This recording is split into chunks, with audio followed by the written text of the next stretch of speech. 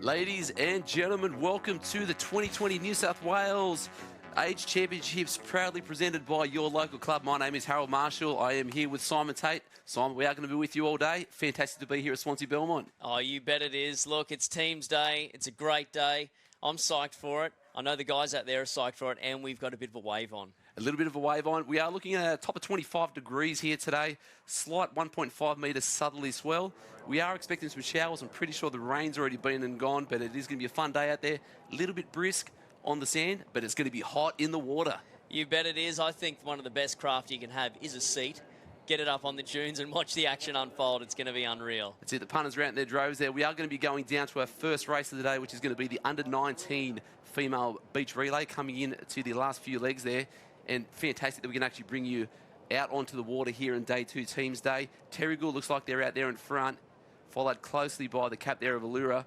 Conditions, like we said, a little bit more benign than yesterday, but there is still a bit of a wave on.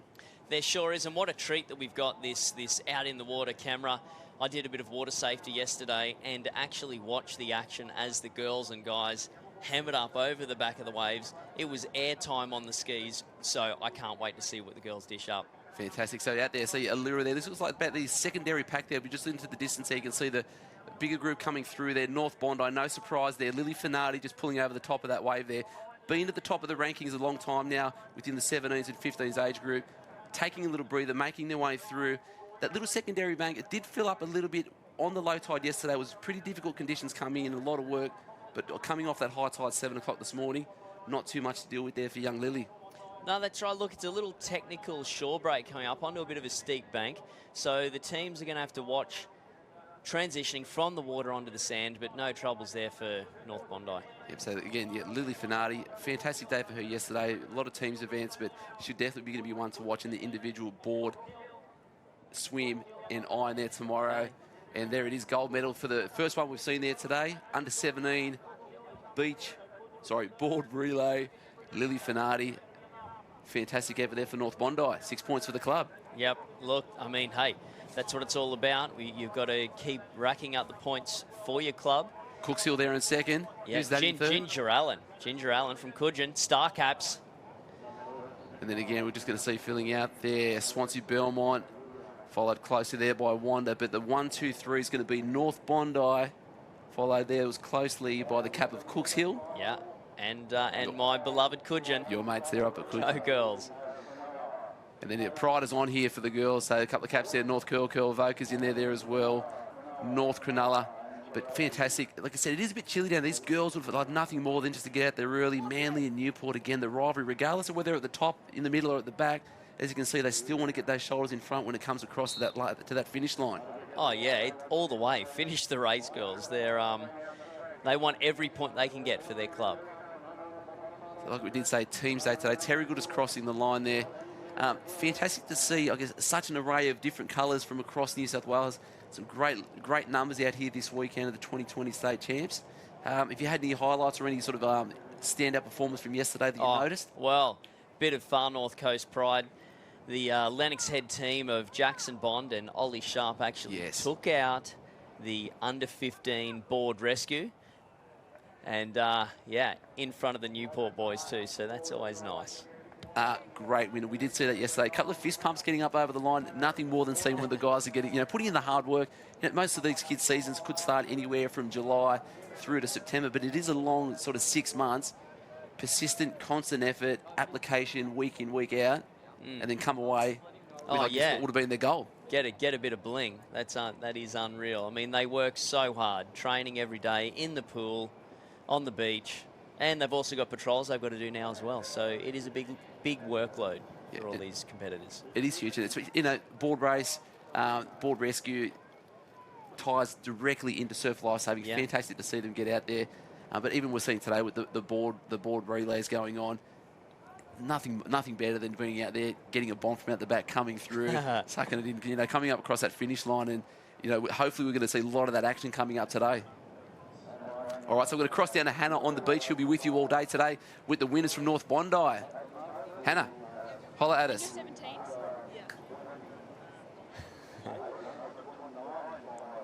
And we are here with North Bondi, the under-17s girls. What a strong performance out there. Tell us a little bit about that. Yeah, well, Bernie went first and got a really good start, came in and tagged me first, and I didn't have the best paddle, but I tagged my teammate Lily in third, and she had the best race and came through, got away by herself to win the race, and we all are really excited with the race. Now, you guys have got a really strong surf sports team down there at North Bondi throughout your juniors, your masters and your opens. Talk to us a little bit about the training, the preparation in which went into an event like this and how you managed to sustain such a fantastic lead. Well, we have our coach, Scotty, and we're down there like pretty much every afternoon training, and there's obviously like a variety, like there's a ski group, a swim group, a board group, so we do that across all ages, which is really good. So we did a lot of training for this and really happy to come with a win. Now, Lily, we saw you coming in and we saw that secondary pack quite a great distance behind you. How did you sustain that lead coming through? What was going through your mind? Well, it was really close after the first paddle. They all got on the same wave. And then the Cook's Hill kind of broke away in the second paddle. And so I was just thinking, like, I just got to get my head down, keep paddling, find it, like anything I have left just to keep going. On the way in, I got a couple runners and it turned into a wave, and yeah, it was really good. Well, congratulations, girls. North Bondi, back to you guys up in the commentary box. Yeah. North Bondi taking the gold medal there. Thank you very much. Just looked like a walk in the park for them. Composed. Yeah, it was a bit of a masterclass there from the girls. But, hey, look, guys, make sure you give us a shout-out on Facebook. Let us know where you're watching from, who you're watching. Let us know, if you see anyone on screen. Let us know. We don't know all the names, so... Any questions, fire them away. But get it out there. Check out the hashtags, hashtag State Champs 2020, your hashtag My Surf Life, which has been around for a little while. And again, I guess this event couldn't be brought to you without the major sponsorship and partnership there through our guys at your local club. So they've done some amazing work. Fantastic event last weekend we had with the Age Championships. Oh, yeah, that was unreal. Little Groms getting into it, nippers carving it up, and then same again this week. So... huge day. Really looking forward to it. We've got some more finals coming up. We've got the under-17 boys relay coming up on the board again. Yep, that's right. Fantastic to see there. Going to have the beach events. Going to have some sprints for you. I know that there are a lot of guys wanting to see some beach events, and so that's all coming to you. 3 o'clock, we've got the surf boat relay. That's it. Yeah, that's going to be unreal. Yeah. And the relay, that is going to be interesting to watch. If that on that low tide, if that swell sticks around what it's going to be, that is going to be some hot action. So we'll be bringing that to you around 3 o'clock this afternoon. But so much action coming to you live and direct here from Swansea Belmont for the 4th year in a row, the 2020 New South Wales Championships here. We're going to take you to a break and we'll catch you soon.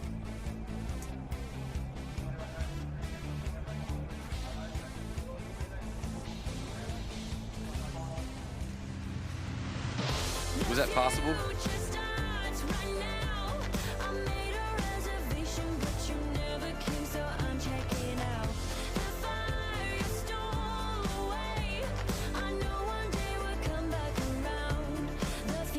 Is now.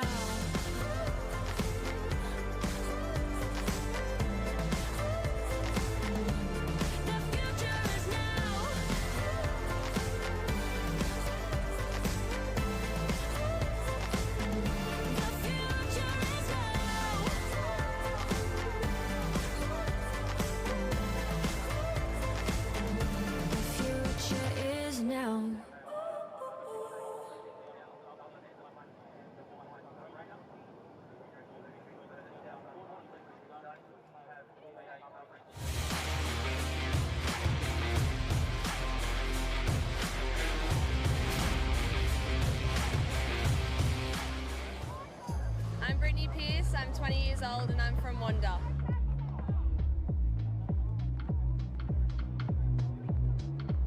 I just finished my second year at uni. I go to Sydney Uni and I do secondary PE and Aboriginal Studies teaching.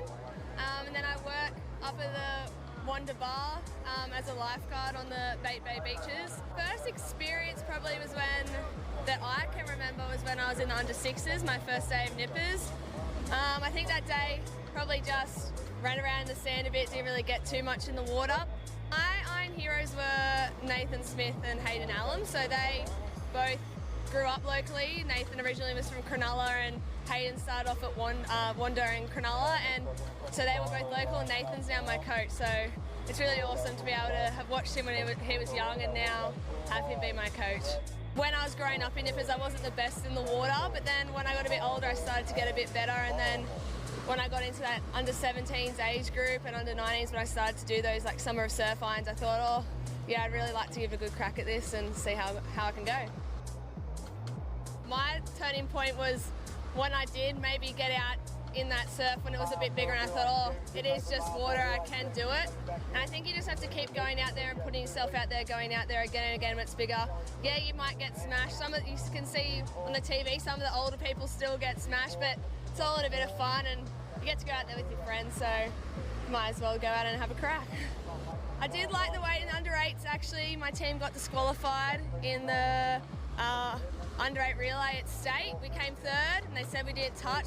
I still believe we tagged. I still believe it. But yeah, we got DQ'd. Definitely making the series this year, and earlier this year in January, I won the interstate iron at Newport. I was racing for South Australia then, I got drafted, but yeah, definitely that iron and getting into the series this year. I've been friends with Lizzie Wellborn and Gemma Smith since a very young age in Nippers, and it's been awesome to go through branch carnivals, state carnivals, and now to be racing together and experience the Niche Green series all as one.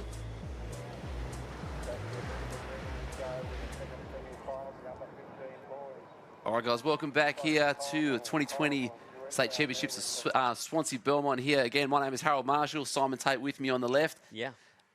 A great day. Just for you guys at home, swell has dropped off a little bit today. About a 1 to 1.5 metre southerly swell coming through. So the action, if you were here on the beach, was pretty gnarly. Probably not so much again today, but there is still a couple of waves on which are going to affect some races. Yeah, for sure. As we were talking about, a bit of a gnarly shore break there. And it's a steep bank, so it's technical for the guys getting up from the water onto the sand.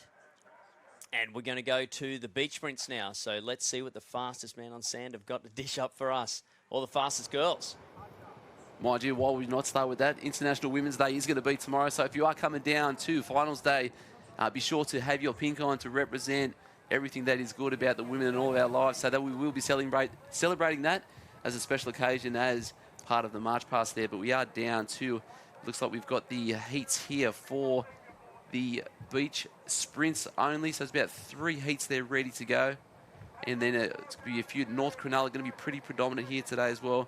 Allura Club also in there last weekend with the Age Championships. Coogee kids everywhere on the sand and quick. Very, very quick. That's right, and as you were saying, Harold, we are celebrating the 40 years of females in surf life saving, and that is, in 1980, was the first year that females could get their bronze medallion. So, I don't know, it seems like, should we have done better with that? But anyway, this is where we're at. We're celebrating it, and it's going to be great. Yeah, it is going to be a great celebration tomorrow morning, so we look forward to that, along with the presentation of the new loft members that will be, I guess, knighted here into the surf life saving royalty as such. So that's going to be down here tomorrow morning along with the march past. We look forward to you joining us early tomorrow morning from 8 a.m. But again, we are on the sprint track for a little while here. We have got some more board relays coming up, but it is going to be some fantastic fast racing on there. But I'm just going to quickly just touch on the work crew here at Swansea Belmont. If you guys had seen this beach 2.5 weeks ago, we had the horrendous storms, the rain coming through. Basically, half of the beach was washed away. Sticks, branches, trees, you name it. Everything was on the sand. Well, you wouldn't know it now. They've done a great job. The track looks good.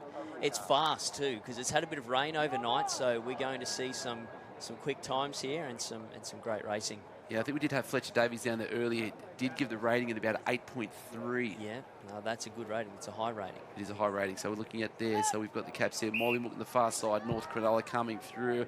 And look at that, just on the outside lane. Random draw at the moment. So these ladies will know whereabouts they need to be, but it's just getting enough effort out there to get through these heats to basically get in that last final where anything's going to be. But no surprises there. The strength of Molly on the sand there in lane number 1. And as you can see, she sort of backed out of that fairly early, not looking at really finishing off the race. And, just ticking the boxes at the moment, getting through these heats. Fantastic there. Cronulla there, lane 8 there in second. We've got the Kilcare cap there in the middle. Cronulla's going to be along there as well. North Cronulla So Beach's specialty today. Be interesting to see where they're all lining up from, because they do like to train with each other. Most like people in the water. If we've got strong runners, teams, relays, but then also with the infrastructure around the coaching, be interested to see where the strength's going to lie across these New South Wales clubs today. And check this out, all block starts too. So at this level, you have to take advantage of every little facet of the race that you can.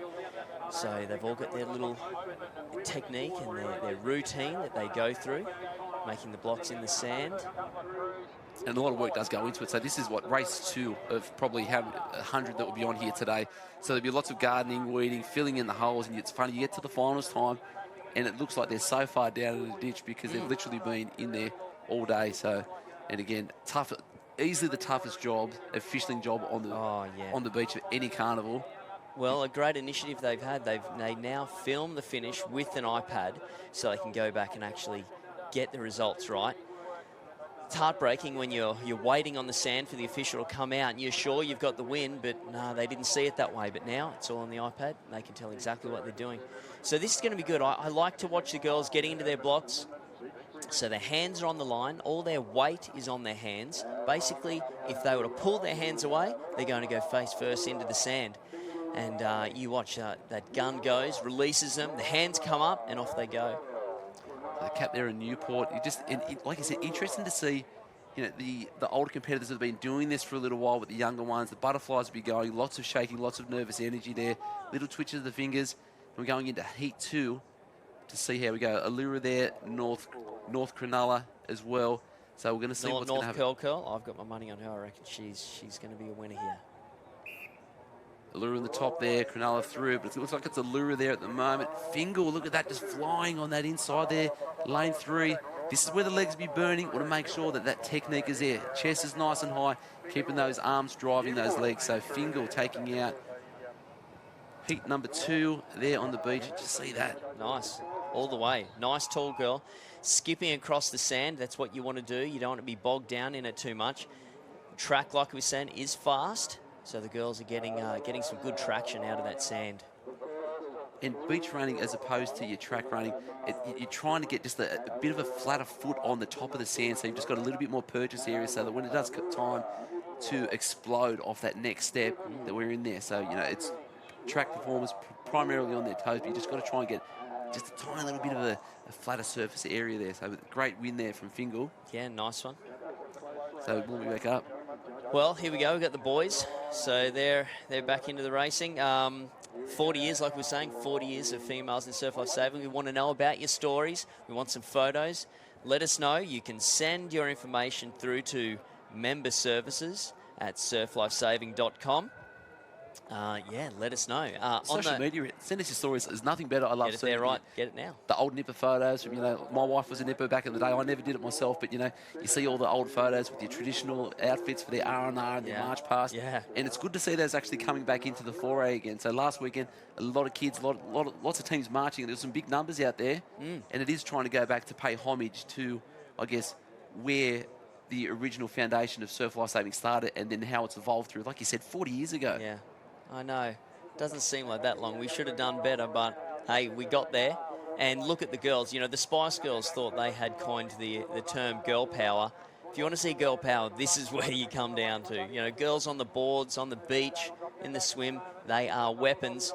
I'm a fan. I reckon they're unreal. It is good. You just saw on screen there before, Emmy Wheeler from the Terrigal Club, been undefeated in the flag and sprint for a long while there. A little bit of an injury at the moment, so she decided to actually scratch herself from this weekend and just concentrate on the Aussie champs coming up in 6 weeks' time. And yeah, unfortunately, we won't get to see her run because watching her fly across the sand is ridiculous. Won all the events at Inner Branch earlier this year for the under-15s. Nice. Yeah, just a pure elite athlete. And just look, we've got Bob Marley down there. He's got the shades on. I'm loving it. How cool is this guy? Where's he from? Look like it probably might be Mr. Boombastic. I think it might be more. Shugger. Oh, yeah. Mr. Loba. But anyway, heat 1 down here with the boys again. Allura Cap's in there. Cronulla. What else we got? Newport's in there. But interesting to see flanked on the outside. Allura. What's going to be happening there? No breaks. And again, you can just see just natural athletes there, just flying high knees. Boys are working hard. Size does make a difference sometimes when we need to stride it out. He's look at him. What a fine figure of a man he is. Wanda winning all the way from yonder. Love it. So here we go. You've got sort of the 3 phases of the race. You've got your start, and then getting up into your full stride. So now they want to be focusing on their technique, making sure they haven't got legs. All looking pretty good there. No one's really got legs flapping around everywhere. And then into the finish, backing off a bit, just ticking the boxes for now. That's it. Even just a young mate from Wanda there. Like I said, big strapping lad, but just so relaxed through his upper torso when he's running. And that's key to, I guess, probably everything with all sports. Your body's got to be relaxed so it can actually, maneuver and get that full range of function. Technique is so important. If you want to be fast, you need to be focused on your technique. Otherwise, you're expending your energy in areas that it's not really required. So the boys, here you go, setting their blocks up. Look at that, packing it down, trying to get every little bit of advantage that they can. Yeah, the open male. So still some of these boys also would be, I guess, backing up for their 17s and 19s and having a crack against some of the big boys as well. So have you got anyone from your minor in here you're looking out for today? We possibly should, actually. It's funny you mentioned that. Young sprinter, we had Harry Bradish, was an unbelievable board paddler in his earlier days. Full-time job, finished high school, didn't have enough time, was too busy surfing, doing all that. Actually came back and trained this year for the first time in a little while, and been at the gym, training well in the water, and suppose he has been doing a bit of sneaky track work with, I guess, his family, who are a bunch of runners and the people they go along with, and that's Harry Bradish right there. You get to see at the top of the screen there. That's also Mollymook, and I've just done the Brian Lau Mocker, which is what he does. So we do apologise for the Mollymook Club. We do that often, but be interesting to see. And look at this. Look at this. So the guy here, what club is this one here down at the bottom? That's a Lura we've got down at the bottom. If you can see, he's actually drawn a whole bunch of lines in his track, trying to get a bit more traction out of his lane there. So that's interesting. I've never actually seen that before. Let's see how this bloke goes. Blake Drysdale there from Newport, also another top-performing competitor. It'll be very interesting to see how these guys are going to go, but ranging from ages from young to probably your late sort of 20s, which is probably when you are at peak athlete mode there for sprinters. And it's going to be on. So this again, Open Beach Sprint quarterfinals. Boys are now in the starters' hands. So once again, if they were to pull their hands up, they're going to fall flat on their face. Watch them as they take off. So Drysdale from Newport, no surprises there. Allura on the lows, Allura on the bottom there, working hard. Again, just so relaxed, arms straight up and down, and that's going to be enough there. So it's going to be Allura in the canter there first, Newport second. And then it was probably third and fourth, not too sure what it's going to be, but it's a... Check out our boy in the bottom of the screen, had his traction lines, and it's worked for him. Look at him go on that bottom lane there. Love it. Keep an eye out for him in the upcoming races. Definitely some left in the tank there. So yeah, did it easy. Top four there, nice and easy. Big Avalon there and Allura as well. So nice and easy. Working the way through. A couple of the guys are blowing hard. Winner, not so much. No, keep your eye out for him. We'll have to find out his name. He's on fire. So we've got Heat 3, Wanda closest to the beach there. Like I said, like this, it's a wet track there, nice and hard, firm, ready for the guys to go. There is Harry Bradish there, so that is not the Wanda cap in the black in the middle there. So Wanda, Newport. And I've got Sterling Crawford there from Coogin. He was a young Cabarita nipper to start with, moved up to Coogin for a bit of better training. He's now actually competing for Karawa as well. I'll have to hit him up there. He's got his Karawa cap on. We'll see what's going on there. He's pulling a little Swifty on us, but he's definitely a Coogin through and through. He'll be fast. So there he is there, Sterling Crawford. He's a weapon. Got his race face on. Then also some Swansea Belmont there. This young man would know this end better than anyone. Yeah, that's right. Bit of local pride. He'll feel the pressure of this. I mean, he's got the whole club. It's a great spot up here in the Swansea Belmont Surf Club. And you've got yourself your minor lad there. Yes, that's Harry there. Mum just competed a couple of days ago at the Masters Championships. Well, as far as I'm concerned, there's only two blokes in this race, your minor and Coogin. You versus me, Harold. Oh, is that it? That's how it is. Let's see how we go. It was actually quite funny. Harry Bradish back in the day, we did have quite a decent sprint team back in the day with current Newcastle, probably should be the starting fullback in Bradman Best. Yeah, right. Yamina Nipper, flags champion, unbelievable on the sand. But yeah, just watching these two mow down everyone else, we'd go from 6th to 1st in most carnivals because there was elite speed. So we're going to see how it's going to go. Random draw again. Newport cap there again. So from the top, we've got, like you said, it's Currawah, Swansea Belmont, Yamina Wanda, and then we're just going to throw it down. Who we got? Fletch or Han? Who's down at the beach there checking it out? It's pretty hot from up here. What's it look like down there? Yeah, g'day guys. Down here with Blake Drysdale, the 2019 New South Wales flags champion. Talk us through your race, Blake. Yeah, it was actually a really tough heat. Had a few really good guys that missed out on that one. A bit unfortunate, but yeah, just survival at this stage, get through the heats and then semi-final. So yeah, nice. You mentioned that you missed the sprint last year. You won the flags last year. So talk us through why you're going to come back and get the double this year, or what's the go there? Oh, that'd be nice, but we'll see how we go. Last year, my body kind of restricted me a lot from doing both events, and I think my body's in a pretty good place this time of year, so I'm running some really good times at training, so I thought, why not, have a crack, so. Sounds good, mate. All right, back up to you guys. Excellent. He did look quick, Fletch, so awesome to get these the interviews straight down the finish line there. And again, Wanda, Newport again coming through. Interesting to see what the top 4 is going to be, but there's so much. If you guys aren't on the track sprinting, putting the hard work and getting those fast twitch fibre muscles firing, you know, it's race over. But again, Wanda low side, Newport. I think you got me. You might have got me. And hopefully he's made it through to the next round, Sterling Crawford. Sterling Crawford. That's a solid name. It's a great name. He's a great bloke. You would have to be Sterling. So again, 3 heats there of the Open quarterfinals. Great to watch. Something I would love nothing more than to be able to do is to run fast. Yeah, no, I'm not much of a speedster on the sand either, but, you know, we can't be good at everything. No, it's just looks here. So we're going to throw to another break. Again, Harold Marshall, Simon Tate here with you all day live streaming, brought to you by your local club.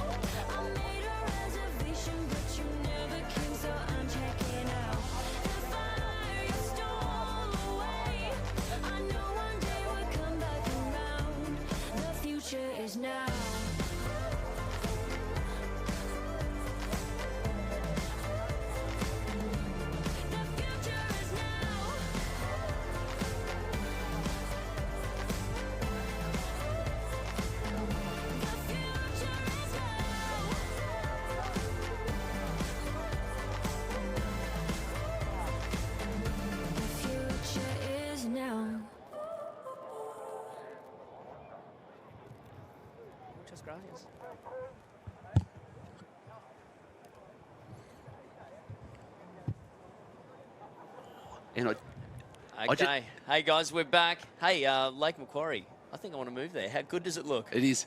This place is epic. Great pizzas, great beaches, great everything. Oh, pizzas. Big Mama's Pizza. I still can't believe you got a free pizza. Got a free pizza. I was recognised as a commentator. Oh, I'll give you a shout out on the live stream. So Big Mum's Pizza out of Belmont. They fed half the nippers last weekend. That they did. But shout-outs are coming hard and fast. I'm going to give a shout-out to Pablo. Yeah. We've seen it on there. Oh, Pablo. We're going to give you a buenos dias all the way in Chile. So it's not just Swansea Belmont. It's not just the Central Coast. It's not up on the North Coast. It's not just Sydney. We are international. We're basically Mr. Worldwide. We're out there. So Pablo in Chile, again, buenos noches or buenos dias, whichever one is good morning. Muchas gracias. Yeah. Thank you for watching, por favor. So anyway, we're on. We're having fun. Some races coming up. We're going to be looking at the Open Board Male Relay Final. Yeah, I love it. Blue ribbon event for me. It is so one of them, isn't it? Yeah. Oh, well, everyone lifts. You know, you don't want to let down your team. You may not have been going so well in your own solo events, but you dig deep for your team. So. And why do you dig deep? Because you don't let your teammates down. Oh man, you'll be buying the drinks at the end of the day. Or be dropped. Yeah, well, that's true. Even worse, though. You know, it's up there. You can see just the so much water about at the moment. You just see the swim down pool there, just with the work party set up for the guys here, which has been really really pleasant. So lots of kids being able to rinse their feet before they walk onto the next part of the sand. Action. Look at it. Look at So look at the good. people. Look at the tents. A few of the colours of the New South Wales state titles, brought to you by your local club. A couple more people we should mention, a few more sponsors. Envirobank, Midford.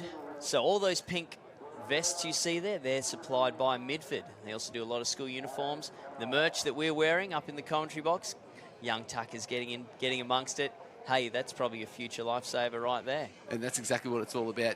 You know, being close to the action, down here with your friends and family, getting into it, enjoying these conditions. You can see the guys are there, shirts off, bikinis are on. If you're in the water and competing, it's warm, but everyone down there, most of the people are shivering. You want to make sure you're trying to keep yourself as dry and as warm as possible between each of these races, because it is a long day. It is. Doesn't feel the cold. He's just loving it. At all. And that was a good shot to show you what the day actually is like here today. So there are a few showers around. The breeze is sort of coming up. It is getting cold. Lovely up here in the commentary box. I reckon a balmy 24 degrees. Tea and coffee facilities. We're spoiled today. We are spoiled indeed. And just back there, that was the Wade, under 4 Wade. We haven't had that event for a long while now. That has been removed from the NIPA program.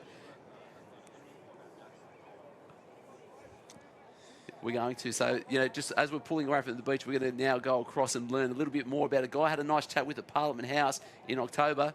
Nutrigrain Series competitor this year from the Newport Club, Jackson Borg.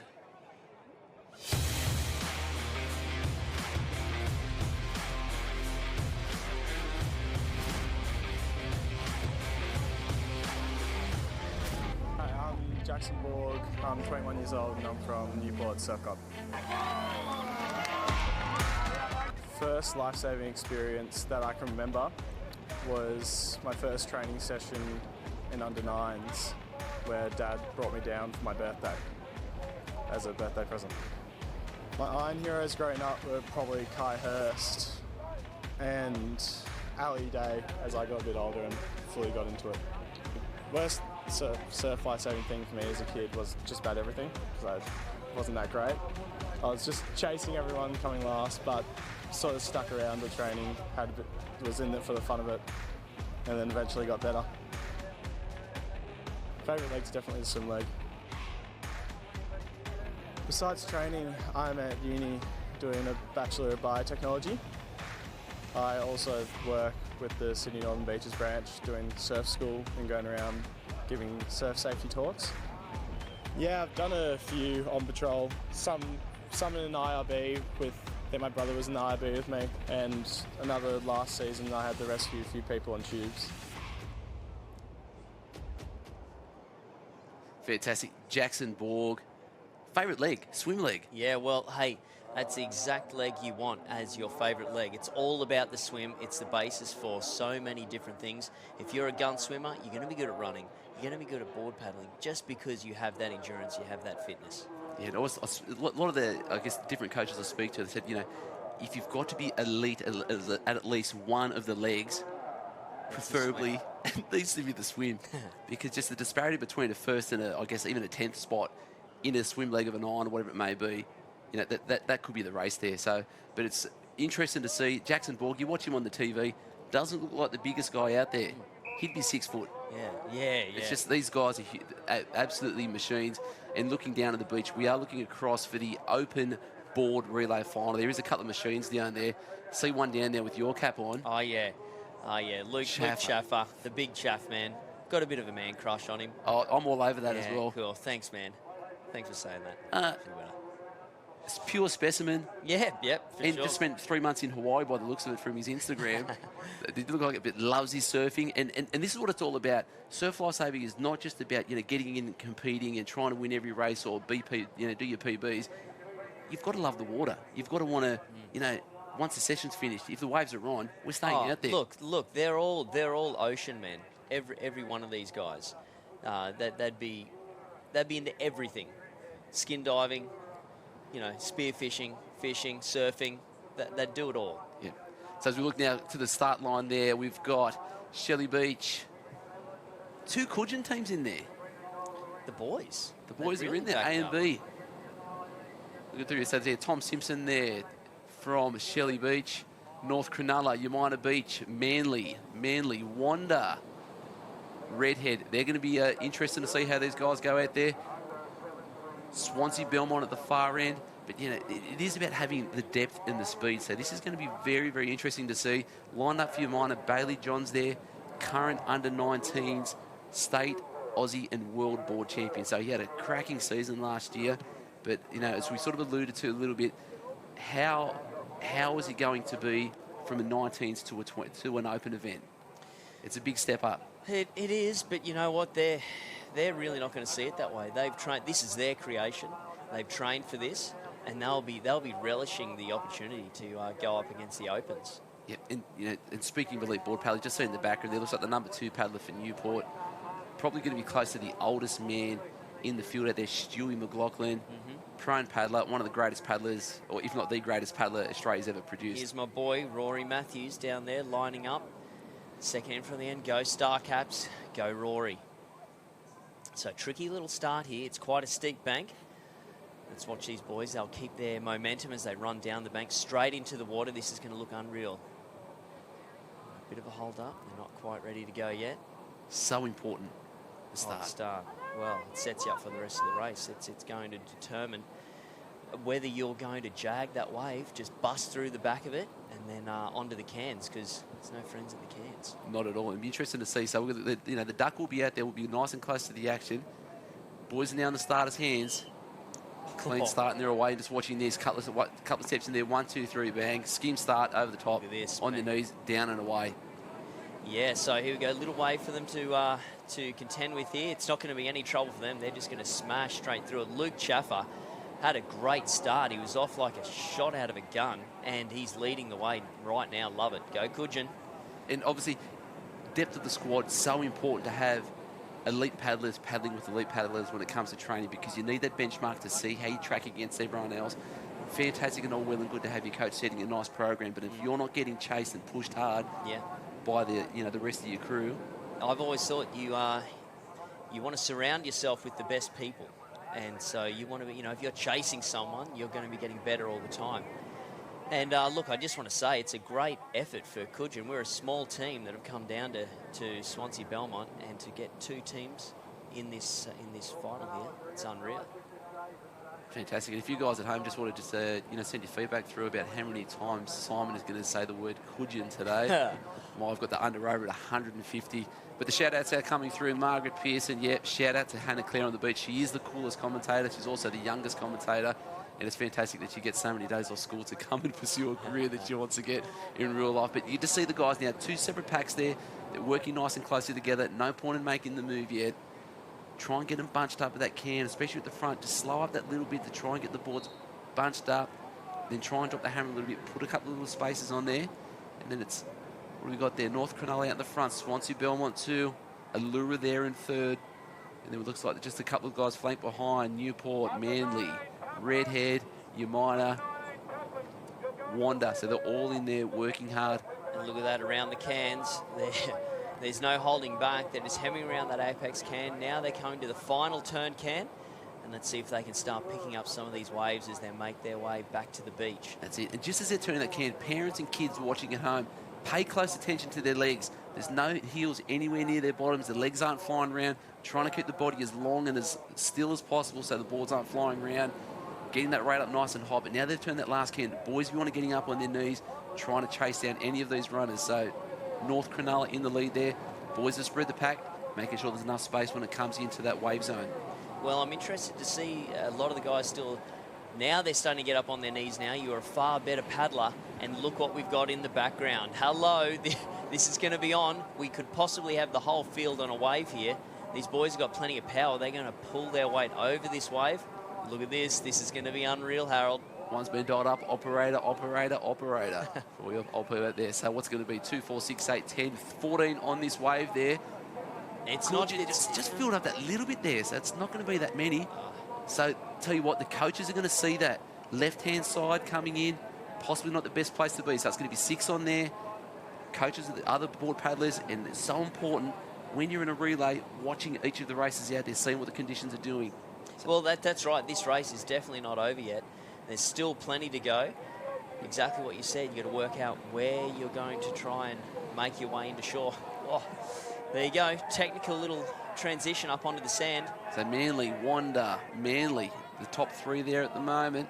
Around the flag, tagging their competitor. You've got to be looking out for where your next competitor is. You don't want to be lost around that last can, around that last flag. You just see the quality of the field there. Kendrick Louis going out there first, coming with his Manly team, that with the Manly A team, and it's fantastic to see that. There's, these elite competitors are still out here, and this means something to them. This does mean something. State medal. It means a lot. So in and out, clean start there, and as you would have seen at home, guys, just one of the boards, quick solid start, knee start, fell off the front of the board, still happens to the best of the best. Yep, that's right. It's a tricky thing. It's never going to be the same. You've got different waves coming in, side wash, back wash. It's all happening here down at Blacksmiths Beach. So pack of 5 out there at the moment. So it looks like we've got Umina in there, Newport with Zach Morris there laid out paddling, it looks like, along with Wanda and the 2 Manly teams there. And again, it just touches on the strength of the squad, doesn't it? It sure does. And look at these guys here. So they'll be sticking together, staying on their wash. And we're going to throw down to Fletch with Jay Finesse. Yeah, thanks, guys. Down here with Jay Finesse from Manly. Jay, exciting race. Good first leg. Talk us through your first leg. No, it is. It is a very exciting race.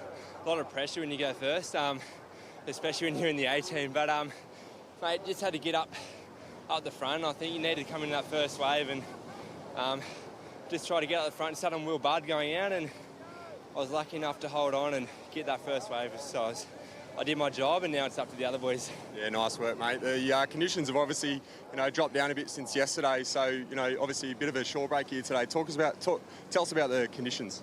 No, it is. It's a big short ump, but when you get through that, it's not too bad out the back. But I think if you can navigate the short ump a bit, you're going to be in for a good race, hopefully. So, yeah. Nice work, mate. Thanks a lot. All the best. Back up to you guys. Thanks, Fletch. Thanks, Jay. Yeah, interesting to see that's probably the conditions. They're still a little bit worried about that little shore break on there, but I'll tell you what, though, the pack from 5 has now gone to 4. You might have just fallen off the back there, but it's the 2 Manly teams, Wanda holding on, Newport there as well. So it's all going to come down to this last paddler. It certainly is. And look, the guys at the back, they'll be hoping to jag a wave and catch up to these front runners. See, some of those boys have had a great paddle. He's going wide. He's heading further to the south, which is where that bank is. The waves are jacking up, so the boys are onto it. Yeah, so the right side's the right side. You're right. Correct. Yeah, thank you. Affirmative. So they're out there. But again, tiny little jag there. So we had 6 or 7 on that final wave. Is the field going to break up a little bit? It's like Stewie McLaughlin there can pick up well anything, done. mate. Got himself over that wave. He's going to have a good little lead there. And boys in the back, they'll be dirty with that. So that's it. No surprises there. Have a bit of a peek around. Just got another 30 seconds of effort here. We're going to have to get you to sprint as hard as possible. We're in first. He's happy with himself there. Throw it over to the lead. Are they going to be able to hold on? And like we said, team event, you do your part, I'll do my part, and the collective good hopefully will result. That's it, and a great little jump up off the board. Sprinting well. Might have to get him on the track later on. Look at the boy go.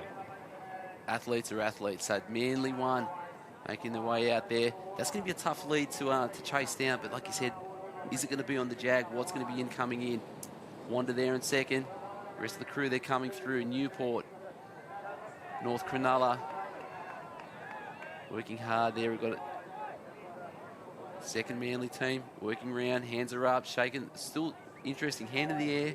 Yeah. Pick me, pick me, pick me. In and out. So clear first, clear second. 1, 2, 3, 4, 5 out there now. That's where the points are. So we've got one more out there for 6th. No one's given up. All the boys are giving their best. They'll be hoping for that jag wave. So what are these fellas doing? That must be in another race that we're watching in the background there.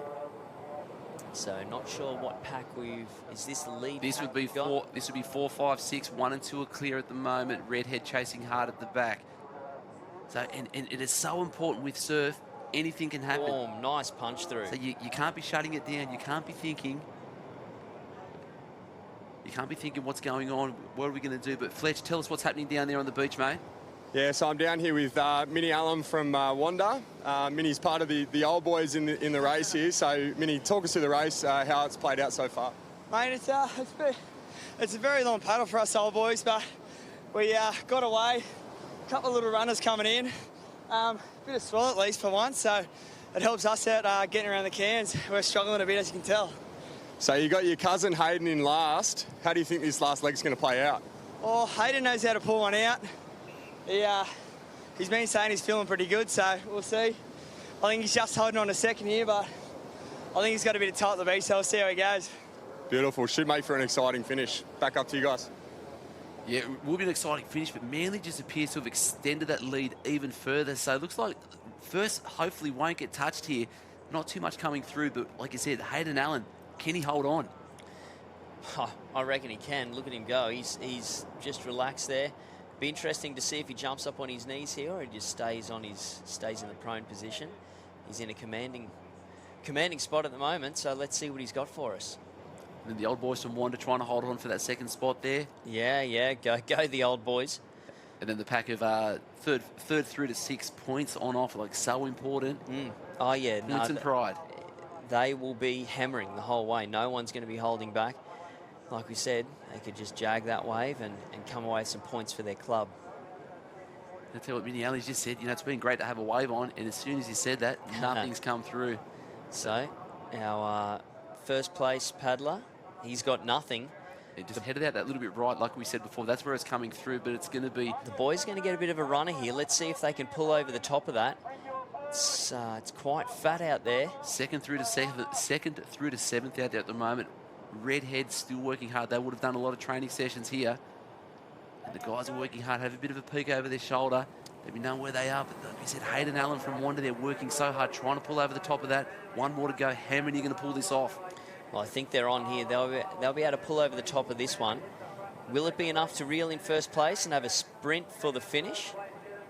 I'm not too sure. Yeah, and Minnie's called. He said H has got the toe. So, but who's going to be? There's some young legs in there as well. So first to be very close across the line. Congratulations to Manly Open Board Relay champions.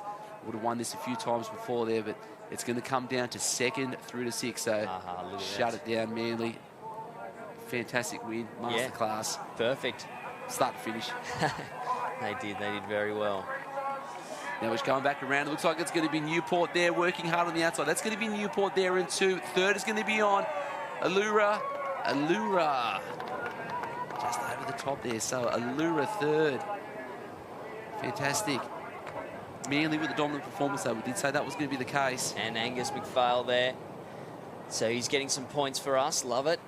Wanda again, making their way through. Got the old school budgies on. Looking good, Gussie. I believe he is actually a fan favourite with the media team as well. He is. Look, hopefully we can get him up here later on. That's it, Redhead working through. It's on between North Cronulla and your mind. Like I said, it's all about pride here. Lockie Bradish there finishing it off well in front of North Cronulla. Local legends there. Kai Taylor there from the Swansea Belmont Club. And look at that, how far the field can be stretched out. I mean, all these boys, get them in a straight line. There's nothing much between them, but just, little mistakes here and there, little waves getting hit. And we're going to throw down to Fletch with our winners. Yeah, thanks, guys. Down here, as much as I don't like to admit it, Manly back-to-back champions for New South Wales. Harry, it was a pretty exciting finish there. You didn't really have any waves coming in. Talk to us about, what was going through your mind. Oh, I was dropping nuts. I just didn't want anyone to catch up to me. Jay and Stu set it up beautifully for me, so I was pretty lucky and didn't have to race anyone or fight anyone, but I was just trying my best to hold that lead. Yeah. What do you think came into sort of, your preparation, sort of coming into this week, a bit of flat water training? How's your preparation been leading into state and Aussies? It hasn't been as good as I would normally like. I've moved up to Queensland, so kind of jumping around clubs, just training by myself a lot, but definitely a lot of flat water stuff, trying to get the speed there and just some fitness. Nice work, mate. Looks like it's paid off. Congratulations, state champion. Thanks. Thanks, Fletch. So good to see. So Manly again, back-to-back open board relay champions. And it's, like I said, depth. Like they basically had 2 teams, top 6. Fantastic to see. And just kept on stretching that lead. And we're going to learn a bit more about Daniel Collins, whose sister will be in the commentary booth shortly. Off and away, here we go. Oh, can you believe how close this whole field is?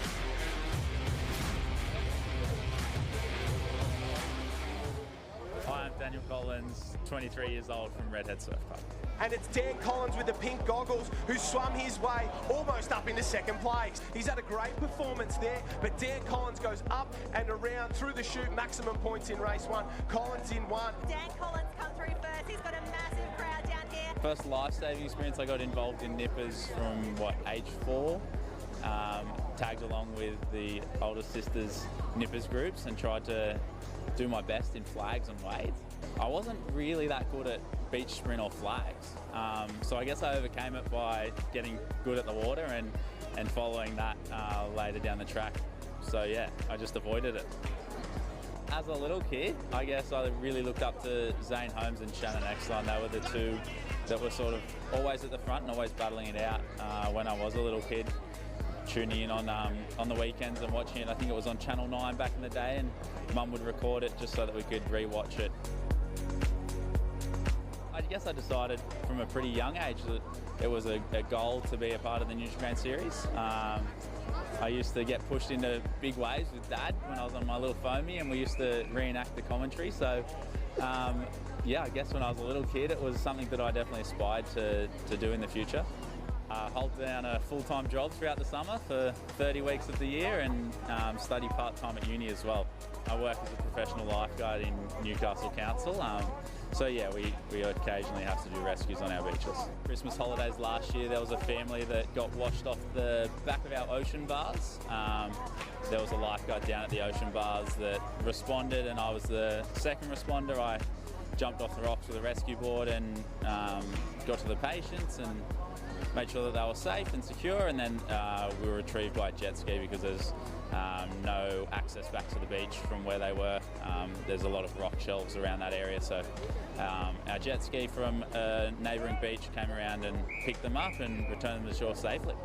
Representing my country was really special. To go away at tour world titles and come away as world champions and have some individual success over there was yeah, really special achievements that I'll always hold close. But to be a part of the series is another big one, and my first New South Wales Open Ironman was a really big achievement as well.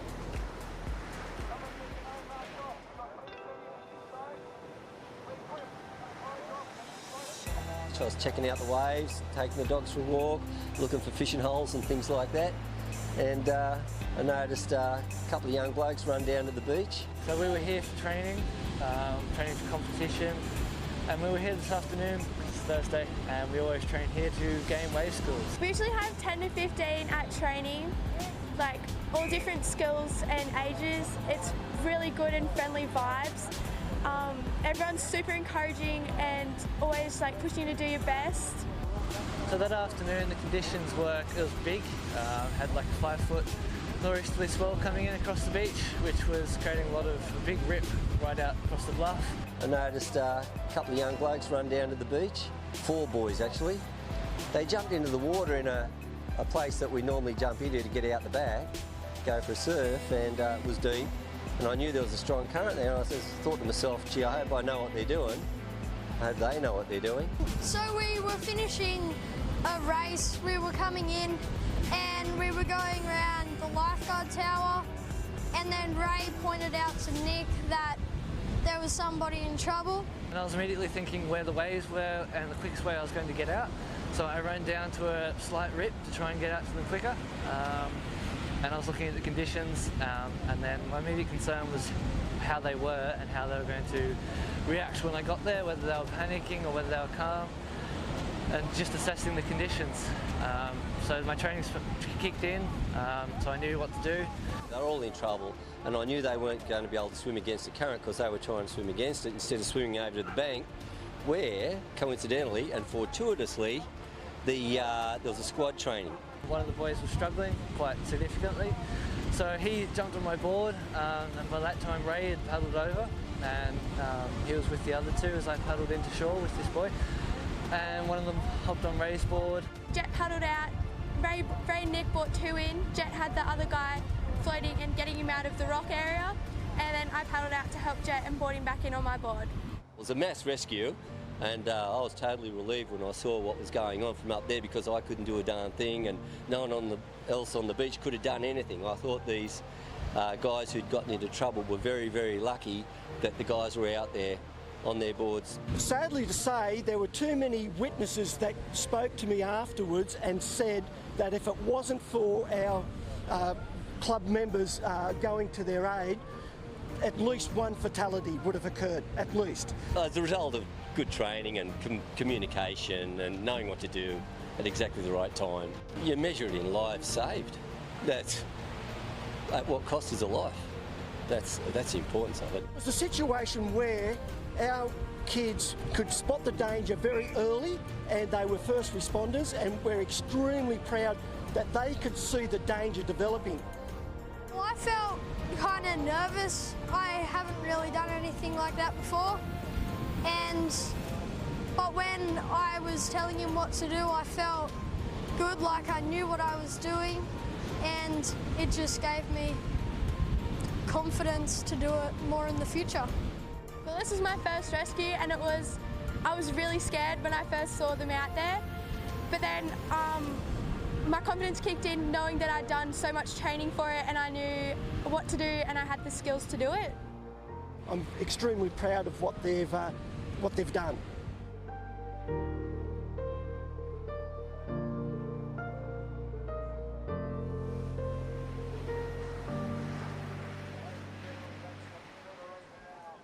Nick, Jet and Lily from Redhead, that's an amazing story there, and just giving the kids so much confidence. Confidence is high at the moment there as well, looking down at the under-19 male male Taplin final here, straight final. So, as with the draw for this week, it was a board, ski, swim for the Irons. So with the Taplin, we are going with the board, ski, swim order again as well. And great skills by the boys there, charging down into that shore break. Take no prisoners. They were just up and over that one. As they make their way out to the first can, nothing really in the way of wave for them to contend with here. So they'll just be looking at, man, I'd be jumping in on that boy's wash. He is firing. Just out on that outside right there, looks like the fast board there. Is that a Newport cap? It's very tough to see, but as you can see, the sun's out here, ladies and gentlemen, cracking. Beautiful morning now. Like we said, it was going to be showers. Showers have been and gone. So now it is all about the sunshine, the swell, and the victories. Oh, well, yeah. It's, if you can bring home a bit of bling back to your clubs, get it up on the honour board, that's a bit of that is an honour right there. It is indeed. Speaking of bling, though, we did get some hot mail. There's been a late disqualification. Ladies and gentlemen, you would have seen earlier, we had the under-4 Wade there in the water area on the beach. Unfortunately, we did get some late mail. Young mate, little Johnny, disqualified. No vest, no pink rashy. It was clearly articulated, ladies and gentlemen, with all the circulars that went out, that the pink rashy had to be worn. So unlucky there for young Johnny. Under-4 Wade, disqualification. Anyway, he'll be back. He'll be back, and he'll be ready to go next year. That's it. So look at the moment, board leg trying to set it up for the rest. So it's 1 and 2 at the moment out there. Again, that's really tough to see. Looks like Swansea Belmont on the right-hand side. That possibly a North Bondi Cup coming through.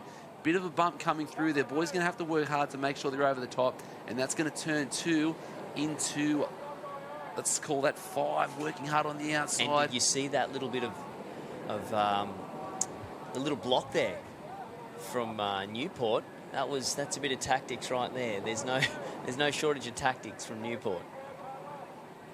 And it's not just about board paddling, it is also about making sure that we're using our brain when we're out there. It's all well and good to be fastest and fittest, but if we're not using our brain, you're not using your skills to the full out there. And there's been a trip there as well. That's a little bit unlucky. So Swansea Belmont there just going through it, and it looks like one of the Morris boys just falling over. Zach Morris just tripped over there. Superman through, touching on the back. Solid tag in clear plain sight for the officials to see. Swansea Belmont 1, looks like it's going to be Newport in 2. Coming around for the minor standings there, 5th and 6th there. Manly there. So it's interesting. So like we said, board, ski, swim. Oh, he's around. So what's happened? He's sniping. Yeah, kind of just done it on his own there. Young fella from Swansea Belmont. He's just like, this is me. take me if you can. And lucky enough there, also the young chap from North Bondi, there wasn't collateral damage with that, so he was lucky enough to come around unscathed with that. But yeah, just a little bit unfortunate there with Zach Morris just tripping over. But again, you know, would have done that 1,000 times, see how it goes. But no surprises here. Noah Havard, the most elite ski paddler in Australia at the moment for under 19s. You know, it's like he's got a Evan Root or something, an outboard motor underneath this guy fly. So he's just... So we're going down to Hannah on the beach. What have you got down there for us, Han? Thanks, Harold. We are here with Nick Stoddart from Swansea Belmont. Nick, talk to us a little bit about a home beach, home advantage, and the conditions out here today. Definitely good having the home advantage. Conditions a little tricky. Waves, I know they're really inconsistent, so it's hard to kind of tell if you can get one or not, but yeah, it's good fun. Now, you came in first in this under-19s Taplin relay in that changeover. Talk to me about the importance of those changeovers and why getting off to a good start is so beneficial. Well, pretty much if you can get your teammate a good lead or something, that half a metre could be the difference between getting a wave or like missing a wave and losing races, so it's pretty important. All right, we'll back up to you guys to watch the end of this race. Thanks, Nick. Thank you. Thanks, Han. Thanks, Nick. You just see just the waves building there. The guys are working hard on these runners, trying to be at maximum pace there. But look at Noah Havard has just dropped the hammer. They were in second place going out, and he's just left them for dead. Still not much help there for him. Just a tiny little bubble coming through there. And then, yeah, no surprises that the elite ski paddlers coming out of North Bondi there under the tutelage of Jimmy Walker. So it's going to be changed over. It's going to be North Bondi 1. North Bondi going to be sharing that second place with Swansea, Belmont and Newport coming out of the water. Great changeover, working hard. And it's on for second place too. Get out of my way, he says. I'm running a race here. What are you doing? So he's heading down now to the swim leg. And he's away, straight into the water. Let's see who's going to be on for second place. So risky there. Some trying to get under that little short dump, some going over. But we want to try and get over or under as quick as possible. Solid streamline, cut the butterfly kicks, cupping out, up and out and going. Newport making their way around there as well. But at the moment, it's going to be North Bondi with a solid lead there. A couple of teams from Newport working their way around. But how about Noah Havard with the big shoulder charge? Looked like it was a young chap from your minor, and that was a solid hit. Yeah. Well, look, he'd be fired up. He's in first place. He's get out of my way or I'm going to take you down. And hopefully we'll get a replay on that later on, because that will be a great one to have for the highlight reel. But it's going to be North Bondi out there in first place. Swim leg last. So we did go with the board ski swim, and you can see the big clubs here, lots of depth, lots of teams. So we're seeing that's the third. So North Bondi out there. Is that a blackhead cap that's out there as well? That's fantastic to see the guys from that lower north coast in there as well. But really, really good. Last tag. The boys are in the water. Bit of a smack on the bum. Off you go. But I'm going to reciprocate and give you one in return there as well. So out to the water there. These will be the specialised swimmers. These guys will know all they've got to do is hold on. So the lead's been set. It's going to be pretty hard to swim that down, but there is some amazing swimmers out there at the moment. Yeah, there certainly is. I mean, he's got a great lead at the moment. He's got the string of 9 he's got to get around, so still a bit further to head around before he can make his way into shore. Boys, it's on for second place. And that looks like it's going to be Swansea Belmont there. North Bondi in third. They're just waiting for those caps to pop up every now and then. It's a little bit difficult to see Swansea Belmont there. Great shots from the duck cam, as you can see the boys out there. Got my boy there, Sven Lunka from Kudgen, out there in the duck cam. It's going to be the first life member under 20. He's a legend. He's everywhere. They're everywhere, man. And it's like the footage today. We've got cameras everywhere, bringing it to you at home again. If you're at home, let us know where you're watching from. Let us know what you're enjoying, whether or not you're a life-saving fan or not. Are you enjoying the action? You know, it's nothing like back in the day. Uncle Toby series, Sunday afternoon, sitting back. Yeah, well, hey, we're back. Surf Life Saving is back on your screens. So, yeah, let us know where you're watching from. And that lead, it appears you can just see just how far away, just the depth, you know, how long of that has been extended. So, wanting to hold on for dear life. Waves are pretty full at the moment. Probably not going to be too much of a jag on here in the swim lead, because with the length of the sets we've been in, but, you know, we've seen with that, you know, 1 to 1.5 metre swell and the timing coming through, probably going to be enough to have it protected. Want to be driving hard to pick this one up here. That's right, it's still hard work. Trying to get over that bank, it's really all about the shore break. So, yeah, fantastic. So looking through some great skills there from the North Bondi swimmer, working hard, trying to hold on to that as long as possible. And as we've seen, that dead zone that we spoke about earlier, when the tide's dropping, you're not getting enough purchase, you're not getting enough run out of it. But you know what? Double shuckers there from the other teammate. Yeah, love a shucker. And that's it. Gold medal. Yeah, there you go. What's that? North Bondi. North Bondi with one and set up. Like, you know, they went in the water second-ish, fair second, but you've got to have elite people in there, and nothing was more elite than watching Noah Havard go around and turn around that sea league. Oh, they'll be very happy with that. So second and third place, pretty well sorted. Yeah, the bloke in fourth is working hard. Is he going to take him for third? He's done it. And, oh, mate, he's devastated. So just came from nowhere. I don't even think he knew that was happening. And that was a green cap from Avoca. Just got pipped on the line by Wanda. So it was number one, North Bondi. Fantastic race there. Great to see. And it's just going to go down. You see, you've really got to dip there. He's digging hard. He's had a peek over his shoulder.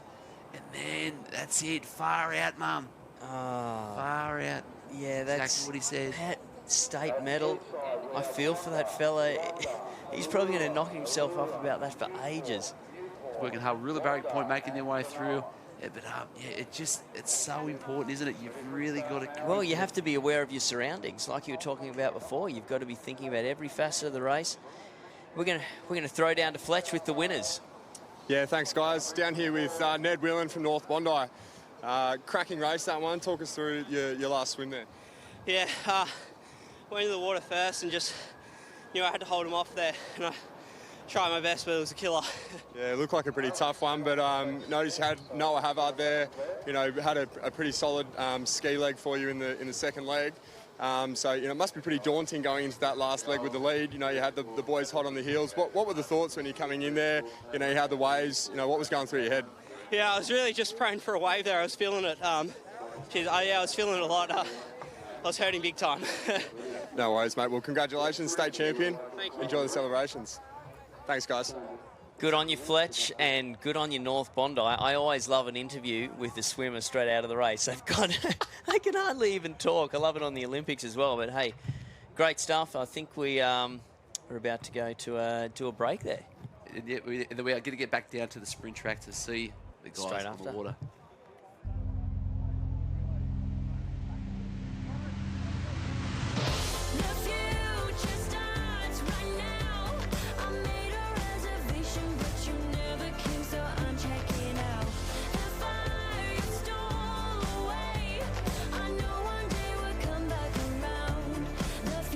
Is now.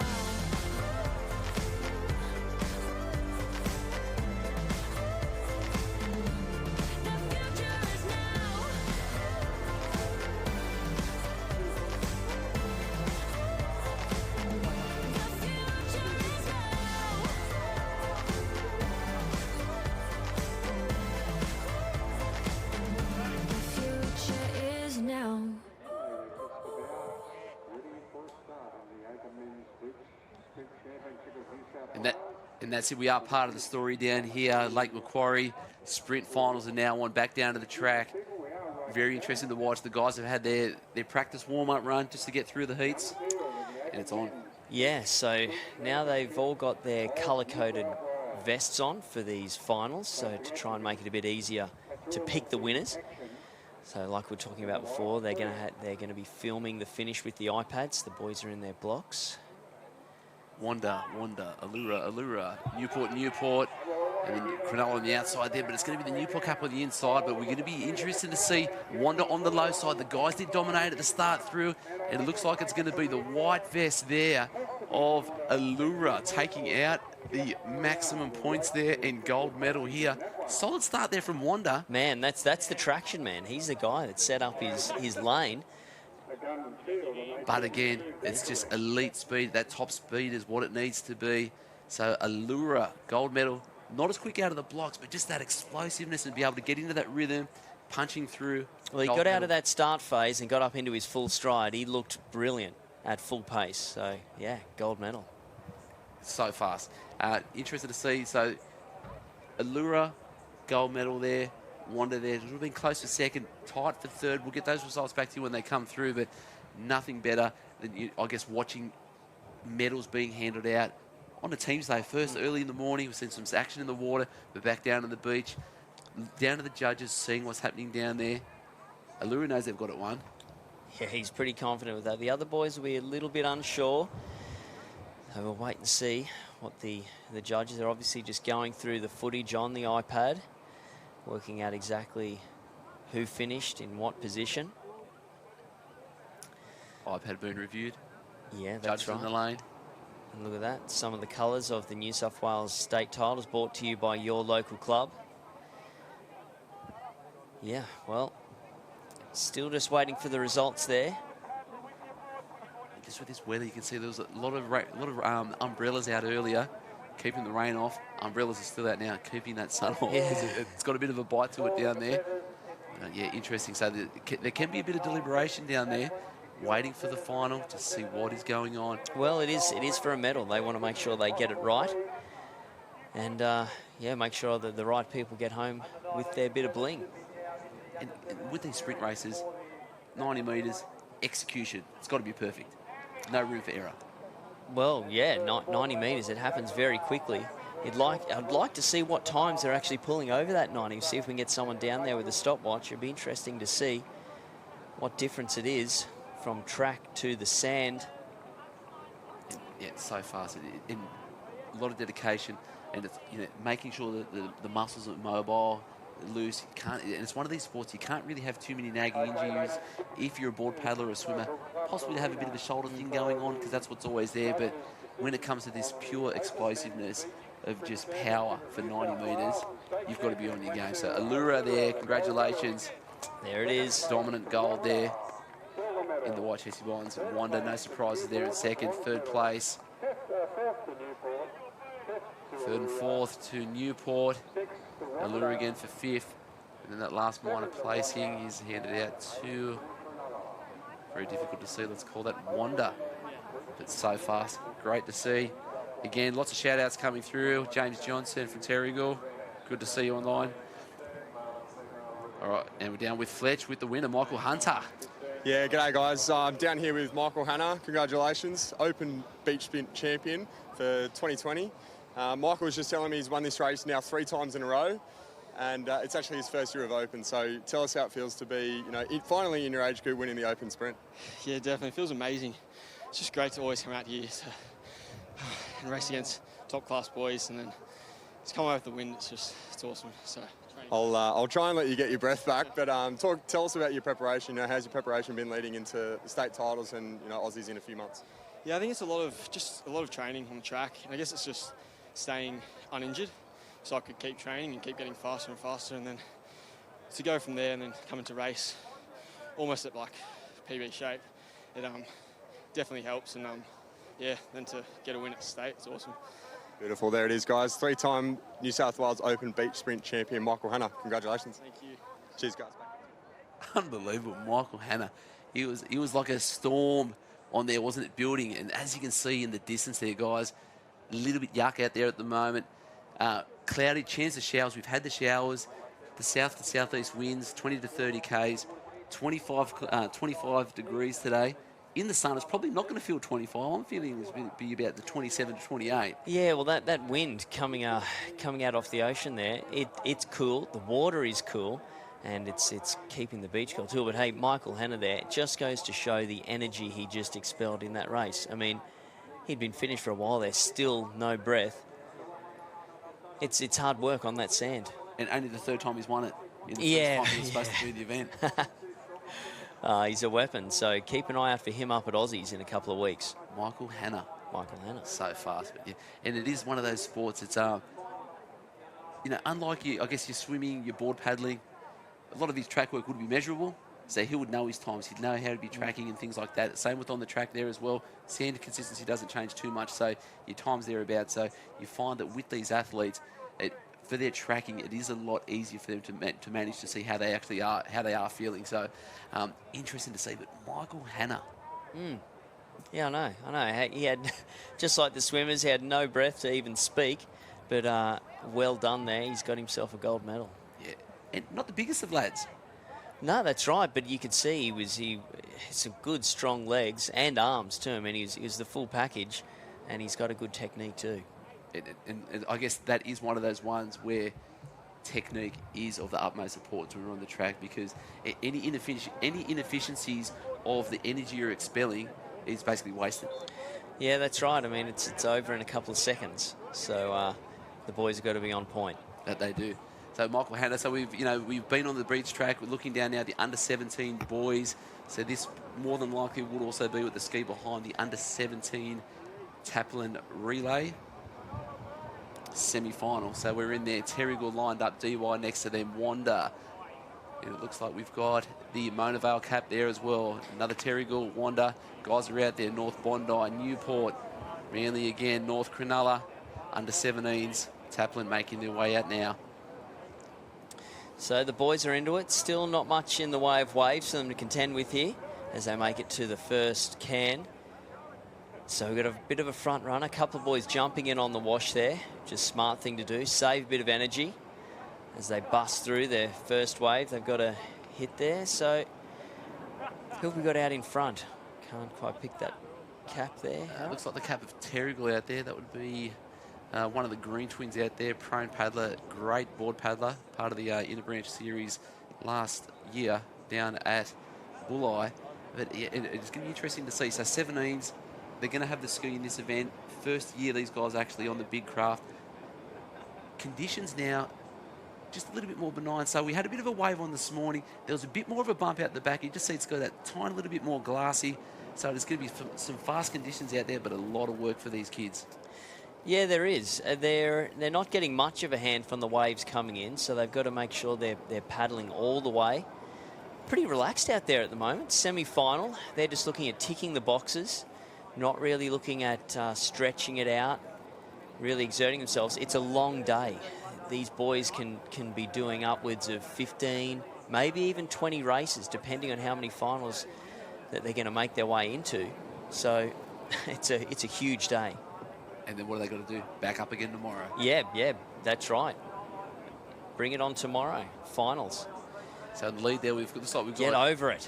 Working hard, prone paddlers just trying to pick up every single little bit of bump there. But we've got Terrigal, North Cronulla now up on their knees. Terrigal again on the outside part of Rachel King's Academy down there on the Central Coast. Also got the cap of Cooks Hill. They're slowly building up their squad down there. Really, really strong nipper contingent. They've been able to maintain the kids coming through now, which is why we're seeing them a little bit stronger in the 15s and 17s.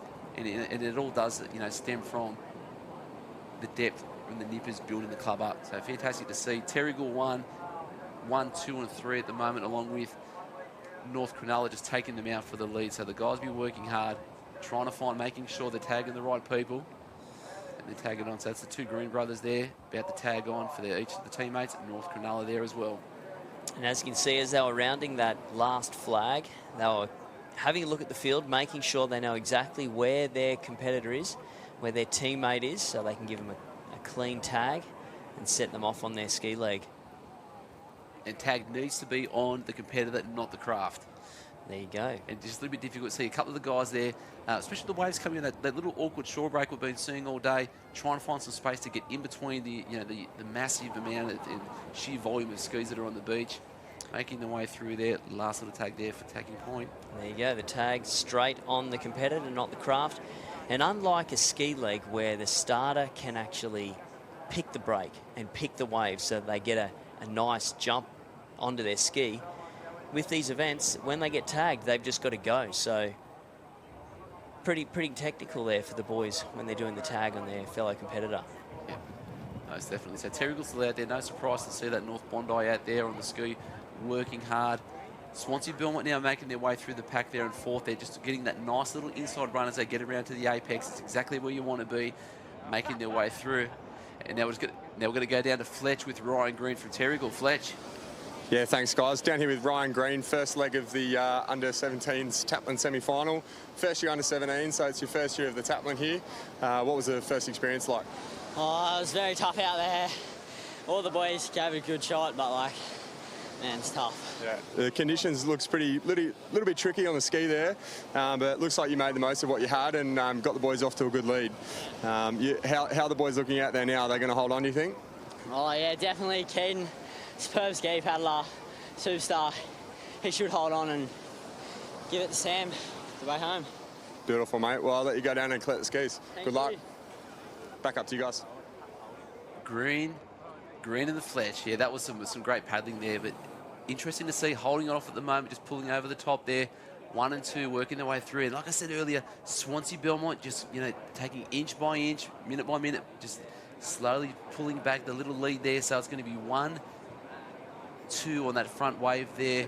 Local legends here from Swansea Belmont making their way through, and going to come down to that all-important swim leg. Who's going to be the fastest? Who's going to have that elite swimmer? Who's going to be able to hold on? So making their way through. North Bondi again in 1, Terrigal 2, and Swansea Belmont there in 3. Swimmers are going to hand it over to you. Yeah, that's right. So not a lot of urgency. The boys out in front, they know they've got a good lead. They just need to tick the boxes now, make sure they get their team into the final. But I tell you what, how's it? This is the boys, the under-17s, first year of competing on the skis. They've nailed it already. It's mate, and a lot of these kids now trying to get in the kayaks early. Craft is readily available for these young kids to get out there, learn the technique, and get in there. But I tell you what, Terrigal, Sam Cummins, back from some major injuries, probably didn't have the best season last year. A couple of niggling injuries there with the Terrigal club. Spoke to him yesterday. He's feeling fresh, no niggling injuries at all, ready to go. He's going to be one to sort of hold on to this lead. So it'll be interesting to see whether or not that's going to be enough. But then look at that. In me saying that, Swansea Belmont straight from third into first, and he's already putting 5 to 10 metres on these guys, and that's only going to extend. That is some solid start work there. Well, look at him go. He's stretching his lead out there. You can see it clearly. He's on fire, this guy. He's a proper beach swimmer. Got a lovely technique, able to lift his head up, making sure he's keeping an eye on the can, so he's not running off course. Powering through, nice strong stroke. Good kick. He's got his little outboard motor going at the back there as well. It's got to be a Tahatsu, not an Evinrude. Tahatsu's a faster mate. Unbelievable. Daihatsu, fantastic. The old 240B. But that's what a 2-can lead at the moment, coming in from the third place there. That is just a solid rate, working their way through. And, if you are going to get serious, kids at home, parents, if your kids want to get serious about surf lifesaving, it starts in the pool. Yeah, 100%. You're going to have to get up early. Yes, it is all about the early mornings, but just drop them off and go back to bed. Fletch, who you got for us, mate? Yeah, got Jesse Hyatt down here from Tacking Point Surf Club. They got a good little team down here, Jesse. So how's your training been sort of coming into the state titles? Yeah, it's been good. A lot of it. Just doing coach, my dad, just coaching a good crew of us. Not too many here, but there's 3 of us in the 17s. And then, it's been a good season of training. Yeah, nice, mate. Well, hopefully you can get through this one. What's the plans for the rest of the season? You guys going to head up to Aussies? I don't know what the boys will do, but I am. I'll head up for the board and ski, which will be fun. Hopefully make some finals. Nice work, mate. Well, congratulations. All the best with the rest of the day. Back up to you guys. Solid handshake there too. Tacking Point getting in there, but Fletch looking out through the water. Solid leg drive. Swansea Belmont unfortunately just fell off the back of the wave, and it's probably put in about another 30 strokes, which may or may not be of value there, because you can just see the waves building from behind. What is the timing going to be like? Well, let's see as he makes his way into the beach here, and that is actually harder than it looks. As the waves wash down off that steep bank, there's a lot of water moving. Just to get from the water onto the sand is actually really hard. Even just so him have a little peek there. Can That's I stand right. up yet? My head's going straight back underwater. Yeah, it's really quite deep. We all know that feeling. So working hard, nothing worse than trying to pick up a broken wave. And just on the outside there, is that the cap of North Bondi just out there? It appears as if it is, but not going to be enough. Couple of pound on the way through, couple of fist pumps. Yep, home beach, Swansea Belmont. They're through. Nice work, boys. As second and third come through. North Cronulla, Terrigal, fantastic to see. Some more caps coming through on the background there, the yonder. Wanda, Terrigal, North Bondi again. That's going to take out your top 6. Some more Terrigal. So it's a blue parade in there. So Terrigal also, that top 7 there. Lots of caps, lots of people there in this under 17 Taplin. More shout outs. Raj, where were we before? We got a bit of Buenos Noches from Chile. We're now going to the OC, California. Knows how to party. Yeah. Mona Vale there, great job with the watermelons. Have you noticed the fashion stakes of late? Yeah, look, it's all about the budgies. They're definitely coming back. Bring them back. In and out, so there we go. DY there as well. Cooks Hill making their way through. There was another team there from Newport.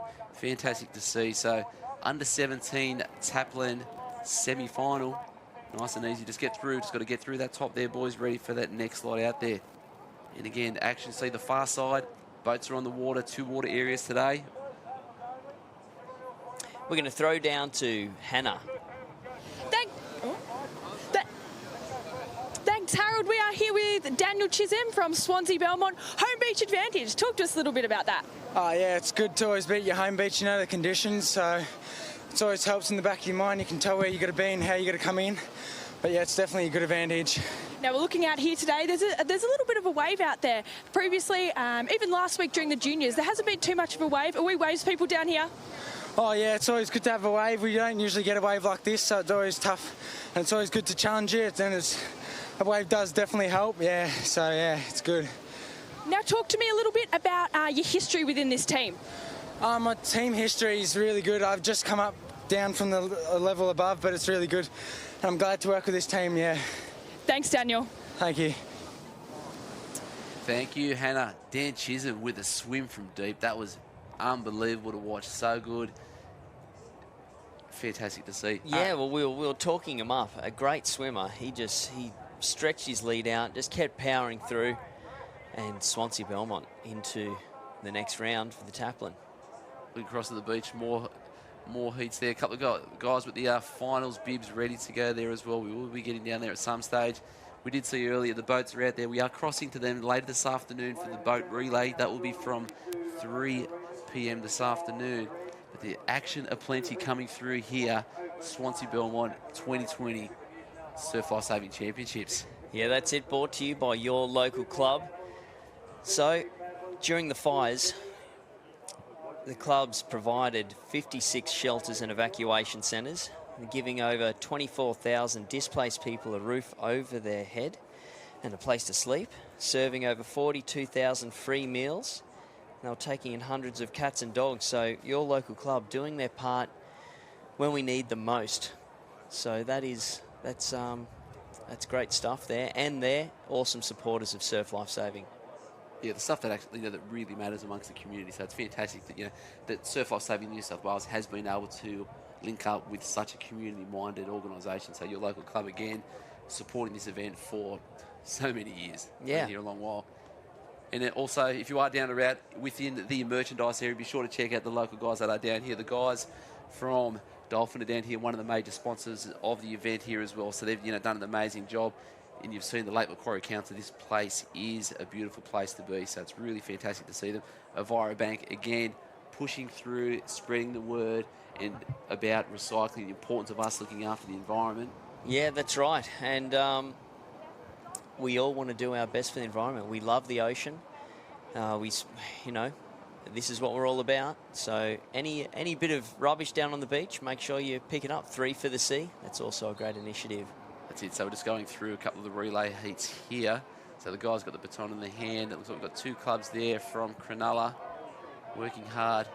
Regardless of whether or not we're injured, we're still running with that handover. Nice change there. Clean changeovers. As you can see, they've got marks on the sand there as to when each competitor has to run and at what point they start running for the changeover. Straight final under 17 males. Okay, so there you go. So only 3 teams. Everyone's got a medal in this one. Provided we get through nice and cleanly. Cronulla just going through on a canter. Bit of a wry smile there. He reckons they've got it. I do too, just quietly. They're flying. Man, watch out for them up at Aussies. Then those minor placings are on there for second and third. Medal is on. So it's Cronulla there. Just trying to make out that other cap in there. Is it Winuna? It's really hard to see with that, but there's a bit of a slap and a catch. Fantastic. Great racing there. Only 3, but the intensity was still there. Guys still having a crack. Handshakes all around. We've all got medals, boys. So, look at this. Replay. They just stretched it out from the start. Each runner, yeah, just kept going. Look at that. Textbook changes. Straight onto the next. Straight into his stride. Great work there by the boys. Cronulla taking it out. I just love seeing the sportsmanship at the end there. Plenty of handshakes, plenty of pats on the back. You know, and I believe the white cap, I'm going to call it Woolgoolga, really hard to see through the lens here. But, gentlemen, it's not going unnoticed, the matching jammers. We noticed that up here. It is all about the fashion as well. Yeah, Engine, a great supporter of surf life saving. And they've got a stall here up at the beach village. Look at the lad. Yes, smiles all round. Big hug. All right, so on to the girls. Yes, under 17 male. And it is interesting to see the young guys out there working hard. You know, it's a nice little hit out for them. They would have went through a couple of heats and semis this morning. A couple of more efforts. Get some more exertion out there. A couple of more quick, explosive, powerful things. Straight into recovery because we've got flags coming up later. Yeah, that's right. They've still got plenty of work to do, the Beachies. We'll get some flags action to you later on. So the ladies just making their way down. So, you know, sizing up the track. Any holes we need to fill in, sorting it all out, making sure it's fine. Looking up for the next heat, we've got a couple there from, what's that, North Cronulla. All right, Hannah, you've got the winner down there for us. Yeah, we're down here with the winner. Now tell us a little bit about that, the beach conditions and Cronulla's strength within the beach arena. Yeah, our senior squad's pretty strong across the beach. Today, it's all right weather. It's been sunny for a bit of cloud around, but yeah, it's been good. Now, there was 3 of you in that race, club versus club versus club. What gave you that motivation to come across the line as number 1? Well, obviously we knew we were going to get a medal because it was only 3 in the race, but we just wanted to keep our changes good and, you know, just do the best we could. Now, you talk a little bit about your changes. What does training look like for you? Yeah, leading up to this weekend, we've been doing a lot of relay changes at the beach and on the grass and things like that. So, yeah, we've been well prepared. Okay, thank you very much. Simon and Harold, we're back up to you. Well, great work there by Max, and the training has paid off because their changeovers were on point. Dominant. Wasn't unnoticed. A young teammate in the background trying to get some airtime. The guy, Max Geronimo, solid at the end, finished it off for the team. Unfortunately for the rest of the teammates, the one at the end gets all the glory. So, Max, congratulations to you. But it didn't go unnoticed. Young mate with the 17-year-old moustache did not go unnoticed. Everyone loves a good moustache at the moment. So yours is actually looking good too, mate. You've done well with that. Thank you. It's like I tell my children, part of the reason why I do wear a moustache because it's very, very difficult to take someone with a moustache too seriously. No, I take you seriously, mate. Don't worry.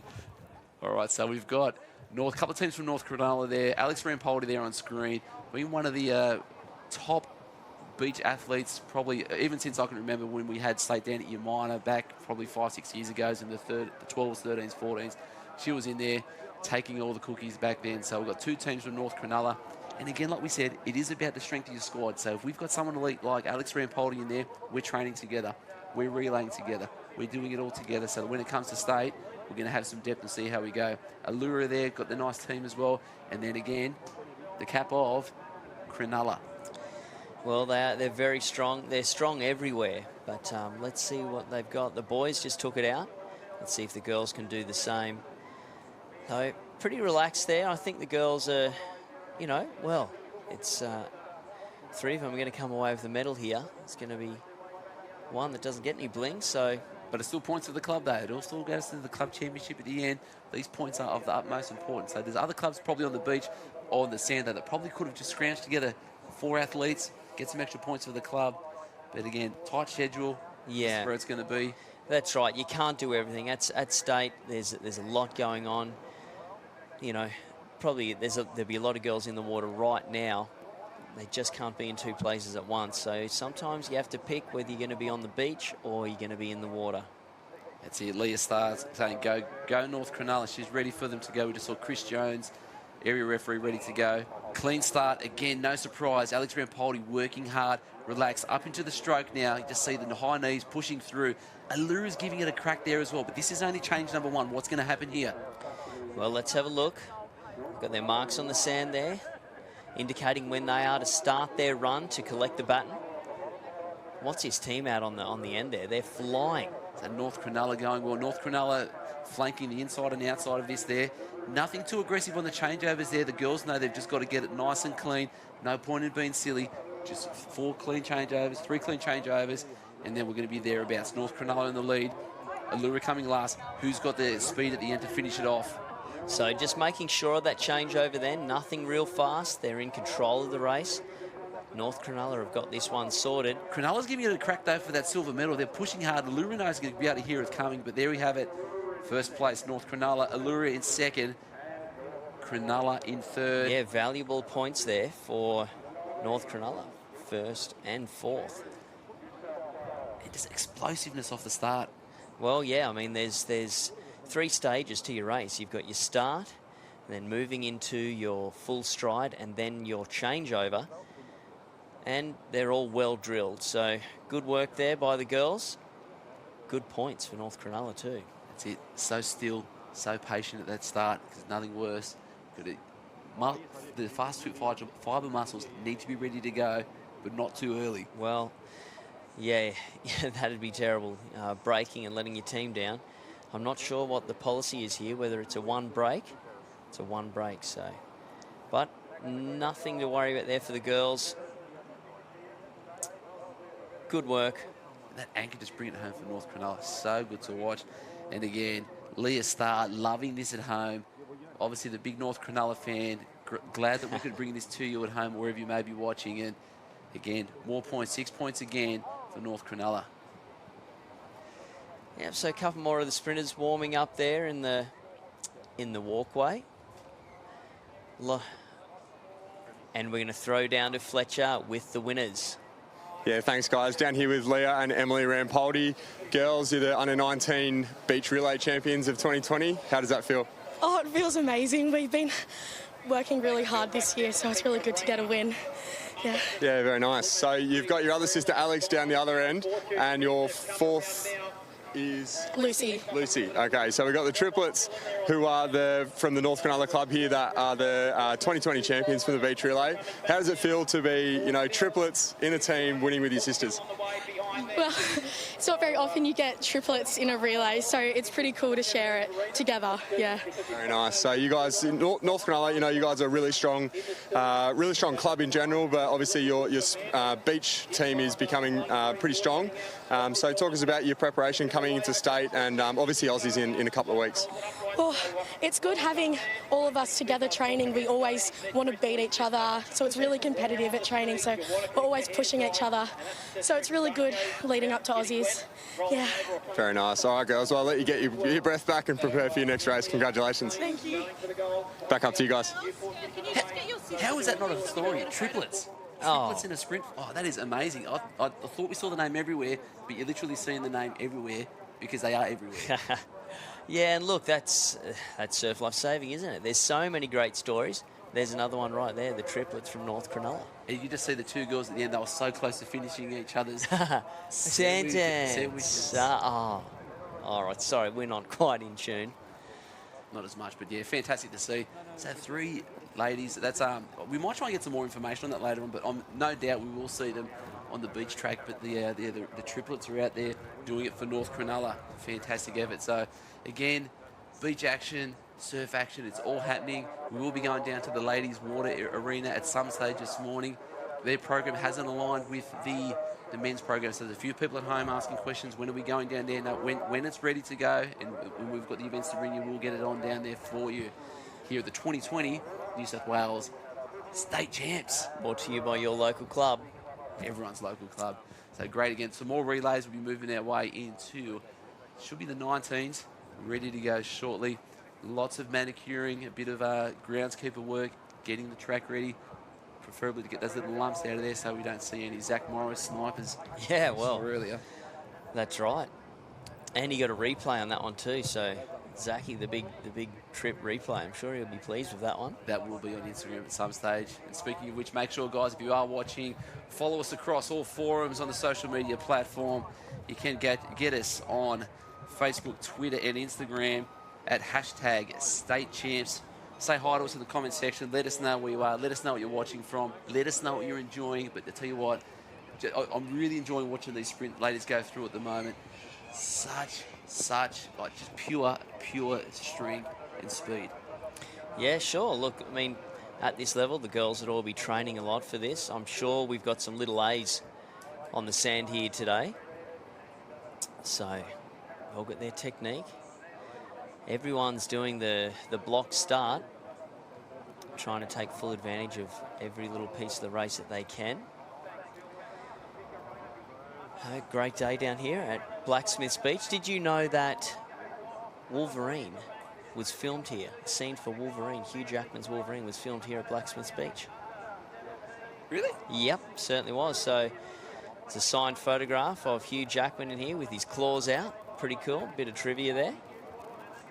Hugh Jackman. You're the greatest thing about Hugh Jackman? Hit me. Manly supporter. Ah, there it is. Yeah, Great cool. guy. Everyone loves Hugh. Can sing, can dance. Have seen him twice in concert. Nice. If you do get the chance, Hugh, if you're watching, fantastic. Love your shows. Would love to go to your next one. Funny guy. He's better than John Farnham for an entertainment standpoint. How can you say that? Oh, Farnsey? Yeah, all right, fair enough. Because he's a huge actor. That's why. All right, so looking down. So the officials again making sure this next race is ready to go. So again, Blue Cap Fest here this morning. We haven't seen too much disparity in the colour, but we've got Terrible there on the outside. Allura, Cronulla. In Cronulla, but these Cronulla guys, so much faded action on the Cronullas. The lucky caps that are out there, don't need a new one to get into it. You get pretty attached to your caps. So there you go. The girls are away, under 17, female relay. This is a final. This is for the medal. Someone's going to miss out on a medal here. Only 4 spots. All right, nice changeovers, making sure of it. It's on here between first and second. So Allura and Thurul working hard there. And it's on, so that's change 2. Want a clean changeover here. There's a bit more pressure on these guys on the changeover. There we go again. Ladies working hard. Sorry, that's Coogee there on the inside. So Allura, Coogee. Again, like I said earlier, Coogee dominant with the nippers. Obviously, they've got some young girls there helping out the 17s. Allura 1, Coogee 2. Last leg, what's on? Okay, clean changeover. Allura. I think it's Allura's race here. She's looking good. Technique's looking nice. Bit of a grimace on the face there. Keep breathing. You must make sure you get a bit of a look back. She knows she's got this one. Well done, Allura. Allura 1, Coogee 2. Cronulla 3, and then Terrigal 2 points for the club there, rounding that out there. But again, block starts, low body, wait for the bang. Away they go. So, nice changes. And just even watching through these changes, the Coogee club just a little bit more aggressive, trying to get that changeover as close as possible to the start and finish lines there, because it's it's a lot of, to be giving away 2 or 3 metres each time does add up over 3 changeovers. So this last one here was one I really enjoyed. There's a bit of a lead here from Allura. If you just watch as they get closer to it, Coogee just slowing down that little bit, but just so aggressive on the changeover here. Bang, straight in it, right on the line. Yeah, that's right. Had it in the bag really, although they ran it well from the start. Clean changes. Sneaky little peek. Yeah. Had to have a little look. And through for the gold medal. Allura. Yeah. Good work, girls. Speaking of which, tomorrow, what's tomorrow? 40 days? 40 years, I should say. Yeah, of females in surf life saving. We will be celebrating that. And also celebrating down on the beach, we've got Fletch with the winner of the under-17 ladies race. Fletch. Yeah, down here with Jess and Rachel from the Allura Club. Girls, under-17 beach relay champions. How does it feel?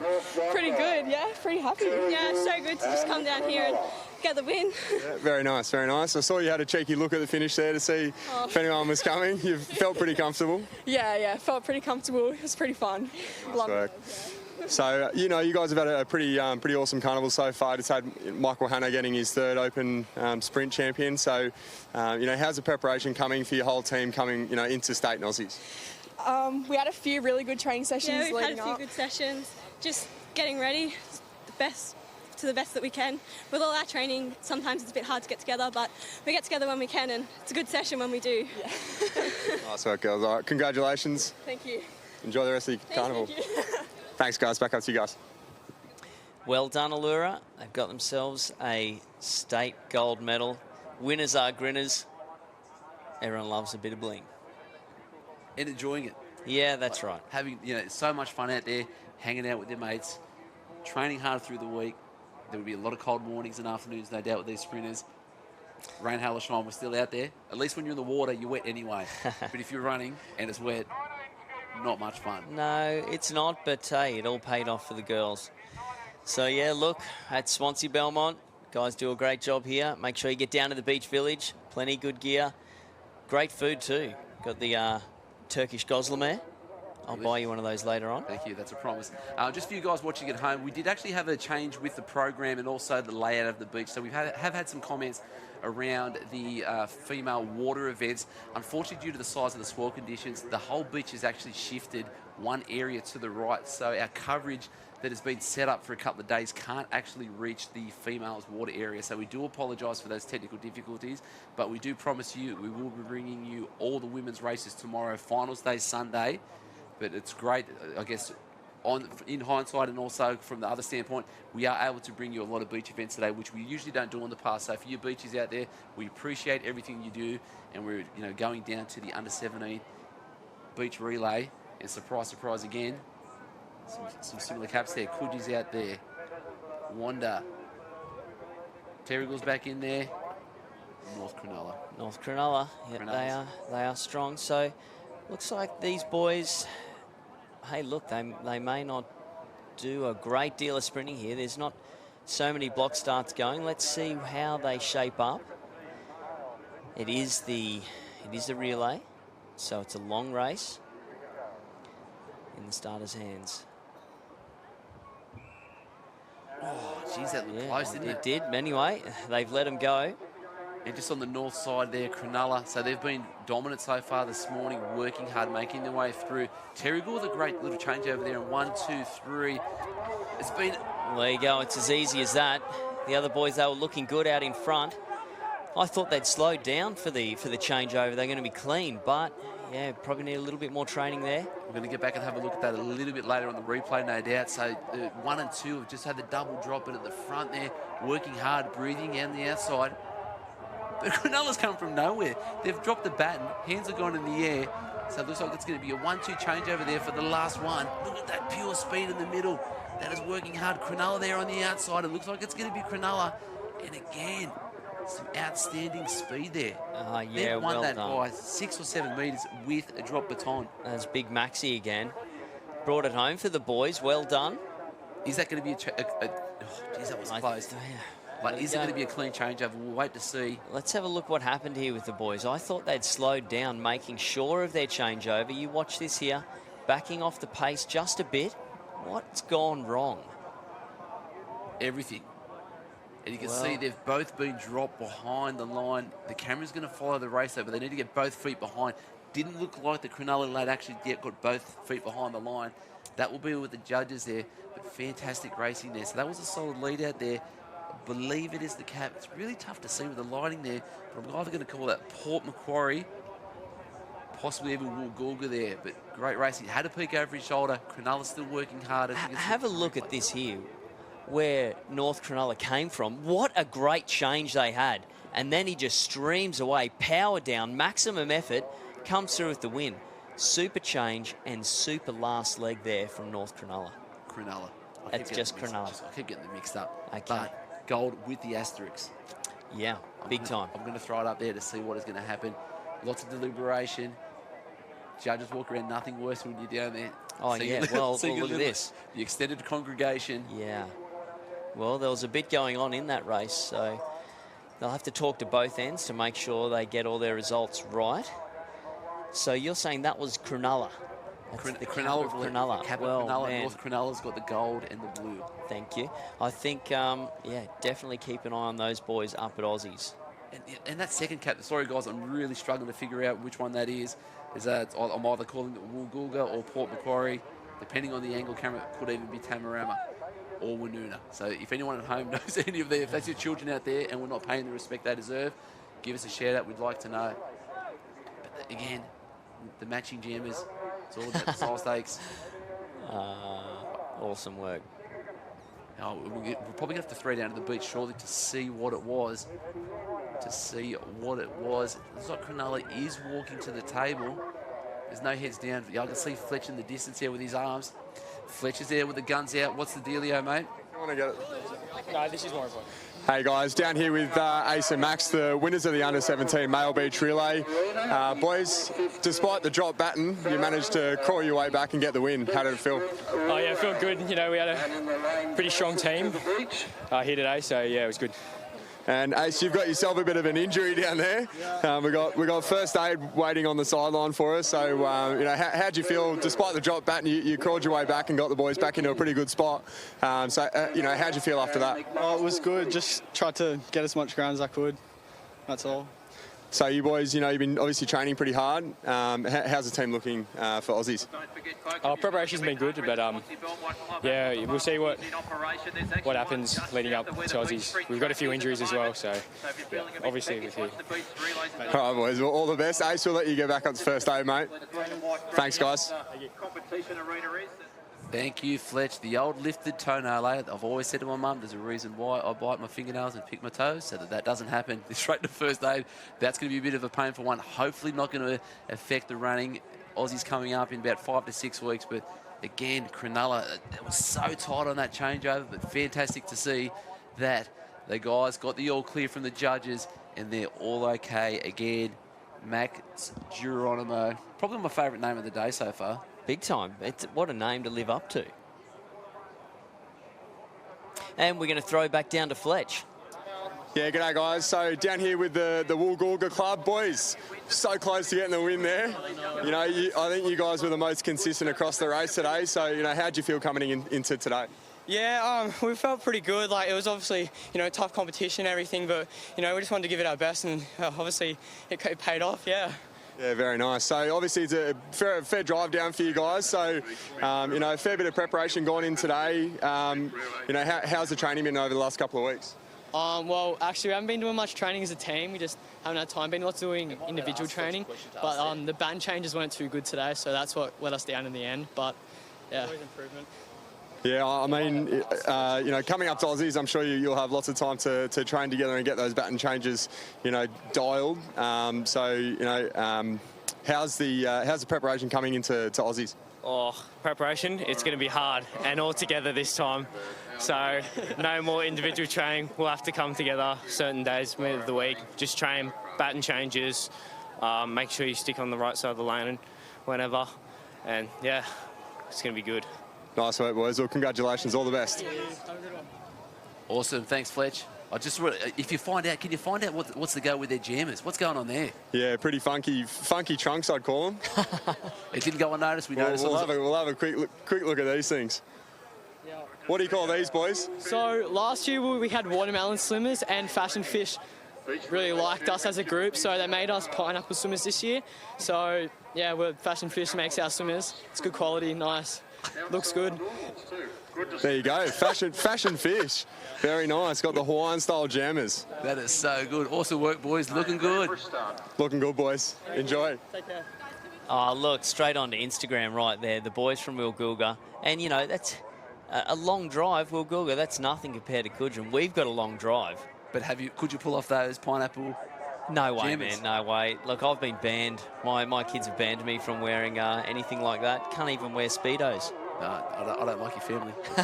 It's a bad rule. So anyway, back down to the beach. Wanda there, the nice change over there. That's going to be Cronulla, Allura, Wanda, Cronulla again. Looks like the North Avoca cap there. So this is the under-15 ladies putting in on the beach track there. So changing over, Cronulla 1, Wanda 2, Allura 3, Terrigal, North Avoca. No one saw that, Amber Shearer. No, keep going, keep going. Working hard. So this is a nice big field here for this relay, which is good to see. It's often hard to coordinate all the competitors in the one spot. But look at 2 and 3 working race hard. Wanda and Allura, specific sprinters out there. Cronulla's going to hold on for the gold there, but the second place is just going to be on the lean, on the push, on the dip. Yeah, and well done there. I think it was sorted out for the girls. The minor placings make their way through. Good points for their clubs. And it's all about fun to see. North Avoca there, Central Coast finishing across the line. The only team event for the under-15s they're here today. As they went through their team events yesterday, there was some really, really hot racing on the beach. In the water yesterday, but yeah, with the under-15s having their teams day, so the only team event for the under-15s having a crack. And again, Cronulla. Yeah, well, they've been strong all day on the sand. I reckon they're going to have a couple more medals coming up, but that was a fair point made by the boys from Woolgoolga, is that we don't often train very much, because just trying to get those 4 people together to do the training, it's often difficult. So, and they've done it. And I'm just going to correct myself. So I've called Cronulla the whole time. We've got 2 excited Cronulla. It's Coogee. And again, like I said, they had a huge amount of points last week on the beach, getting 2nd place overall at the age championships. Obviously got some young competitors in there as well, backing it up again. So Coogee, under 15 female gold medalist. And Coogee, I think they were the overall point score winners. 2nd. And they were 2nd. 2nd. Okay. We had North Curl dominate the water, Coogee dominating the sand. And yeah, it'd be interesting to see when we get down to Fletch about the structure they've got down there with the beaches at the moment, because like I said earlier, they were everywhere on the sand last week. Relays, sprints, flags, any beach events, even the Taplin runners, the Cameron runners, they were in there, they were giving it some. So they're doing something right there, that's for sure. Something in the water? Well, and on the sand, obviously. I probably should have said something on the sand. Yeah. They're sprinters. Man, come on. Yeah, I'm picking up on it. But anyway, so fantastic to see Coogee, gold medal, under 15 beach relay. Yeah, thanks, guys. Down here with Annabelle and the girls from Coogee, under 15 beach sprint relay champions for 2020. First year of the Open champs. How did it feel to get the win? Yeah, it was really good. Yeah. Really excited. A bit of a surprise, would you say? Haven't had much preparation for it, so. Well, it didn't look like that. You guys put on a clinic in that one. So obviously you guys got a pretty strong club down there at Coogee. Really good beach team. How the nipper, you got a few nippers coming through, so you've got a fair bit of strength there in the junior club. So what's it been like, sort of coming through the ranks? We are from the junior club. We are 14s. Oh, well, there you go. We did state last week, so. Did you get the win there too? No, we dropped the baton. Oh, well, that happens. So you've come up, you've backed up from the nipper state to come up and blow them out of the water in the 15. So it's good to get a bit of redemption in the upper age group. Yeah, it's good. All right, guys. Congratulations. Thank you. Champions for 2020. Back up to you guys. Thank you. They've started off with the humble brag, and they should have just owned it. We're under 14s coming in and dominating the under 15s. How good is that? Yeah, well done, girls. What a buzz, too, being able to step up an age group and take out the gold. In redemption for dropping the baton last week. Big time, yeah. Yeah, fantastic to see, ladies. Coogee, gold medal, under 15, beach relay. Yep, so you got the boys getting their setup all sorted. So having a look at the track, getting their blocks done. Nice big field again, which is good to see. Interesting to see whether or not we've got the heats in this one there, but no, we've got the coloured vest down at the other end, we'll see. But Terrigal there, fielding a couple of teams. What else have we got there? Newport, Allura, Coogee again, Cronulla.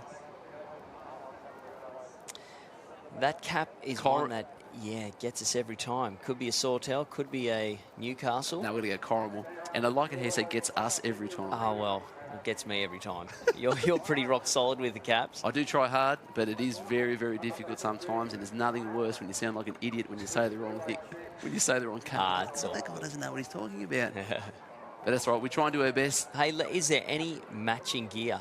I thought that was a great effort by the boys from Woolgoolga. Do you know what matching gear builds? Culture. Yeah, you're right. It does. What else does build culture? No, you got me. What? Isn't that your position? Oh, well, morale.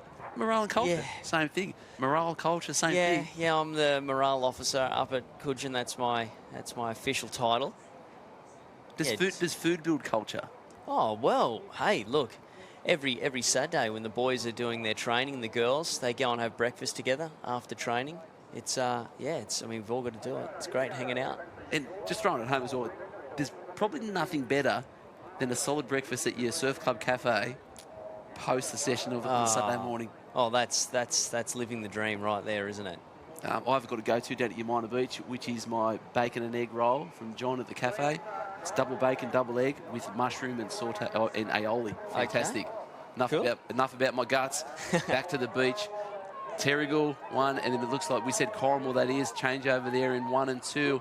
Some beach specialists on there. It looks like these guys from Corrimal, we haven't seen the cap in the water too much there, so they're really here for this event. That looks like a Morris there for Newport. Not only are we on the beach, but we're also in the water, we're also on the sand. Solid run there from Coogee. Look at that perfect changeover. That is what they trained for. So Coogee there in the lead. Have they backed it up like the young girls from the 14s? Well, it looks like they definitely are. Let's have a look at what this young fella's change is going to be like. Beautiful changes, and they've made ground on that change as well. Vital to get those changeovers nice and solid, having the running start, so you're away into your full pace nice and quickly. Well done. Coogee 1, Newport 2. They've just taken the boys, their Cameron team, the Morris brothers, out there with their 2 mates, taking out the silver medal, and we'll throw it to the judges there for the minor placing. But that young mate from Corrimal, that lane number 1, solid start there. However, one person doesn't win a race. That's right. No, you all need to be on point. And it's good to see the Morris boys there on the sand as well. It's not just about taking it out in the water. Get up there and help the rest of your teammates out on the sand. And interesting to see the difference in sizes for these under 14 and 15 boys. You know, just some of the lads are already up to 6 foot already. That's right. And some of the boys still look like they're hanging in, you know. You know, they haven't quite kicked in yet. Harold's just having a bit of a moment there. You're killing me, but yeah, so good. Coogee working hard with the floral jammers, yellow shirt, working hard. And yeah, it'd be very, very interesting to see when we get down to Fletch, have they done what the ladies have done? Oh, well, here we go. So let's see. I didn't see many fashion statements in that one. We're going to throw down to Fletch with the winners. Yeah, g'day guys. I do have the winners down here, but it looks like we might have a couple of disqualifications. So I'll see if I can get a quick word in here. It's all happening. Yeah, I'll see if I can just leave them be for a little while, because it looks like there might be a couple of disqualifications. Hopefully it's not the Coogee boys. Yeah, so obviously the people that aren't the beach specialists getting a little bit too excited, getting across the line a little bit too early. We're now basically heading back into the water. Under 17 Taplin making their way out. I believe this is the final, working their way hard. First heat winner we saw was from the Swansea Belmont Club. Certainly was, and it was a masterclass too. So let's see, the boys have got a couple of waves here. Nothing really to worry about.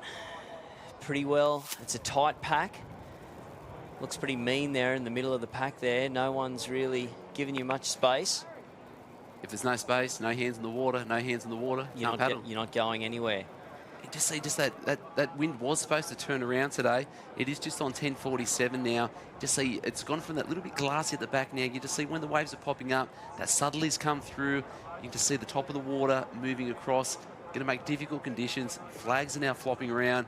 And I believe we might have a little bit more of the inclement weather coming through. Yeah, as you can see, it's gotten a bit dark out there. We'll see what happens with the weather later on. The boys have made their way around the first set of cans. String of 4. So we're Barrick point there in first at the moment. So they had a nice little easy one that we didn't miss them in that first heat. They just enough to get through 5th and 6th. It's not about the semis, it's about this race here. So we're really Barrack Point 1, Swansea Belmont 2, Terrigal, Wanda, North Bondi again, North Cronulla there, and we're just waiting for the outside. That is going to be the cap again of Swansea Belmont. Runner fest. So have a look at what the boys do here. So the young fella in the prone position, he's taken full advantage of that runner, skimmed around that can, perfect positioning in the water there, because if they cut in the inside of that can, that's a disqualification. So well done. He's getting a great lead for his team here. Falling off the back of that one there, bit of a double up. He's not too worried. We'll see what the boys have got behind on the next wave. A lot of prone paddlers around these days. Look, there is. I mean, it's definitely becoming more popular. I always sort of thought you're a better paddler on your knees. Look at the boys. So here we go, up onto the sand. Wander out first. Terrigal there in second. We've got to make sure they get around this flag. They're clean. Terrigal 1, they're working their way around. No fallovers yet. So we've got Terrigal 1, Wander there in 2. Warilla Barrack Point 3. Swansea Belmont there. 4th and 5th. North Cronulla working their way through. Want to be down at maximum pace. Tapping your mate on the back into the ski leg. Leg number 2, working hard. Great change over there from Terrigal. Look at them go. All clean changes. The boys are up, paddling hard.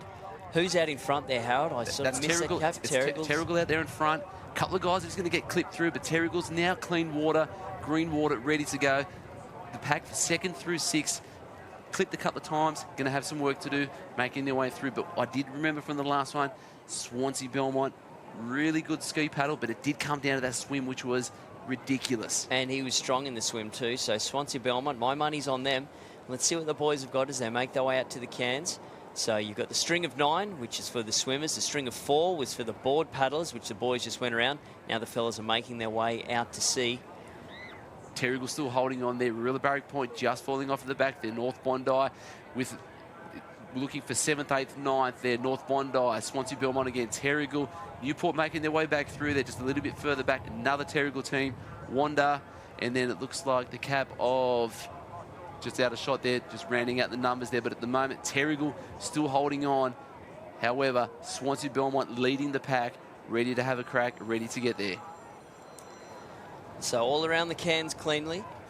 Tricky conditions out there for the skis.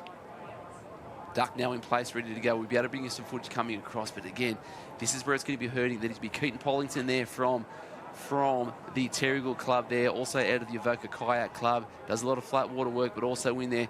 Technique nice, hands above and in front of the face, nice and relaxed. Leg drive there, keeping that rate up. Paddle in, paddle out, working hard. So let's see what the boys have got with these runners here. Get over it, boys. So looking good, just trying to hunt for those little runners. It's a real art to try and get on them. Shannon Eckstein, he's a master of hunting down the runners. Just seems to be able to pick them up wherever he goes. And again, if you guys watching home, this is their first year in the water on these crafts. And you see the guys there picking their time.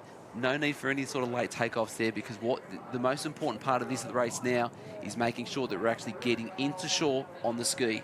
We've got to be on the ski. So here we go. 1, 2, 3, 4. Swansea Belmont times 2. Wanda making their way through. Terrigal also in there as well. 1, 2, 3, 4. Just falling off a little bit there behind. But this is where it's going to be. It's going to come down to this swim leg, obviously the last leg, but is it going to be enough from Swansea Belmont? Last time that was a dominant swim. What have we got here? Boys are up and out, just making their way through. Clean jump up onto the sand, all 4 of them. Young fellas having a crack around that turn can, the turn flag.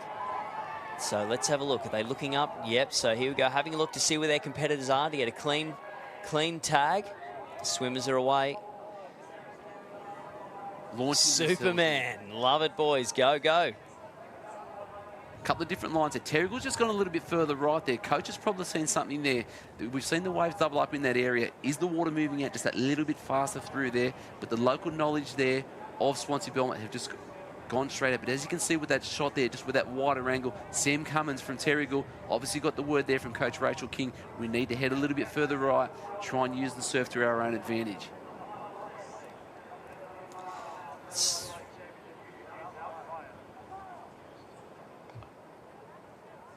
So as we can see here, the guys just shooting through on the outside, staying with it, making sure we're concentrating. First place, Doesn't matter where the lead is. If the gods are going to throw you one up, you dial it in, you get on top of it there, and then just come unstuck there. It's got to be perfect. The body weight's got to be nice and level across there. Get that right or left knee up on top, and then we're off and away.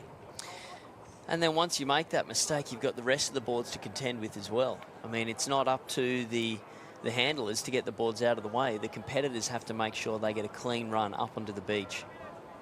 And as we can see out in the water there, it is Terrigal just with that slight lead there at the moment.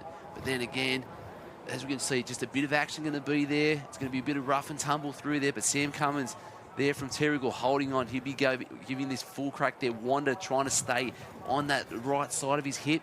And then we've got the two caps there from Swansea Belmont working hard. Throw down to Fletch on the beach. Thanks, guys. I got Zach Tasker down here from Terrigal. Pretty tricky conditions out there, Zach. What do you think of it? Just a bit of fun, yeah. Good, quick hit out, yeah. So you boys obviously got a couple of good teams. You had one in the first pack, and then you had yourself come around in the second pack. So you got a pretty solid team there. So tell us about your preparation coming into this week. Just kind of been putting in it, kayaking. Quite a bit of training, yeah. Keep him busy. Well, that's the way, mate. Well, all the best for the rest of the race. I'll let you get back to it. Up to you guys. Perfect. Thanks for that, Fletch. So the guys around at that last can there, working hard. A couple of backstrokes there from Wanda, just trying to see what's going on. They're still throwing it down. It's going to be in there. Wanda 1 at the moment. Swansea Belmont 2. Terrigal 3. We saw in the last couple of legs, the waves have actually made a little bit of a difference to the guys that are in the water. But it's just so strong. That rate has picked up a little bit of a bubble behind, but just that little bit too full. So it's going to be really a long swim for these guys. Start to finish, not too much help there. But just to the left-hand side of the screen, one's jacked up a little bit. But as you'll be able to see, not much white water in there. So there's going to be minimal to no assistance for anyone. And a little bit of nice skills there. Just a tiny little bit of a broken wave, picking it up. But wow, look at this on the outside. So one's just picking up from the outside. That wave wasn't even there. He had no right to do that. It's a young chap there from Warilla Barrack Point, taking it from 6th into 3rd, but getting up off their feet first. It looks like it's going to be 1 to there and 1. Swansea Belmont working hard in 2. And then from nowhere, Warilla Barrack Point. But ladies and gentlemen, first one round the can, last one down the flag. Warilla Barrack Point locking it down. Gold medal, under 17s. That was absolutely ridiculous. Swansea Belmont 2. And ladies and gentlemen, an absolute freak of a pickup, a tiny little bubble from behind. Warilla Barrack Point picked up nothing in the water there at all, and somehow they've just pulled it off for a 3rd place. Jess Collins, welcome here for the first time today. You've just come on, my blood's flowing. That was friggin' nuts. How did you just see that then? That was amazing. Such a good race from the boys. You guys have done an incredible job here. Oh, not as incredible as this. Just look at this, just on the outside. There's nothing there. Nothing there at all, just heavy leg drive, pulled it through. So Warilla Barrack Point, probably just in the point standing, and then young mate has just come through from about 7th through to 3rd place, bronze medal Warilla Barrack Point, but not to be outdone. That final swim from the guys at Wanda, gold medal, so good. So good. There's been plenty of action down here. I've been keeping up on the live stream while I've been sitting up here on the balcony. It's been red hot action. And I was talking to Simon earlier. Conditions today, that little bit more different to last weekend. Nippers didn't have anything. Yesterday was a little bit gnarly, but today seems pretty calm, but just enough there to make it interesting on the finish line, as we just saw. Yeah, that's it. There's a couple of little bumps coming through, and as this low tide starts to creep up on us at about 2 o'clock, I think, this afternoon, we are going to see a change in these conditions, and there's still plenty of finals to come. So it will be interesting. And then into tomorrow as well, I think the swell is meant to pick up a little bit. So it's going to be some red hot finals. Yeah, so I think today we're looking at about 1 to 1.5 metres. I was saying tomorrow 1.5 to 2. Nothing better than some swell on finals day Sunday. That's it. I love a wave. I think it makes it really interesting. I mean, if you're out in front, it's the worst thing that could possibly happen to you to turn around and see a little bit of a set come through and 8 people on the wave. But if you are one of those 8 on the wave, it's the best feeling in the world. So with you as a competitor, I was having a couple of chats with different coaches, athletes yesterday. Do you remember the good waves or the bad waves? Both. I think both. I think definitely you remember the good waves.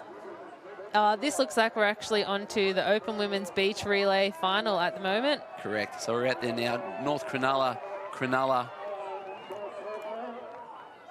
working through. Looks like and again, we've seen a couple of drops here today.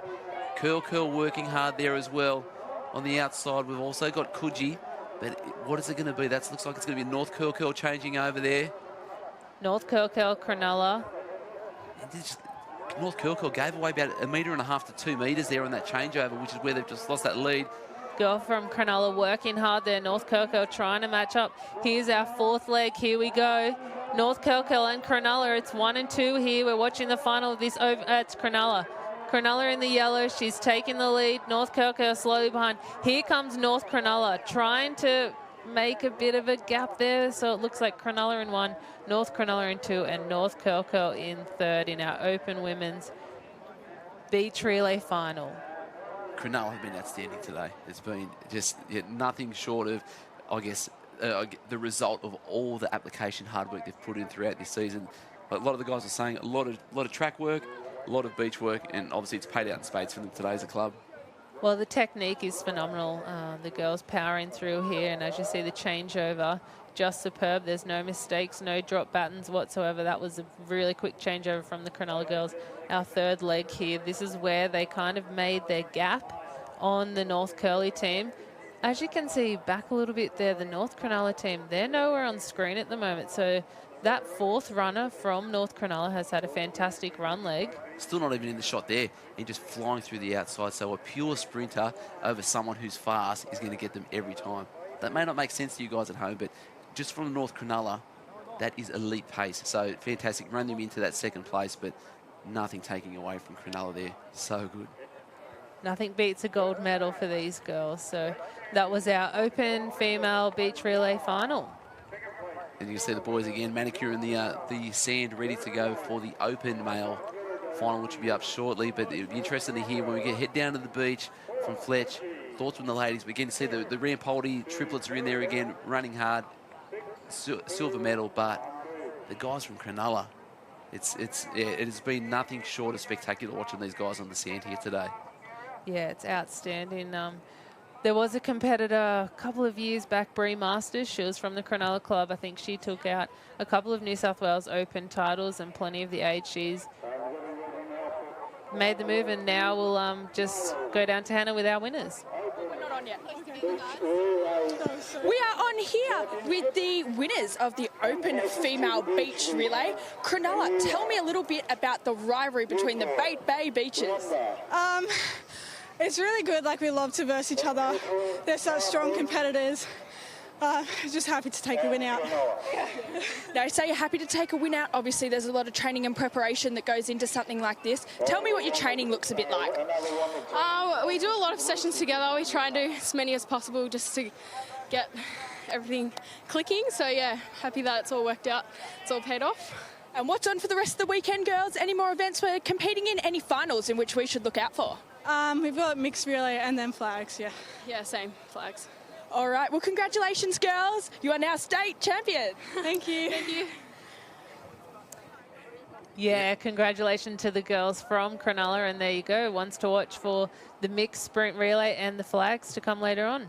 Yeah, it's so good to watch. You know, we had the inclement weather this morning. It was raining cats and dogs, but now for Cronulla, it's raining medals. I like that one. Yeah, raining gold medals. Yeah, for sure. The best time. And the other time might be good as Jerry Halliwell when it's raining men. No idea why I made that reference, but sometimes songs just come in there. So fantastic to see. That was horrible for you guys at home, but we're in there. Sometimes we just do things like that, but again, boys are warming up, skins are coming off, legs are warm. Looks a bit fresh out of the beach. Most of the athletes are obviously derobing, ready to run, but if you just see a lot of the mothers, parents, coaches, the full rain jackets are out, umbrellas are up, so there's a little bit of rain out there as well at the moment. It's been 4 seasons in one day. I was sitting on the balcony up here in the Swansea Belmont Surf Club, and it actually came over quite hot and sunny, especially with that glare, and now a little bit of rain, a little bit of wind, so it's really, you need a pack for all the different seasons, but it will be nice for these sprinters to have some hard sand with that rain. So as you can see, they're just making their blocks. Our first runner here in this Open Men's Beach Relay. Who's our hot tip for this one? Too hard to tell. Too many good runners. You say that, but then we just saw Allura earlier with the young Max Hannah, he was so quick. Like, he was absolutely dominant. So, but, you know, even with that, is he going to have enough with his other three teammates to keep it, you know, keep it in there for the win? Newport always in there with their little quartet of strong sprinters.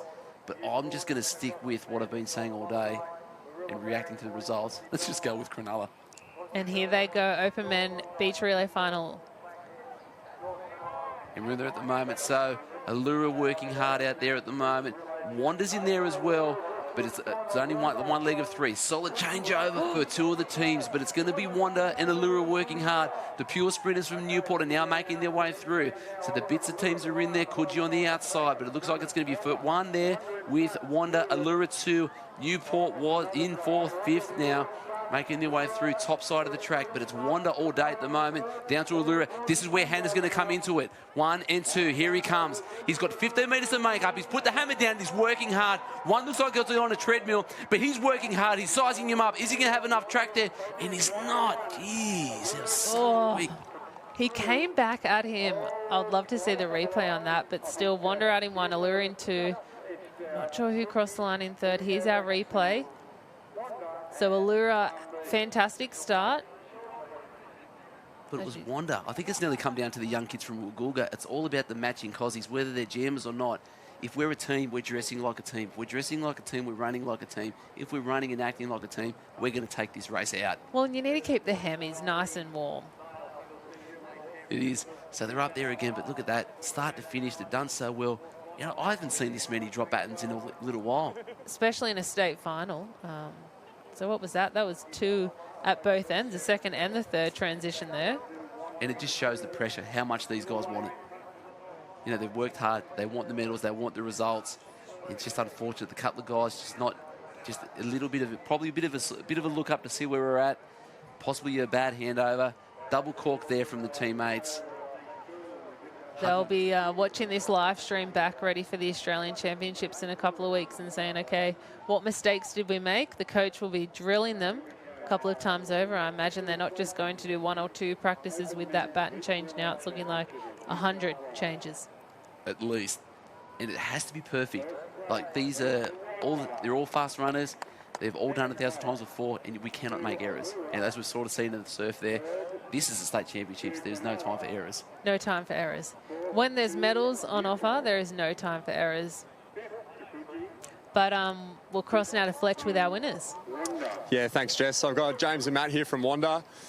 Boys, you're the Open Beach Sprint Relay champions of 2020. How does it feel? Oh, it feels awesome. We thought it was going to be tight with us and Allura. Those boys have been coming along nicely all year, so it's nice to pull it off. Yeah, mate, I saw Michael Hannah, coming for you towards the end there. I bet you had a feeling that he was coming pretty close behind. Mate, if you want anyone chasing behind you, you want it to be Michael. We pushed it that a little bit extra and, yeah, end up running a pretty good run in the end. So good to hold him off, obviously. But, yeah, well done, boys. It was a great race. Congratulations, 2020 champs. Thank you very much. Thanks, mate. Back up to you guys. And the boys are still blowing hard down there. They wanted it, and they got it. Oh, and I think Bert smiles around. Have a look at those swimmers. What are they on the Wanda Cozies this year? They're the Wanda Stingray. The Wanda Stingray with the little nipper cap on. That is it. It's a nice little bit there, but yeah, it's so much fashion statements. I don't know if this has been the case with Surf Lifesaving. I was down there watching the board rescue events with the under-15s with one of Yumana's life members, and he did make comment, as most old people do, is like, oh, if we didn't have the Club Cozzy on, we'd be disqualified. Wow. And I was like, that's a thing. He goes, no, that used to be a thing back in the day. So interesting to hear about these stories where you had to have your Club Cozzy on, everyone had to be in the same uniform, to where 40 years ago, where women have just been accepted into Surf Lifesaving, which we will be celebrating tomorrow. So it's just interesting seeing from, things we used to do to why we do what we do now, but nothing has changed, I guess, apart from our core business of being lifesavers. Yeah, that's it. And that's what it really comes down to. But I didn't know that about wearing the matching swimsuits. That's amazing. Craziness. All right, so we're going to leave you guys at home for a short ad break. We're going to be back to you shortly again. We hope you're enjoying all this footage coming to you live and direct. 2020 State Championships here at Swansea Belmont.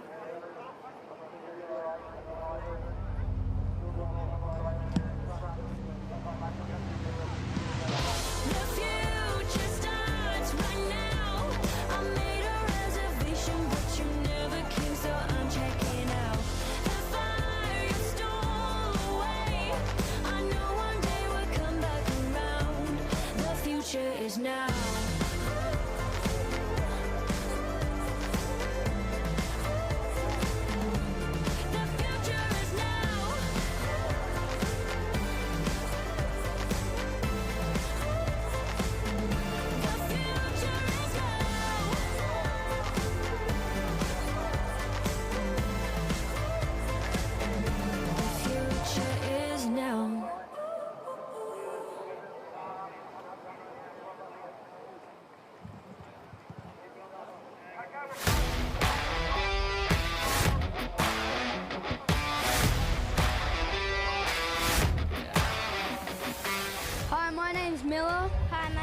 Ginger. We're for the 2020 State Championships.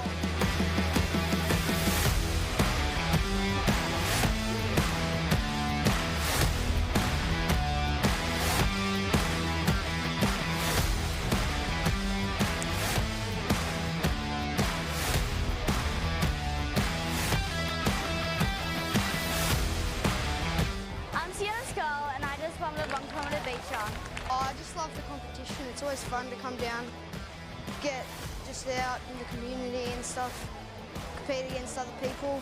I have a couple of rivals in flags and stuff. My name is Maya Abel and I'm from Wombrel Surf Club and I just did the 1 kilometre beach run. My name's Tyson Barry. I came here for 1K beach run and I'm under 12s. Just came third. Mum travelled down 5.5 hours to get me here. So big shout out to Mum. Just thinking about to get the flag and try my best. My name is Krishna Inda and my club's Bondi and I came first in the flags for the under-9s. So I won the first ever gold medal for Bondi and state. Last year I won sprints and flags. The year before that I wasn't so lucky and I got knocked out in both. At country I saw some men, they were about 70 and they were doing it, so I'm probably going to do that. We won the board relay at state. Last year they were winning the board relay final by 80 metres and Levi, our third paddler, he missed the third can. It was a course like that, he missed the third can, come in, went across the finish line and then we had to break the bad news to him that they didn't win, they got disqualified. It was heartbreaking, it was heartbreaking. This year they led the whole way and they won. How fantastic. We just won the under-10s under-10s girls board relay to a state champs.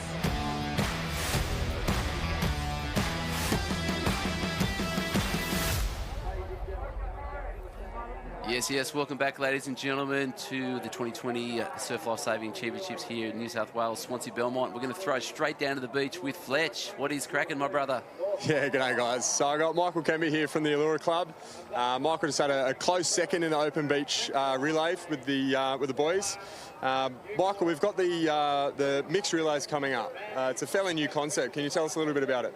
Yeah, it's only been in at state for the last 2 years, and it's one of those events where it shows the depth of your club with the guys and the girls running together, and it's just that little bit of a mix, and it gives us beachies another event to compete in. I know that the water has a lot of relay events and things like that, so it's nice to have that extra event.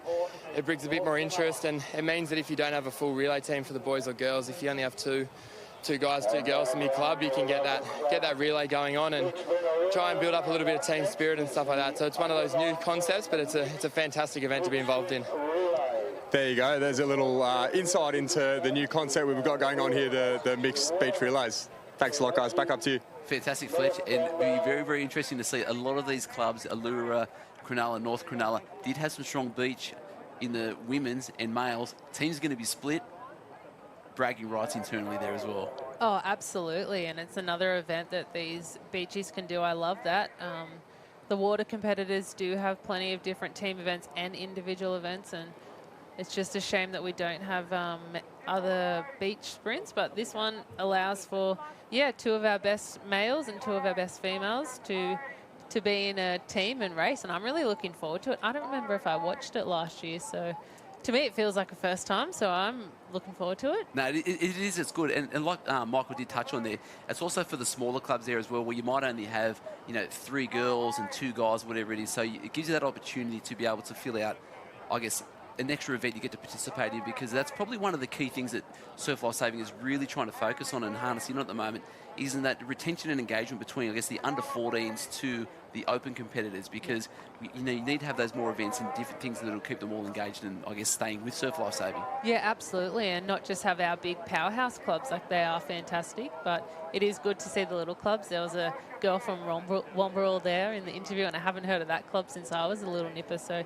it is a good event to get just some of our smaller clubs up and running in big team events. Yep, and even the 4 boys from Woolgoolga, we did see earlier, it's so good to see so much, fun and enjoyment in it. And even on social media, there's nothing more than a mum commenting going, don't forget to check out the stream at 1 hour 60, or whatever it was, which would be 2 hours.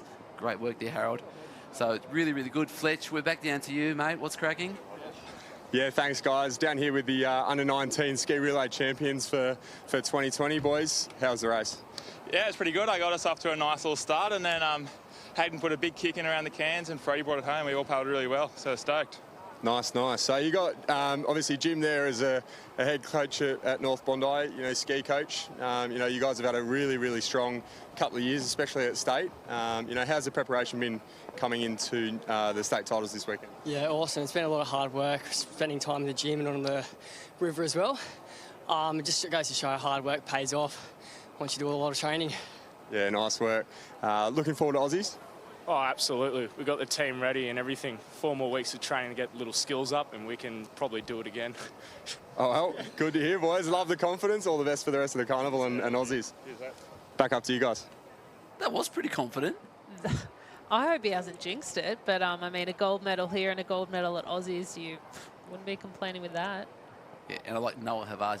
I set it up a little bit. No doubt he would have had a huge lead there again. Yeah. Just asserting his dominance on his craft. Yeah, it is a great little ski squad that they have down there at North Bondi. Jim Walker, fantastic ski paddler himself, and obviously shaping the future of these athletes going into the Opens as well. So they'll be one to watch in the Australian Championships. Hopefully gold medal for them as well. As we just heard, 4 weeks of training there. We're ready to go. We're ready. They're ready. Yeah, so we've come here with a goal to achieve a gold medal in the under-19 ski relay. Tick the box. Done. Give us 4 weeks' time. Let's try and go again. Tick it again.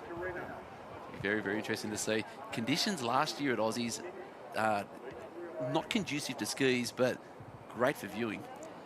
Wild would be the wording that I would choose for it. Absolutely wild. We did see the female competitors have to ship down to Kira to do some of their racing due to the conditions. There was gnarly swell, if I like to use my surfing language there, which peaked up on the Thursday and Friday. But lucky enough that all the competition was able to come back to Broad Beach on the Sunday for a great finals day. But that's what surf life saving is. It's unpredictable. We saw yesterday there was quite a bit of swell down here at Swansea Belmont. Today it died off a little bit, but it is peaking up, and then tomorrow again some swell. But here we are on screen with our under-19 mixed relay. Boys are off first. So it's Taldraghi there taking in first, Allura there in second. Look, it's only 3 teams in the event here, so they're working hard. Lots of people marshalled behind the start line, as you can see there. Taldraghi there in 1, Allura coming in 2. All clear and clean at the moment. Changing over to the next sprinters, they're working their way through the pack.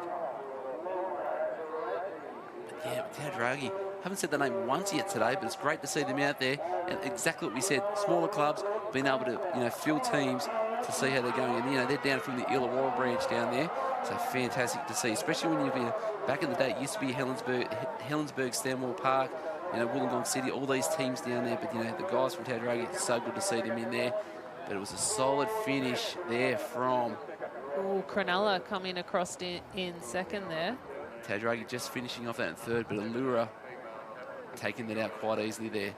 And with the mixed relay, tactics do come into it as well. When are we putting our fastest runner?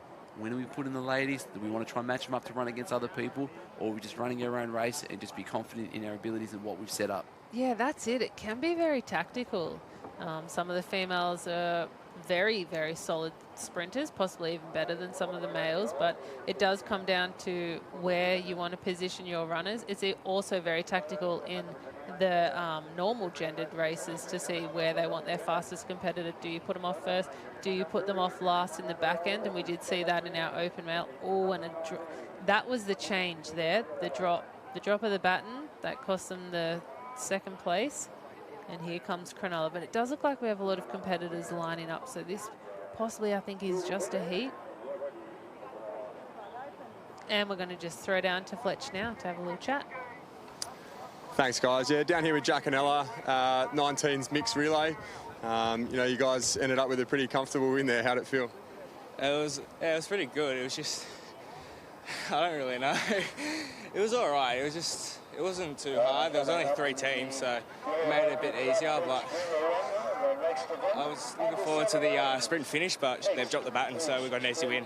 Oh, okay, well, you guys, obviously a pretty comfortable win today, but you also won it last year in the under-17s. So, you guys have got a really strong club here at Allura. So, what's it like in the, with the preparation, being able to train with the boys and then race with the boys? Yeah, well, it's different racing with the boys. It's a new event, so we're still kind of just figuring out orders and stuff in the teams, but it's fun, it's new, it's good. Very nice. Well, congratulations, guys. All the best for the rest of the carnival and Aussies. Back up to you guys. Yeah, and obviously they nailed the timing and the order of everything, coming away with a gold medal, and to back it up from the under-17s, well done to the Allura team there. Yeah, and interested to hear, especially from the young lady, about with it being a new event, even with these, these top sprint clubs, they're still trying to figure out what is the best order and which is the best way to go through, so that, we haven't got the years and years of data of, what's been done. Your board relay, depending on the conditions, we always send our fastest paddler first to set it up. But what are we doing here? Is it just on your personnel you've got in there? If we've got an ultra-fast person, do we lead out with them or do we save them for the back?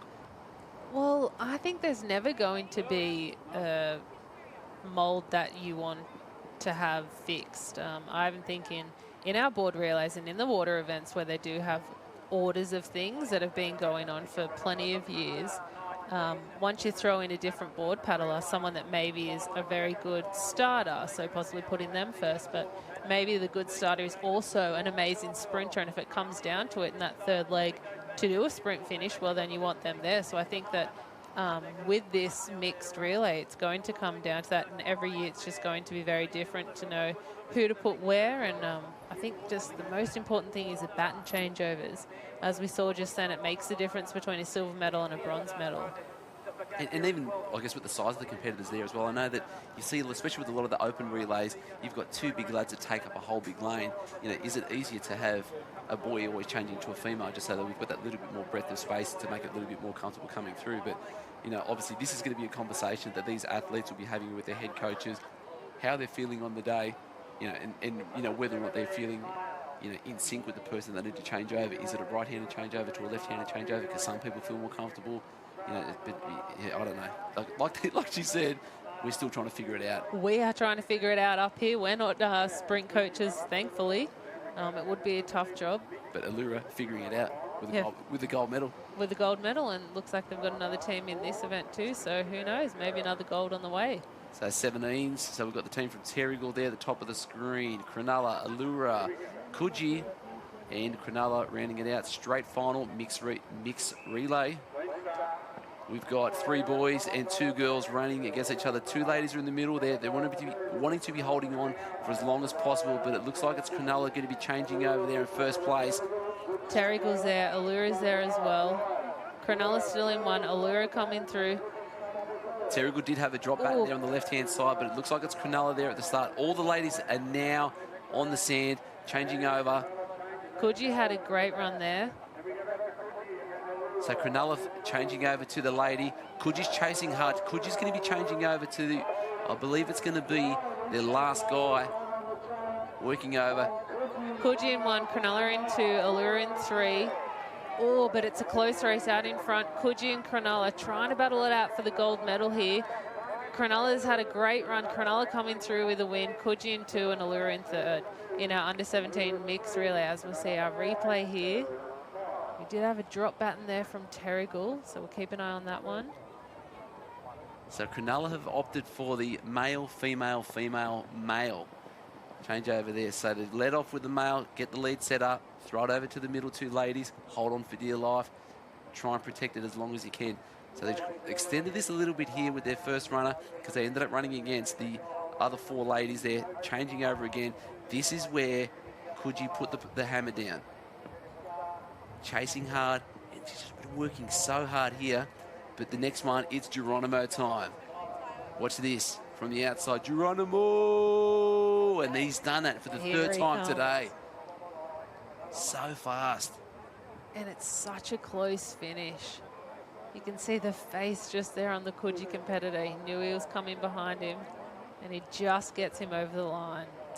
So good. Max Geronimo again, perfect today. Gold medal fest for the Cronulla Club. And like we said, male, female, female, male order for the sprint. So we'll see whether or not anyone else was watching that and thought that might have been the best option for their team coming up in the next races we have coming up. Yeah, we still have the 15s and the opens to go, so it'll be interesting to see the different tactics that they choose. So we've got male, female, female here in these under 17s. We're just waiting for the official results just to make sure, and it's getting handed over to Cronulla. All clear. And is there a better officialing job than handing over the first place ticket to someone on the sprint track? They're never going to be upset. So it's the best job, surely. Smile and hand it over. And they get a little token here. It's not a licked icicle. What am I calling those? You're trying to say paddle pop. You are. Thing. Indeed, what are they called? Paddle pop stick. Paddle pop stick. Like they get in the water, they get a nice little token. No, this is, it's a little bit more advanced here with some laminated pieces of paper. So fantastic to see. Again, Cronulla throwing it down. The anchor man, Max Geronimo. So good. We'll be going down to him shortly. Be interested to see if he's got any extra stories, because he's pretty much already told us everything the 3 times I spoke to him this morning. But I can't get enough of the guy. He's fantastic. He's dripping with gold, literally. So will he be one to watch in our beach flags? Is he a flagger? He'd have to be. Sure. We might need to ask him that question in this next interview. Yeah, I would think so there as well. Just because you're a sprinter, does that mean you're a flagger? We know that some people excel at both, but obviously you've got to have a strength. Yeah, you'd have. Looking at that sprint leg that he's been doing the last 3 races, I think his strength is definitely the sprint. But we don't know. Maybe he does have a quick little turnover. But we'll throw down to Hannah now with our winners. Thanks, Jess. Now Max Geronimo, ladies and gentlemen, a name in which we have heard a lot of today. Max, what is the reason behind your success today? I like to work hard at training, and preparation is important leading up to these big events and things like that. So yeah, everything matters. Now Cronulla's been really dominant today on the beach track. Give us a bit of an insight into your training and why Cronulla have just been so dominant. Coach Mark Redrup takes our beach very seriously, and we all do as athletes as well. So, preparation and training, as I said, was good leading up to it. So, yeah. Now, Max, you've been super dominant today. Everyone's heard a lot about you. We want to know, what are your goals for the rest of state champs? I'm hoping to medal in the rest of my events, but we'll see. And any future goals for next season, Aussies? Again, just do my best, but nothing set in stone. Ladies and gentlemen, Max Geronimo. Thank you. Wow, for someone that's been so dominant today, he's very modest. Very, very modest. I think he realises how good he is. Just nothing set in stone. We'll just see how we go. Yeah, I'd like to medal. Yeah, that's great. A fantastic Max. But again, this wouldn't come by chance. He would be putting the work in. He would be committed to the early mornings, the late nights. The diet will be on point. He's a well-oiled machine. Yep, the pre-race diet. And that was a team event, so he wouldn't have been able to get that gold medal without the rest of his team. He did have a fantastic leg. He was a 4th competitor in that mixed under-17 sprint relay. But, yeah, congratulations once again to the Cronulla team. So good. So, obviously, the last bit of marshalling coming in there to see the teams getting their ways together. Again, lots of caps out there. Cronulla, so good to watch. Obviously, giving the shout-out to the coach there. We did speak earlier with Simon. It is so important, especially when we're training, to try and be the best you can be. To have like-minded people that want to be the best they can be is probably the most important thing in the squad. Absolutely, and I know the friends that I made go into training with, even when I was 9, 10, girls that maybe don't do it now, boys that maybe don't do it now, boys that maybe still do it, and girls. They end up being your best friends.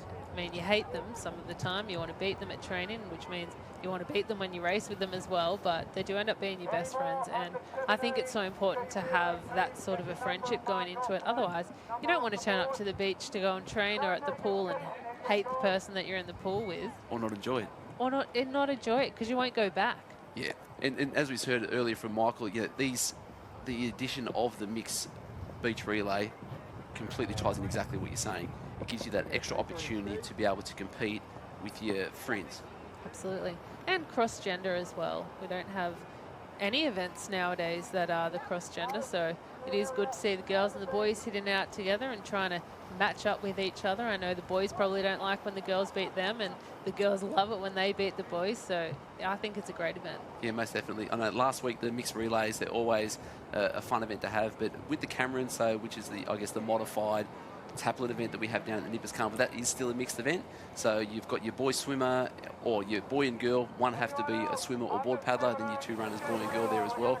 And just interesting to see the disparity. I know that with the under-14s final, we had 3 girl swimmers. So there's a final of 18, and there was only 3 girl swimmers who basically swam against the 15 boys, and everyone else was board paddling. And it's just interesting to see, you know, they're getting pushed harder, you know, they're getting beat up around their cans, but, you know, it's just these being having the opportunities to get out there with everyone else, so it's fantastic. But now as we sort of go back to the water, we are now into some more ski action there. And then obviously we're looking at the relays there, the familiar cap of, what's that, of Avoca there at the front. Pete Mitchell, possibly. Looks like we're at the open skis, I think. I think we're nearly due for. There's a couple of people on the water there, so we might just go with the Taplin heats at the moment, because there's a couple of handlers on the beach we're looking at. So that's the final paddler. So ski relay medley.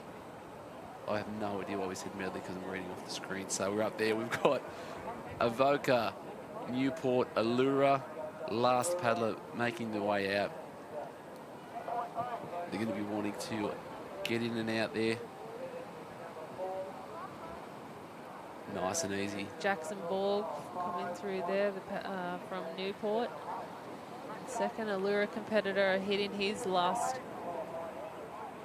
ski relay, open semi ski relay. So paddlers are in there. Allura 1, Newport 2, Avoca there in 3. Harry Armstrong going out there.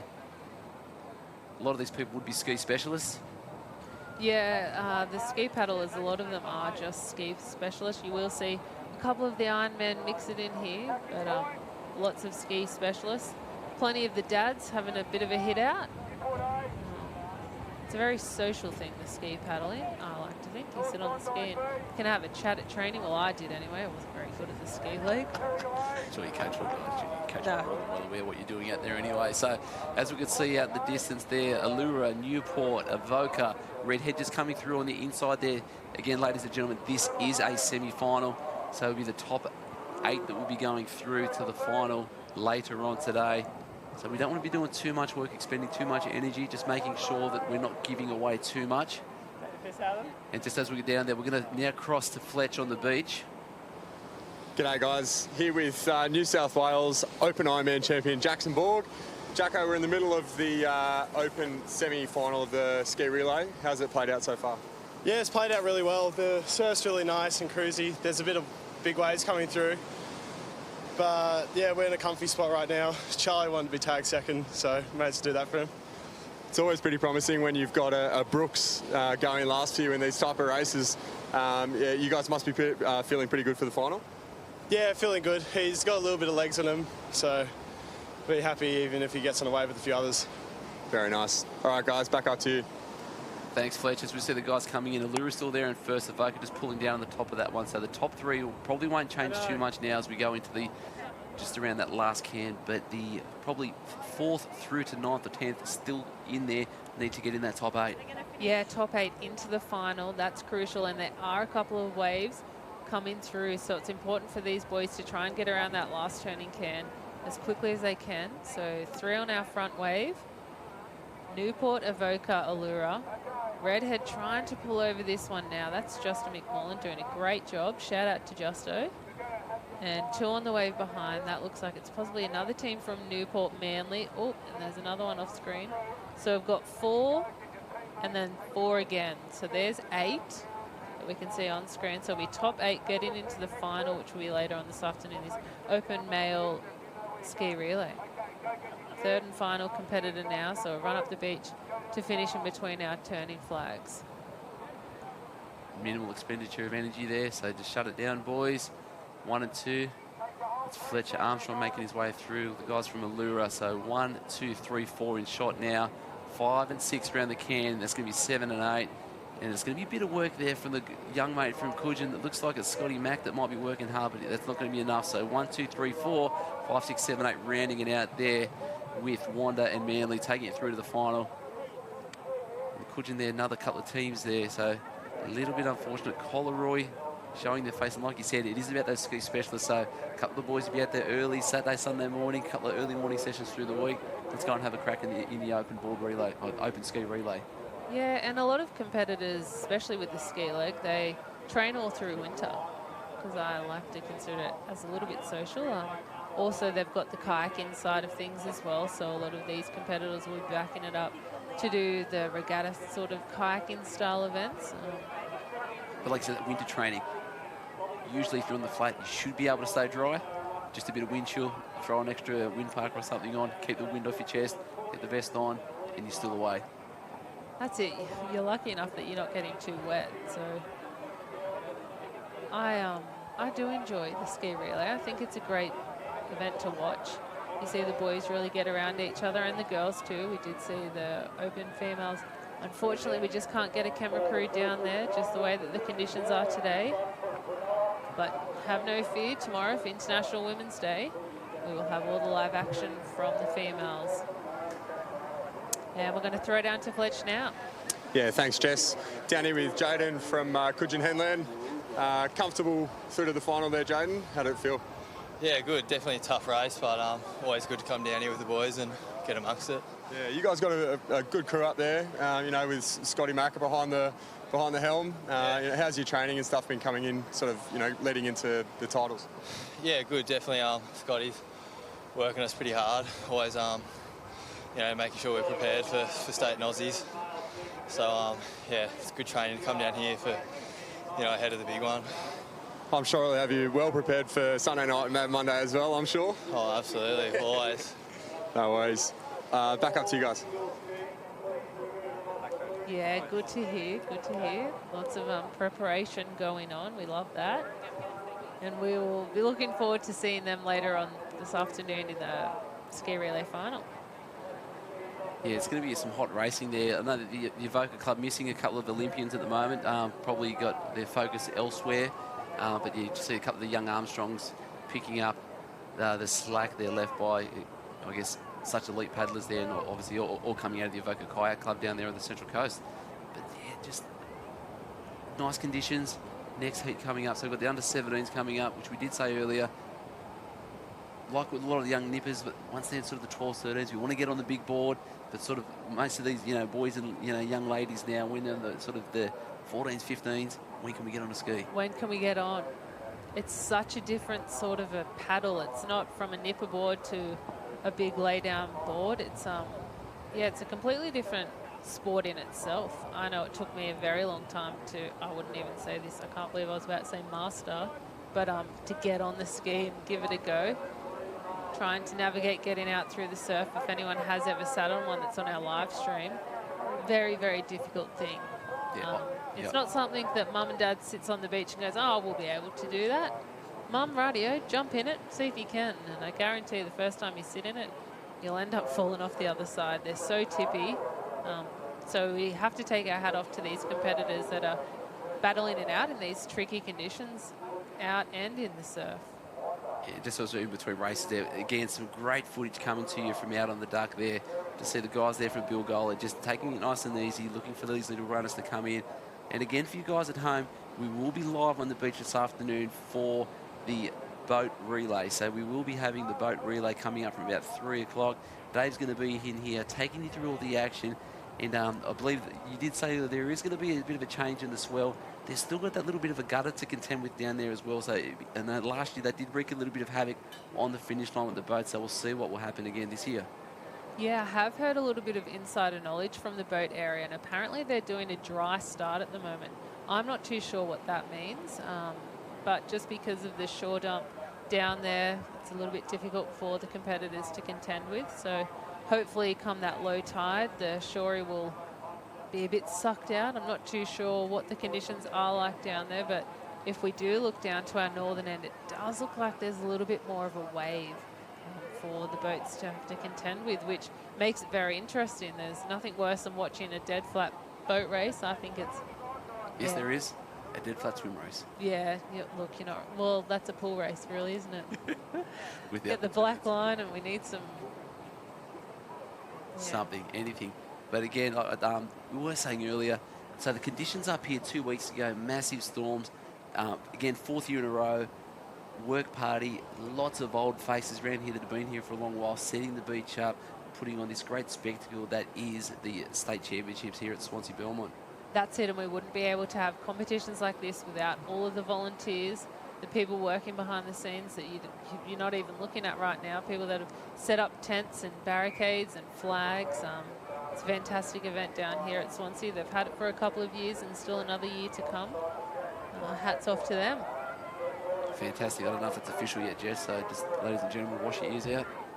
Might not be. Well, just the rumour mill. So, yeah, fantastic. Yeah, Graham Burge and, Trevor Mowbray with running the workforce. Also, Jeff Mowbray. The guys, great facility down here. We love nothing more than coming to visit you guys every 12 months. So just see the under-17s now marching for their ski relay, just waiting for the conditions to settle down a little bit, courses being reset, and just as we go across to see the Cronulla crew there in the reserve men's. Yeah, working hard. They make it look easy. It looks like quite a slow stroke, but trust me, the legs are working, the arms are working. As they try and go around this tiny turning can.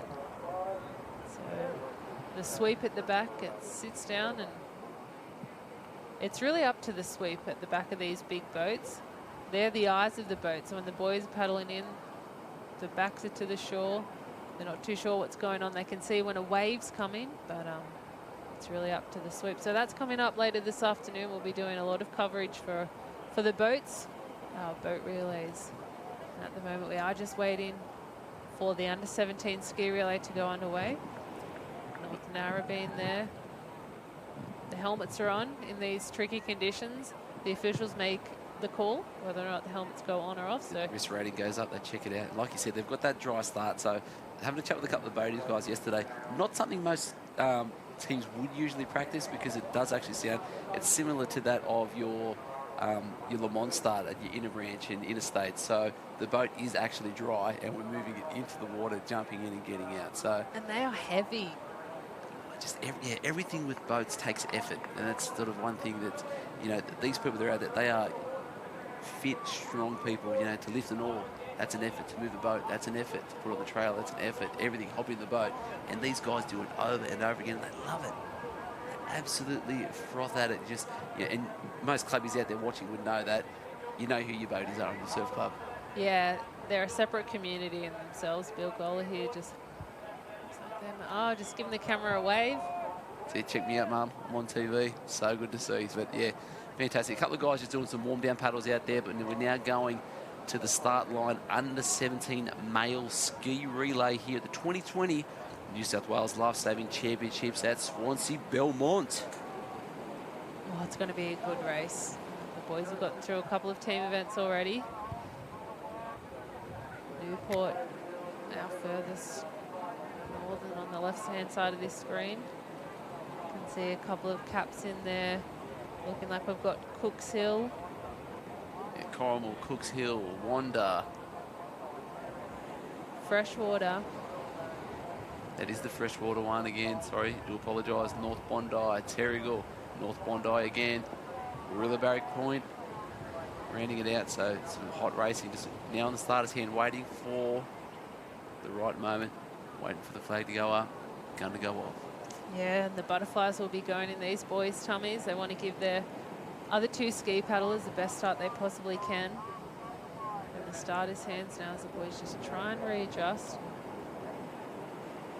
The shore at this end of the beach isn't too dangerous at the moment, so hopefully will be a bit of an even start for these boys.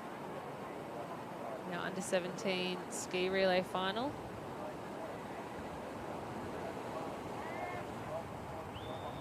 It's a great camera angle now. Perfect start, and they're away. North Bondi just making their way through the pack on that outside right there. Swansea Belmont as well. Newport, but it looks like one on that inside left lane. Freshwater's had a great start as well. possibly Avoca in there as well. A couple more waves. So it looks about 3 or 4 of the guys are now out clean. That's the most important thing, to come off clean. A couple of guys are just falling off there, get back on, making up for some lost time there. And nothing worse than this happening in a team event. Singles, individual event, you can cop it, but when you're there with your teammates, very, very tough. And you can see North Bondi there, Swansea Belmont just on the inside there as well. We're calling that the freshwater cap at the moment. Wanda's still out there. Some great racing. Leg 1 of 3.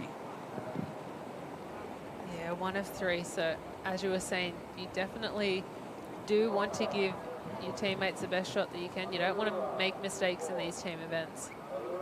The boys will not be happy with that at all. These boys train together, race together all throughout the season. Ready for this, ready for the big dance, the state championships.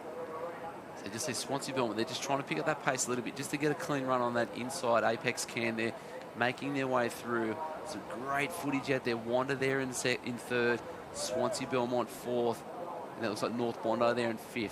And still a tiny little run there. Runners delight at the moment, working hard, picking that rate up, pulling as much water as possible. That's it, and these skis can pick up anything. Any little bump that they can get down will turn into a wave as they turn around this last can. So as we can see, the boys still going around this last turning can. And it looks like there might be a little bit of a bump here for the boys. There's Wanda just trying to push down. That freshwater's there as well. Wanda can push down. Swansea's trying to match him. So waves double up here. What are we trying to do? Are we trying to pull over the top, or are we just waiting for it to settle down and chase it? These skis are powerful enough that you can chase. The chase is on at the back here. So Wanda, Swansea, freshwater's pulled down that wave there as well. So there's our top 3 at the moment. First leg, Swansea again. So 2 Swanseas in there. Home conditions. So they're up and about. These guys will be working so hard. Legs will be burning, hammies will be tight, everything will be, chest will be pounding so hard. But we've just got another 45 metres just to put in for the team. Get around, find our teammate, sell the tag, let them uphold their part of the deal now. That's it. Swansea in 1, Wanda in 2, Swansea in 3. The big swan dive onto the back. They're off to a pretty clean start there. And we saw at the start of this race, inside left there appears to be the best shot out. So Swansea Belmont just extended that lead a little bit there with number 2 paddler going out, probably about a 4 ski lead at the moment. Whether or not they'll be able to hold on to that, fantastic. But you just see the rest of the guys now making their way around. More North Bondi, 2 teams from Terrigal there. Cooks Hill sprinting around. All is not lost. We still push. Ooh. Yeah, a little bit unfortunate there. Sometimes size wins. That's it. But he's lucky enough that he gets to dive into the water anyway, so that sand won't bother him. We're all a back point there, just having to wait for a couple of waves to crash over. It showed a bit of maturity there. Sometimes the young guys get a little bit excited. They want to go, especially around the can there. So young mate there from Swansea Belmont. Look at this replay. Ooh, a little bit of push and shove. Initiated from the young guy from Terrigal.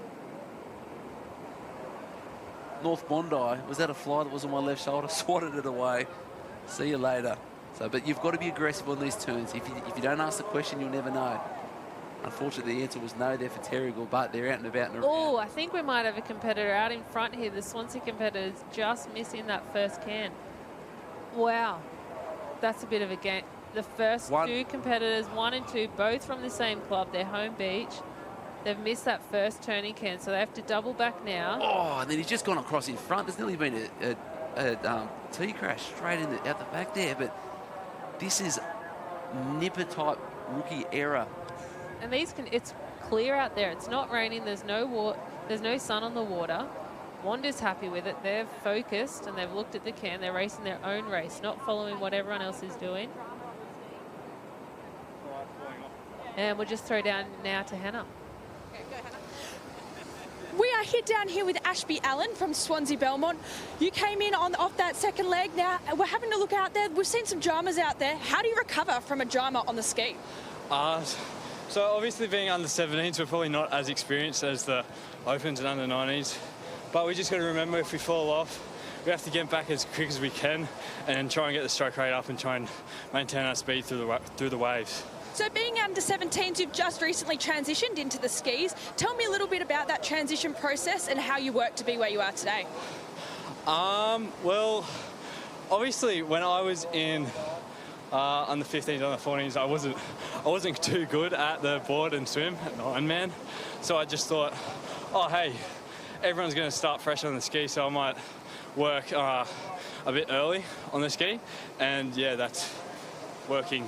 Thanks, Ashby. We'll head back up to you guys for the changeover just down here.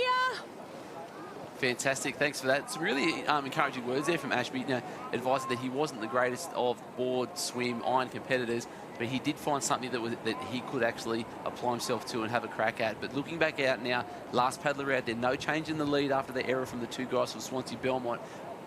Wanda now leading it out on the set. Yeah, Wanda has extended their lead, and it's looking like there's daylight behind them. So if he can just navigate himself getting out through this break, and hopefully stay on the ski and make sure that he's looking at the right cans.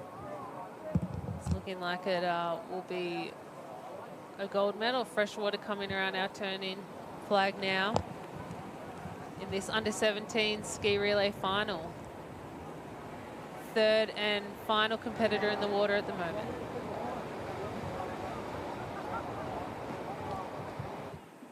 So we might just have a little recap now and have a look at what happened here with the two Swansea competitors. As you can see, the first one, I don't know if he's been yelled out to or if he's just realised, hold on, there's only one can out there. So Wanda's gone around. There's Newport as well, and still Swansea nowhere to be seen. So they won't ever make that mistake again.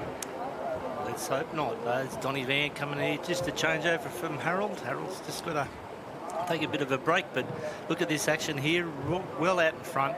Looks like Wanda there doing it really well, keeping that can close to the right-hand side, getting that great turn, long arms, paddle deep into the water. Looks like Swansea Belmont coming in there in second. Swansea has really come back into this race. The third paddler has had a fantastic paddle. Newport and Swansea again. So the boys have said, we know we made a mistake, but we're coming back into this. We want the gold medal at this state championship. Yeah, most definitely. They're going well. So what sort of tactics are they going to take on here, Jess? Grip and rip. I like to call it the grip and rip. So they just want to try and pull down a wave by themselves, ideally. Would be the best that they can do, but it's looking like there might be a little bump here. Wanda's still in 1. Swansea in 2, Newport in 3, Swansea in 4. So here's a little bit of a bump for the Wanda competitor. He's going to try and push and lift down this one. He just needs to keep the ski straight, and he's pulled onto this one by himself. So if he can hold this into the beach, it will be a gold medal, but it's starting to double up here. Yeah, so first year on skis, it is a difficult one for these boys. Oh, he's kept it straight just. The nose went down there as, oh, the heart rate went up a little bit, I'm sure, for his teammates. But Wanda's still in 1. It's going to be a race for the silver and bronze. Coming in now with Swansea, Newport and Swansea. Swansea just powering a little bit on this shore, trying to get off the ski as quickly as they can to take the silver. So it looks like Swansea coming around now. There's the Wanda competitor. Swansea, and it's a sprint finish. Swansea, Newport, Swansea. Oh, Swansea in 2 and 3. And the Newport competitor coming across in 4. Some great racing there, and Swansea Belmont coming through there. The guy on the inside there looks like he may, not quite sure, it's a bit blocked there as we come to the finish line, but probably still back in 3rd position. The guy with the blue sleeves in 2nd. He said, hey, I know we're club mates, but I want the silver medal. And we'll just throw down now to Hannah with our winner. We're down here with Noah Stano from Wanda Surf Lifesaving Club. Now, 17's first year on the ski. It's obviously a bit challenging, and we see that differentiation. Tell me what gave Wanda that winning edge. Yeah, well, we've all been training hard down at Wanda, and our coach Nathan Smith really been giving us good skills. So out there in the waves, we've been just practicing staying on our ski and stuff. And a couple of the other boys went to the wrong can, so yeah, we ended up getting a lead, and I was focused on staying on my ski, holding the ski straight, and yeah. Now, when something like that happens, there's a bit of a mishap, there's a bit of confusion out there. How do you recover from that in a ski race? Well, we were lucky. We actually had the positive side of it, but unlucky for the other boys. They did well to come back into it, but there's not much they can do. I just worked with what I was given and, yeah, ended up with the win. So you're obviously a very strong competitor within the ski range. So for those who are coming through and will compete in 17s next year, what advice do you have for them? Oh, well, really, it's all about just spending time in the ski, and it's not really about how many sessions a week you're doing this, that and the other. It's just about, you know, I don't know, just practicing skills and getting that little edge on the guy next to you. Thanks, Noah. Thank you. Yeah, awesome work there, and congratulations to the Wonder team. Swansea in 2 and 3 there in the under-17 boys ski relay. So now back onto this screen here, we have North Narrabeen and the boats here, and they're just looking for a bit of a runner at the moment. Sweepers just told them start pumping away. Let's get moving. Let's get a bit of pace behind them. We've got a bit of a runner there. You see that wave just lifting the back of the boat up, just making sure that they get that momentum. So that wave just goes underneath as you see the bow or the front of the boat just pop up out of the water a little bit. It's continually look around. He's keeping that boat nice and straight. As you can see, that sweep all right at the back, nice and flat and in the water, cutting through, going past through the gate cans at the moment. He's got that little runner. He's now telling them, hurry up, just get some pace in there. As the beat pops around. As we look there back in the distance, looks like North Narrabeen there back on this closest edge to us. So they've got that still little runner. Not quite sure who with that other boat. So we'll now throw down to Hannah on the beach. Thank you very much. We are here with Brett Richardson, who's one of the safety and management event coordinators here at State Champs. Now, Brett, there's been a few changes in events, in the boats. Now, for those at home, can you explain those changes and why they are being put in place? Yeah, we've pretty much moved the competition south. We've got a little bit of seaweed up towards the north, which gets in the way of boats and rudders and all those sorts of things. So we've moved the competition down. The boats are a little bit closer to the action as well, which is great for them. But all in all, it's to try and get a better wave. Certainly for the ski and the board, they're getting a nice little bump out the back there, and it's making for some really interesting and challenging conditions out there. Now, Brett, what are the conditions looking like for tomorrow? Yeah, pretty similar. So we're going to have, hopefully the rain will hold off for us, but we're probably going to have about a 1 metre to 1.5 metre wave. It's going to be a little slightly overcast, but all in all, nice and clear and safe for the competitors, but also challenging. Well, Brett, thank you for the great work that you and the team do, keeping everyone here safe at the 2020 State Champs. Thanks, Brett. Yeah, and isn't Richo doing an incredible job? We've seen nothing but a lot of live action here, and it's been going very smoothly. Yeah, as you look down there, we've got all the skis there on the beach. Thousands, probably millions of dollars worth of craft sitting there just ready to be used. All these athletes have got a board and a ski, maybe a couple of skis, depending on... So what we're going to do now is throw to a quick break and give you a bit of a rest from these commentators for a little while. You got it, Cap. We're still all in a row. Oh, here's our run. Here it is. You ready for it? Drive. Get over it. Get over it. Get over it. Get over it. Get over it.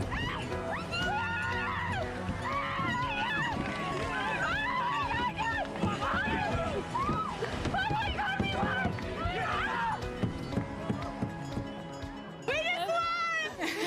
We just won the reserve grade title for the women, and all female crew. Amazing female, yeah. All female crew. What makes it special is when you do it with your mates, and you know they've got to back me and I've got to back them. So male or female, we were just awesome. Yeah, God, you were so good. There's Beck Hamilton up the back, one of the few female sweeps in the sport, and she's just been magnificent. To get to a state final, some people never get there. So it's a real honour for her and the crew to work as a team. It looks like it's the South Maroubra crew swept by Beck Hamilton in Alley 2. The South Maroubra girls going to come in for the bronze. I'm claiming that that's probably the first medal, Aussie medal, to a female boat sweep in Beck Hamilton. Well, we just won a bronze medal in the reserve grade women's, which is amazing to finally walk away. We caught a bit of chocolate. Go! Yeah! You just got a bronze medal.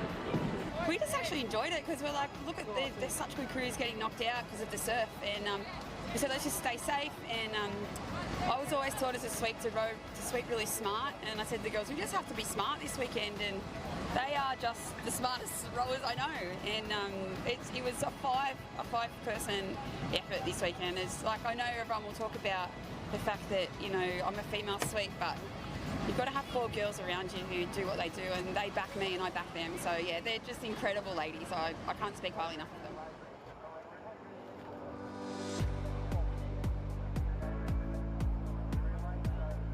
So I've been selected to be part of an AIS transformation project. Essentially, it's a group of 15 women across various sports, including Olympic. I'm involved with AFLW, so we are looking at how we can help the sporting industry move forward with change.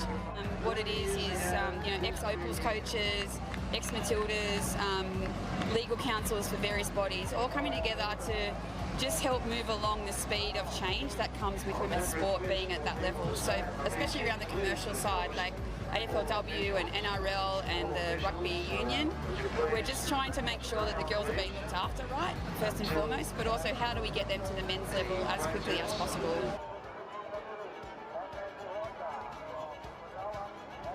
It is absolutely amazing to see what the likes of the girls do here in surf life saving, and I think it's a credit to surf life saving because they were, I think without realising it, one of the first to really embrace women at a professional level as well. Like, you know, girls surfboat rowing is just on the up and up, and that's a credit to them for embracing it.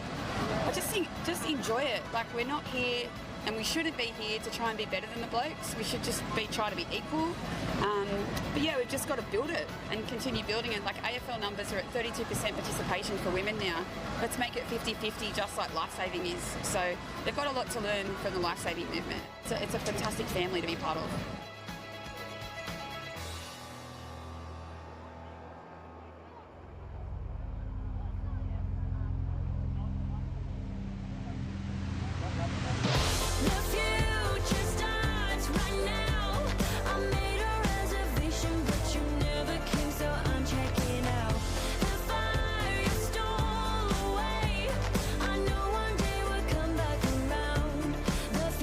Is now.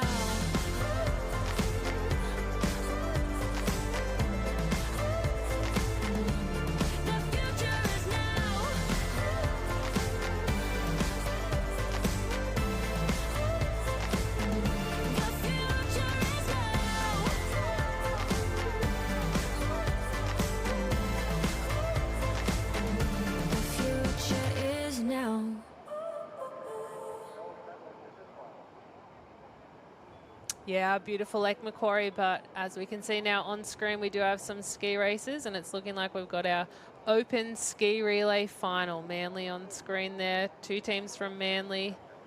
This is one for bragging rights. The ski paddle is here, so we did see our semis earlier on. And I'm pretty sure the exertion of energy is going to be a lot stronger than what we saw in the semi-final. The guys just picking their spots where they were in the race, counting the numbers, counting the caps, making sure they're in that top 8.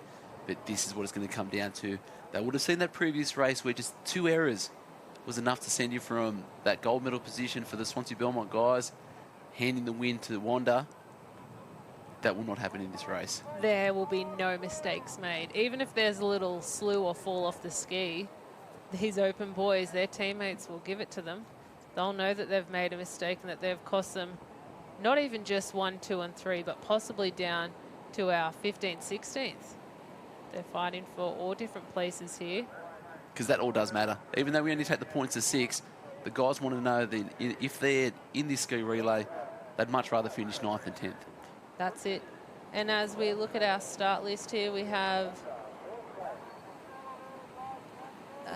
Manly A, Manly B, Avoca, Newport, Newport B, Allura B, Wanda A, North Bondi A, North Cronulla A, Cronulla A, Newport C, Allura A, Redhead A, Avoca B, Manly B, and Manly C to round it up.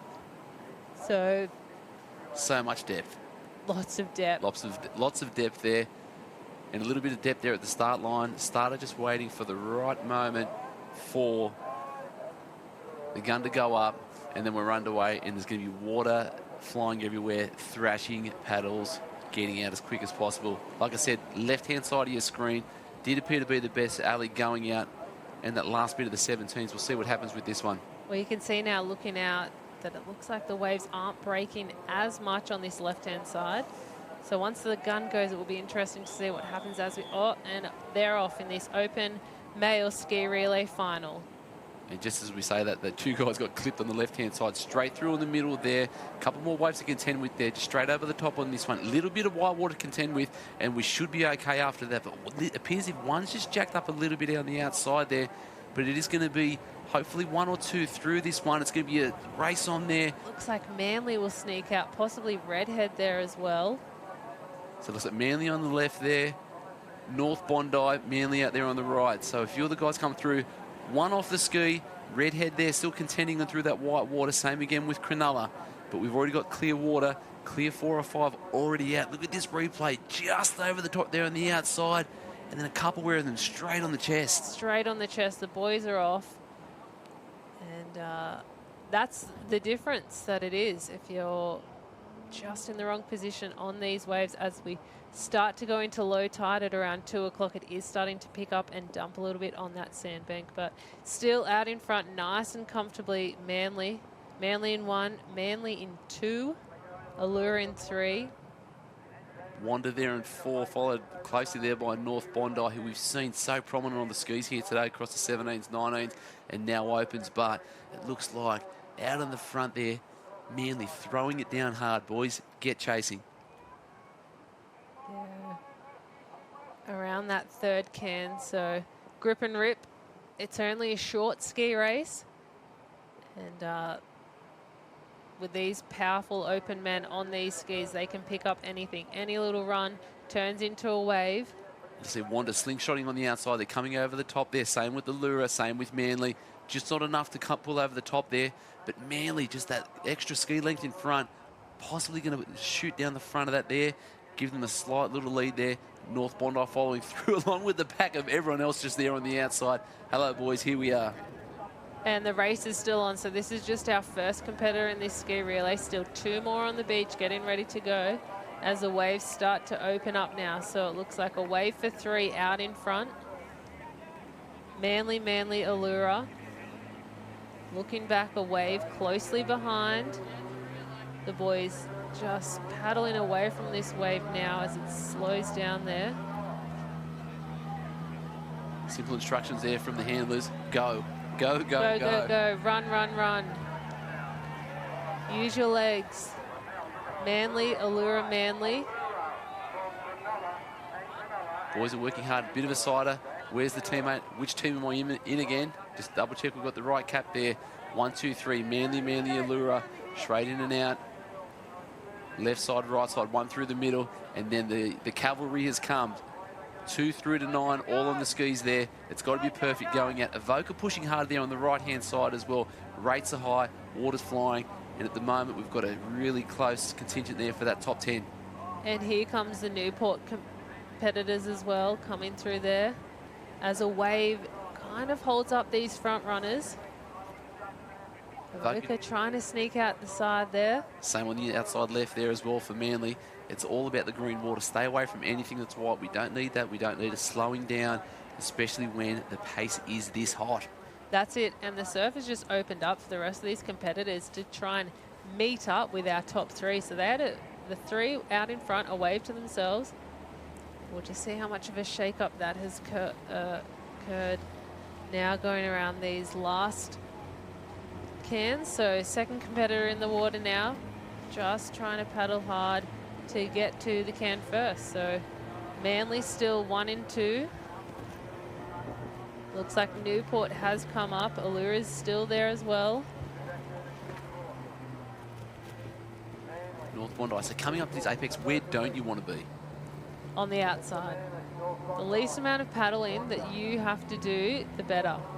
Conserve energy as much as you can so that you're able to grip and rip and keep the rating nice and high on the way in. So slingshotting around. We saw in that just as they turned that last can, a few of the guys slingshotting through on the inside there. The big runners come through, brought the pack back together. But at the moment, Manly 1 and 2, Newport pushing hard on the outside and also on the inside. Allura working hard there as well. Avoca's trying to sneak up on that inside left there. But at the moment, it's a race for 1 and 2 from Manly. Same club, so 6 of our best Manly competitors, 4 teams in this race. They're lucky enough to pull down a wave. Oh, it's going to stand up a little bit, but he's an open competitor. He doesn't slew. Oh, the leg goes over. Might have jinxed him there a little bit. Hopefully he can keep control and pull back down onto this. Still Manly in 1 and 2. Wave. What error? What are you talking about? What slew? Made it look easy. So easy there. And like you said, just the other guys earlier, the young kids, 17s, only been on there a little bit, but the fact that these guys have been on this craft for so long, they are masters of this. So Manly 1 and 2 got a wave lead at the moment. It's just the extra young legs of current Nutrigrain Ironman champion Kendrick Louis working hard to give his team that extra couple of second start there. And they've got that great lane, which we've sort of enjoyed for most of these ski races on that left-hand side. It's coming down to this last paddler. And the last paddler that's just got tagged for the Newport is Mitchell Trim. He's going to be one to watch. One of the best ski paddlers in the country at the moment. So all eyes on that, but still Manly out in front 1 and 2. Lots of control in this race. As we see this little bit of a sideways slew here. So he tries to keep the ski straight. It goes, the leg goes over to balance him. He still stays on the wave. He's staying upright. The paddle's using to balance as well. Leg goes back in, puts in a couple of big paddles and paddles back down that little bump. So Manly out in front, still in control of this race. It looks like Manly in 2 as well. Yeah, amazing skill. No harm, no foul. So they're still in there, but it's Manly in the lead there at the moment with the guys chasing hard. First can, getting on the inside, lining themselves up with that apex. And then it's going to be that slingshot. It's going to be, like you said, grip it and rip it around that last one. All for the glory. All for the gold. The gold glory, the bragging rights, the specialist ski paddlers. But Manly just so in control here in this open men's ski relay. And so relaxed through the shoulders and posture, just looks fantastic out there. Even just see the Ducks had to pick the pace up to keep up with that because those runners are on there. It's a solid lead there at the moment. It'd be interesting to see if this is going to be enough. And it looks like it might be. Huey's turned on a little bit of a wave here. The run has turned into quite the bump. Manly again 1 wave behind. Be interesting to see what's also transpiring behind them at the moment. Just keeping this ski straight in to shore.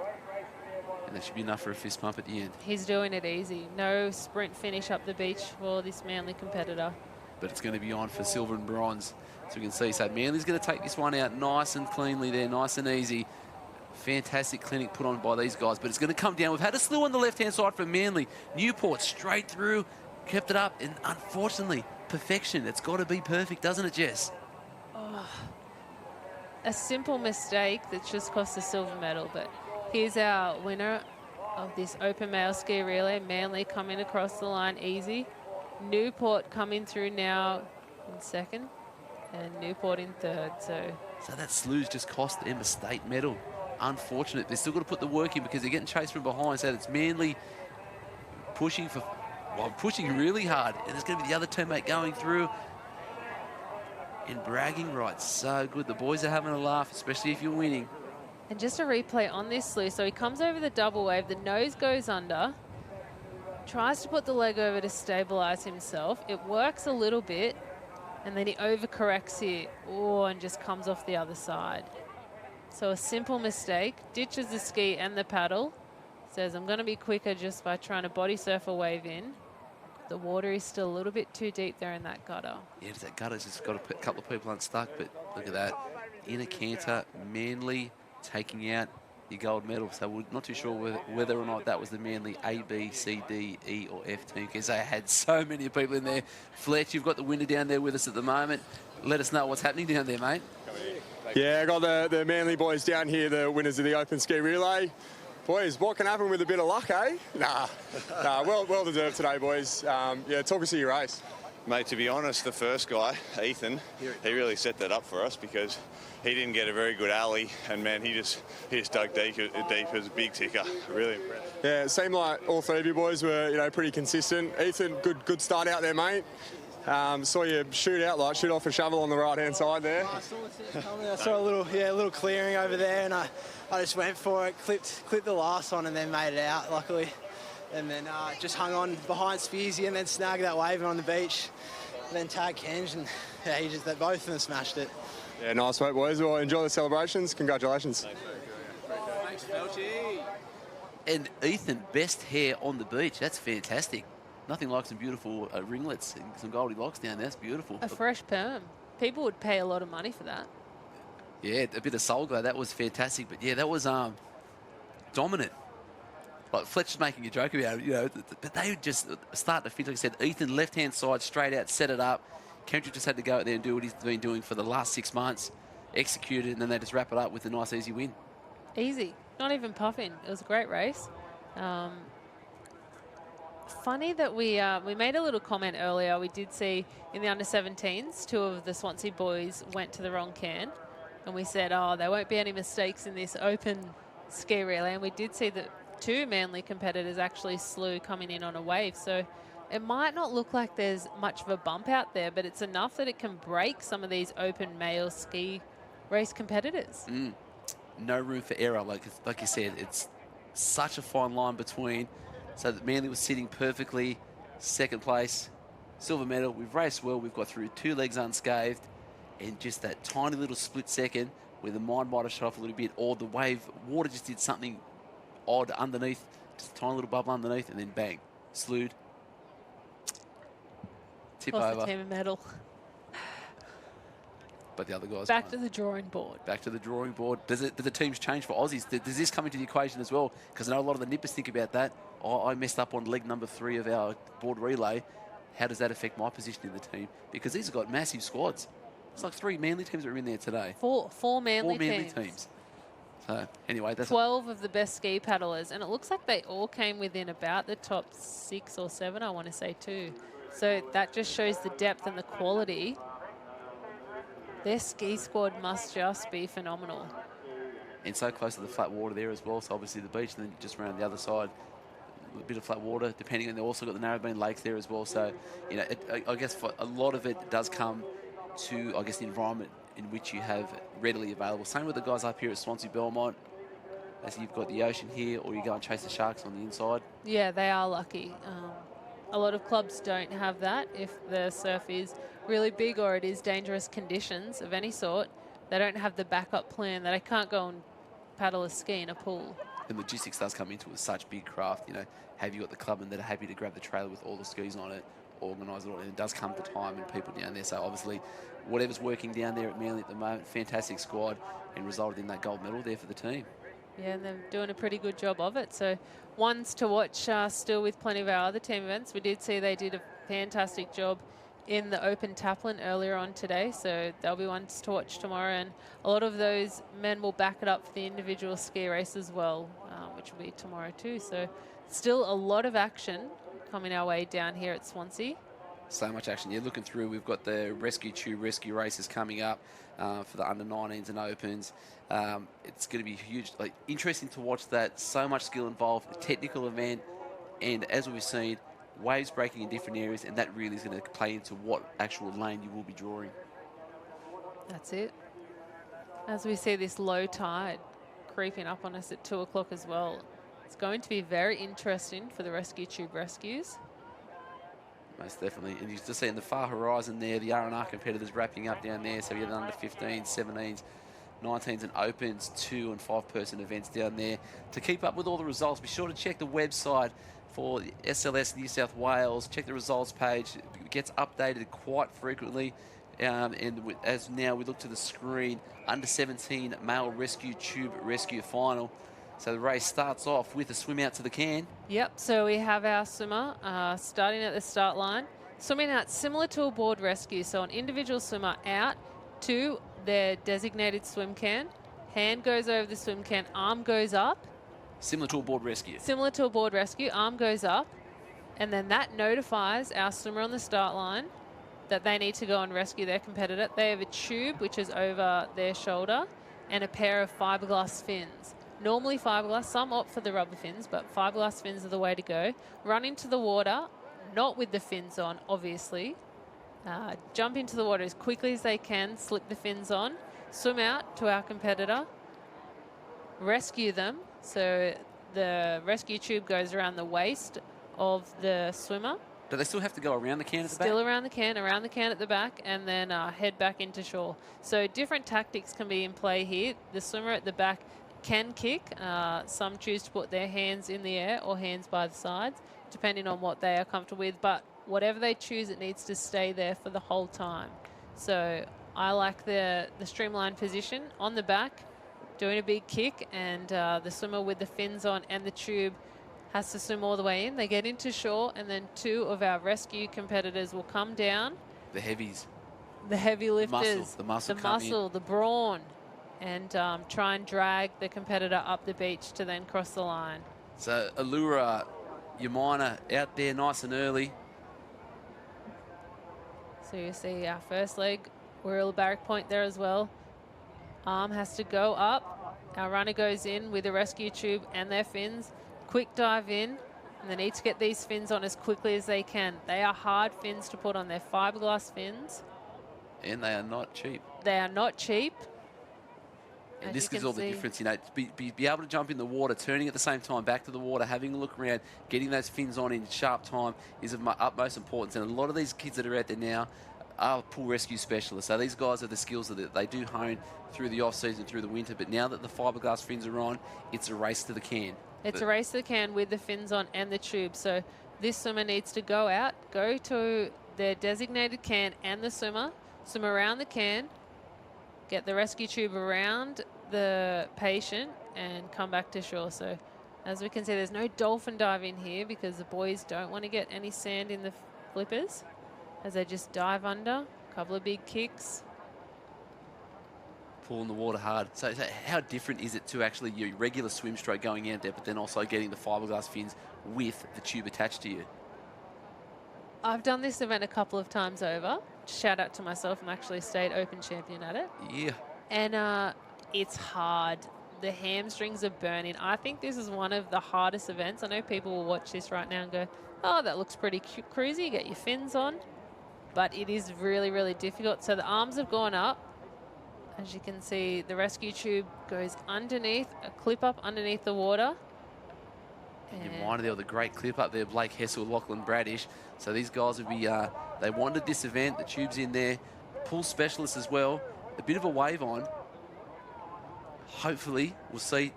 And again, like we said, depending on where you are on the beach, you need to find that wave zone to try and get in as quick as possible. Yeah, and different tactics how to catch waves here. So a lot of the competitors will try to pull the patient onto their back so that they can body surf a wave. Instead of getting coat hangers, you see Yamina trying to pull their patient along. And this could be the race here. It's pulling again. Just see a solid streamline at the back there. A bit of a backstroke, trying to pull him onto his back.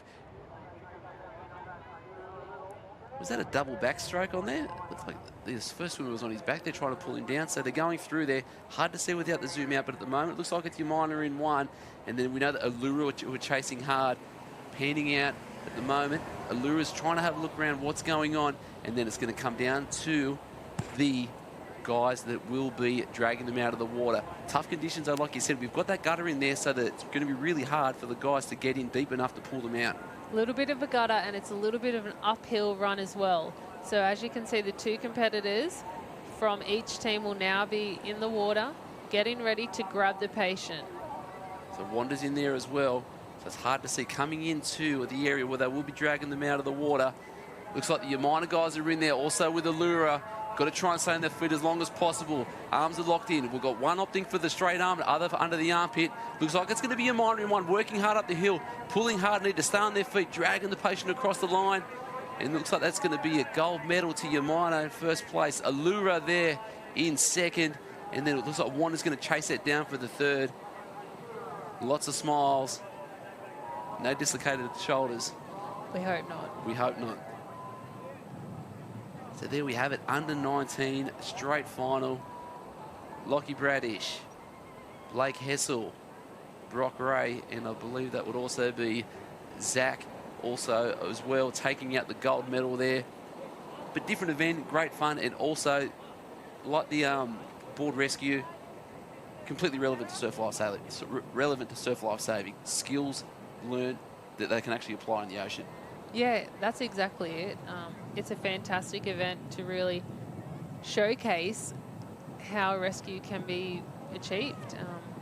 I think it's a very important race, and 4 of very different competitors as well. You can have your sprint swimmer going off first, but the swimmer that goes in with the fins, you need to be powerful. Not always the fastest swimmer, but someone that is a powerful swimmer. Nice strong legs to come in. So great race to the Umina boys. So I'm sure you'd be pretty chuffed with that. Now, they'll be happy with that. I know that it's one of the events that they do place a lot of onus on, you know, with these team rescue swim events, because we do have a bit of depth there of the swim, with our specific swimmers within that age group. So great to see the guys putting in the work and coming away with a victory there. But it is just so much fun just to see something, a completely different event that's been in there for a long time, but then also ways for other people to stay engaged. So I know Zach with that team went through first year, second year under 17s. Small nippers group hasn't been in a team event for probably 3 years. So the fact that, you know, with these different events, we're down there. So Hannah, I'm assuming we're down there with the guys from Umina. Hopefully they've got something good for you. That's it, Harold. Yes, we are here with the guys from Umina. You've just taken out a state championship. Now talk us through that tube rescue. Why is it such an important, prestigious race? Rescue Tube Rescue is a really good race because it's like got the whole team involved in that, and we just kind of practice like during squads and that, and we do a bit of pool rescue training, so that helps with like the flipper work and the clip ups and that. So yeah. So yeah, you mentioned it is very technical, and they are the sorts of training things within it. Why is Umina a club to watch within this race? I feel we're very just team-based at our club, and we really like to all get everyone involved. It just really helps out because we're all so close. So being a smaller club, very, very team-based, a lot of camaraderie, does that give you an advantage? Yeah, I think so. Like Locke said, a lot of us have a pool rescue base as well, so we all train together with that, and with the fin work and the clip up at the can. It was pretty close out at the can, and we just got it pulled away a little bit with the clip up. So just those skills, like practice in the pool and with each other. Like I had a good kicker to bring us home, and good boys across the line. So it's just the team environment, I think, really helps us get across when it's in close situations. And for those competitors who are coming through and are looking to do the tube rescue, what advice do you have for them in succeeding in this event? Oh, I think it really comes down to the drag up the beach. Like, if you're neck and neck, yeah, that drag is important, yeah. All right, congratulations, Umina. Thank you very much. And back up to the commentary box. Thank you. Yeah, up Umina. We're in there. So I believe we're going to go to a quick break. What did we say, Beach? I wasn't listening that well. I was too excited by Umina taking it out. Well, I mean, they are your home club, so it is pretty cool. But yeah, we're just going to go to a quick break, and then we'll be back with some sprints.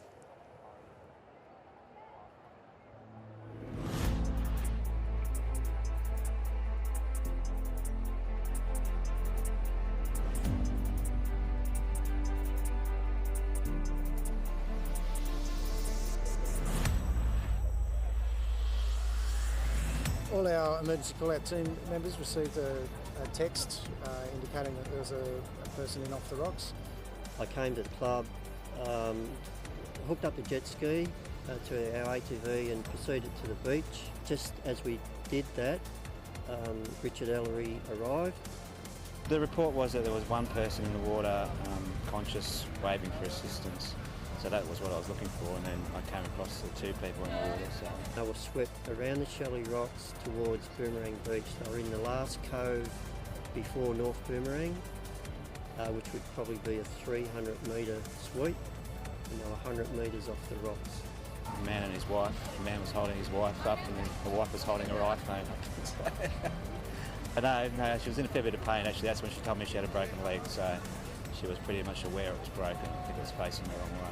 They were both pretty much hypothermic, obviously in shock, not real good. Yeah, no, they were definitely happy to ski her off. The amount of people that were involved in that particular rescue was enormous. I looked out to see when the rescue was unfolding. There was our jet ski, an IRB, so there were 3 people deployed in that. There's a helicopter overhead. There were 6 police on the beach. There was a lady here that was a doctor that happened to be passing by, was involved, and there were many of our own members here to assist with the first aid. Generally, rock fishermen and women in that area don't wear life jackets. This couple did, and lucky for them they did. Both their injuries meant that they couldn't swim effectively. They both had heavy foul weather clothing on, which would have taken them straight to the bottom had they not had the extra flotation of life jackets. So without a doubt, those life jackets saved their lives, and then the fact that we could get a rescue team out within that 20 minutes, I think, prevented them from going to hypothermic shock and killing them. So.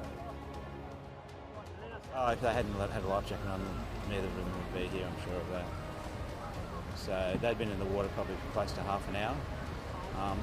The Westpac rescue helicopter did come over as I was returning to Elizabeth, but I don't know if it would have got there in time if they hadn't had life jackets on. Yeah, well, I can only say that when you're engaging in an activity that has inherent risk, like rock fishing, you'd be crazy not to wear a life jacket that is going to save your life and keep you afloat. You don't know whether you're going to be unconscious when you go in, you hit your head at that last second. If you're not wearing a life jacket, you're really taking a gamble.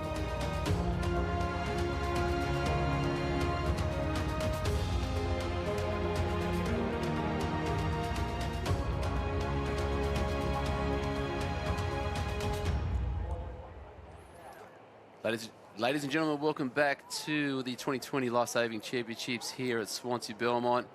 Again, we're heading our way back down to the water. We have been able to move some of the water areas down, so we are bringing to you for the first time today some of our ladies' events. It looks like the under-19 female rescue tube rescue there, the smiling faces of the ladies from Newport.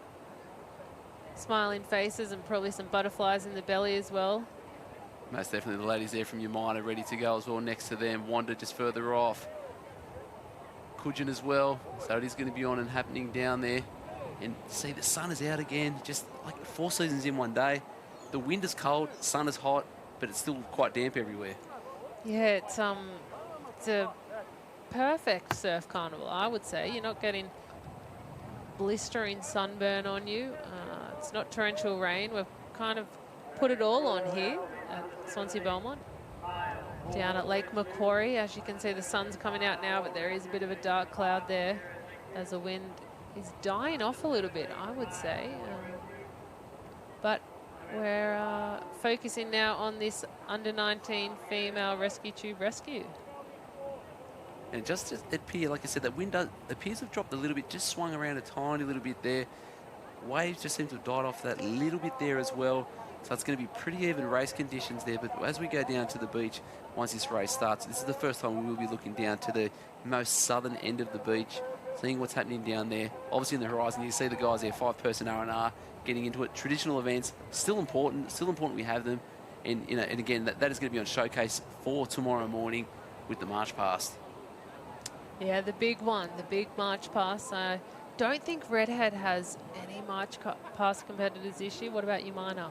No, we did have a under-17s March Past team enrolled, but then there was actually an issue with the entries, so we will be putting our under-17 team into the under-23s.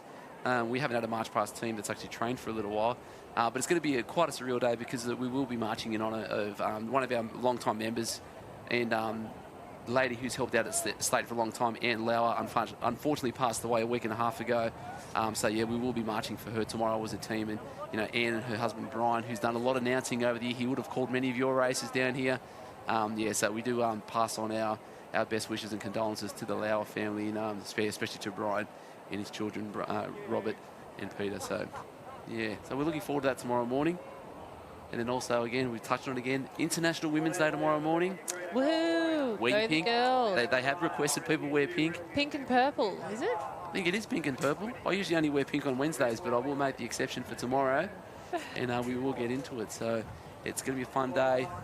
New life members and being inducted into the New South Wales Hall of Fame, and this is all only possible because of the backing and sponsorship behind the guys like Envirobank, your local club, even the guys from the Dolphins and out there. It's been a great championships, and again for the 4th year in a row at Swansea Belmont, different conditions, but again still some great racing and a great spectacle to see.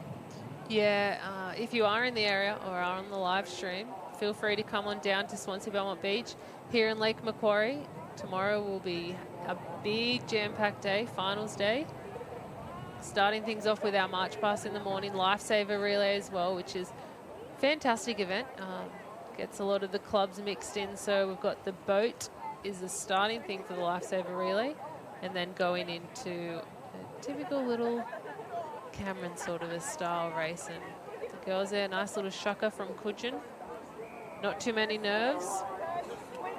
Pretty relaxed. Newcastle there as well. North Curly. Final instructions there from the starter, making sure that everyone's completely aware of what is going to be required in this highly technical event here at the under-19s. Rescue tube, rescue. That's it. But even just looking around the beach there, we are a little bit further away than where we were with the other one, but just on that low tide, much longer drag, and it appears as if that gutter isn't as big. It just actually just appears as if your standard low tide, not too much to deal with there. So the ladies might be able to get out that little bit deeper and start dragging from a little bit further out. Yeah, they're going to need to be doing a bit of a warm-up there. It's not an easy tow. It only looks like 20 or 30 metres, but the legs will be burning, the arms will be burning. Especially if it does come down to a tight race. Most definitely. So we're down to the far south. Again, under-19, rescue tube rescue. Straight final there. Cooksville there in the background as well. So this is going to be on. The girls are loosening up. They're excited. They're limbered. They're ready to go. And then what is going to transpire across this next 6.5 minutes of racing here for the under-19 ladies. So we've got Newport, Umina, Wanda, Coogin, Redhead, Cooksville in there as well. Terrible down the far end there as well. Double checking. Hands of the starter.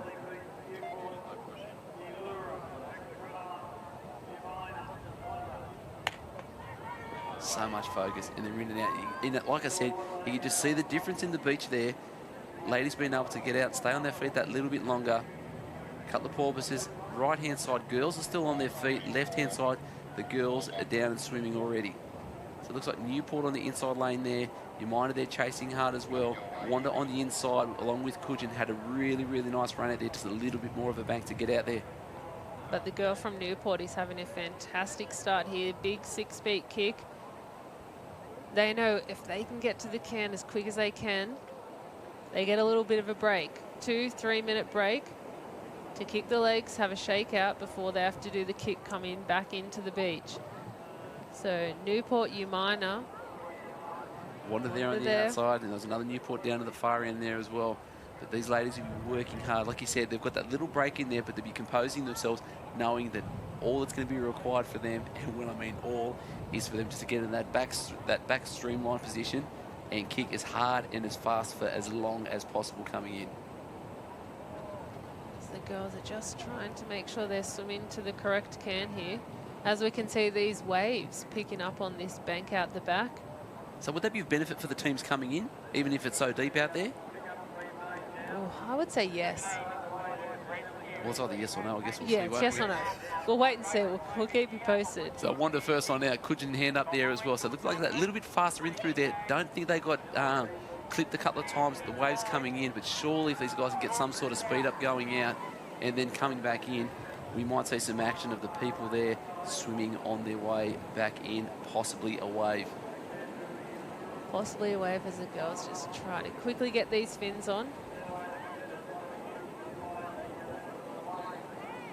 And they're off, Umina. Newport, very quick fin changeover. And Wanda's still working out there. So like we saw earlier, this first part of the bank, not too bad for these people just going through the hole, but then it's just when these little bit of wave, a little bit of white water there in front of them, especially with a little bit more resistance with that tube behind them. And also that's going to get caught on the wave there as well, slowing them down. That's it. The tube doesn't look like a lot, but it kind of acts as a bit of an anchor. If that wave breaks onto it, you do get coat hangered a little bit, pulling back on one shoulder. So they just want to try and get as clean of a start as they can. Out to the can, around the can, quickly grab the tube, wrap it around the patient's belly.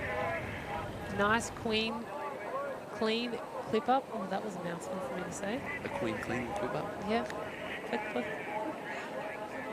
And this looks like it might be the open male rescue tube rescue right now that we're seeing. Shelley in the water there, coming through in first.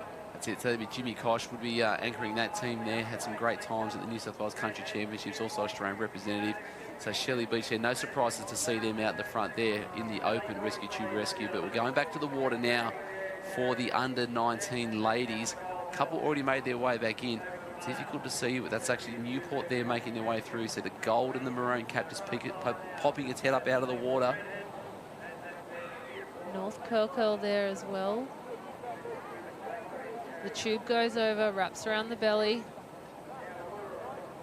And the clip up just a little bit difficult. Gonna get right underneath, have a quick look, making sure we're going around that can. And this is the tricky bit. They need to go around the can, so the swimmer needs to not get caught on the other side. Black and white, they've done a perfect job there. Cooks Hill there as well. So it looks like we had Newport there on the left-hand side. Right-hand side coming in as well. We had the Umina and the Newport Club there as well, along with Wanda. So that's where the race is going to be won. You just see the far distance there. That would be the Wanda Club. They're leading this race coming in, getting into the white water zone, getting into the go zone. Who's going to pick something up? The girls waiting patiently here. So the swimmers aren't too far behind. It looks like they might just be in this gutter. This is where it starts to get hard. The legs are burning, the arms are burning for both the patient and the dragger. Girls are nervous, so they're on the water's edge, ready to get up and pull. You can see just the disparity in the beach there. Far right-hand side, Newport, a long, long way out. We're dragging them in. So these two ladies are going to be able to drag the person out, see the suck going back out with the low tide expected at 2. Girls are working hard, carrying heavy. Is anyone else going to follow suit? Possibly not possible with that little hole there.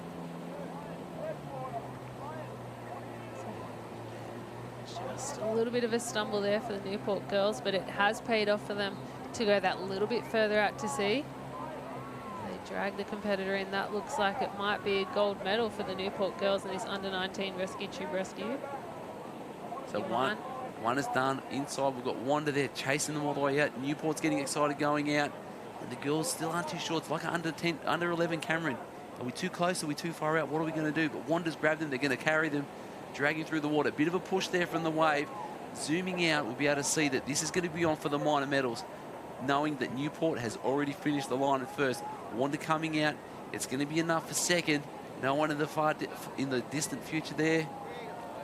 And a different drag technique for the Wanda girls, upper underneath the shoulder, whereas this Newport team is choosing to... Slipping and they've out. just had a slip. So Umina has come across the line with a bronze there. And I think we're going to take that one back because Kujin has snuck in on the inside. Kujin was already sitting on the beach by the time that the ladies from Wanda come through. So if I'm calling it correctly, I believe it's going to be Newport 1, Kujin Headland in number 2, and then it's going to be third place to Wanda.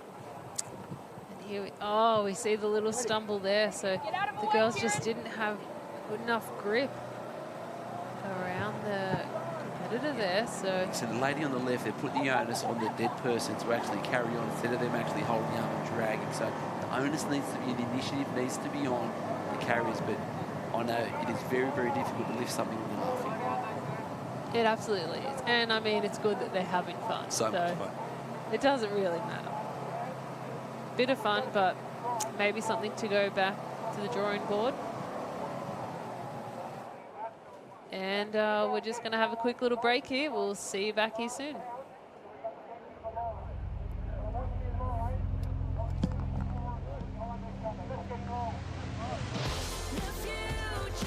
Oh,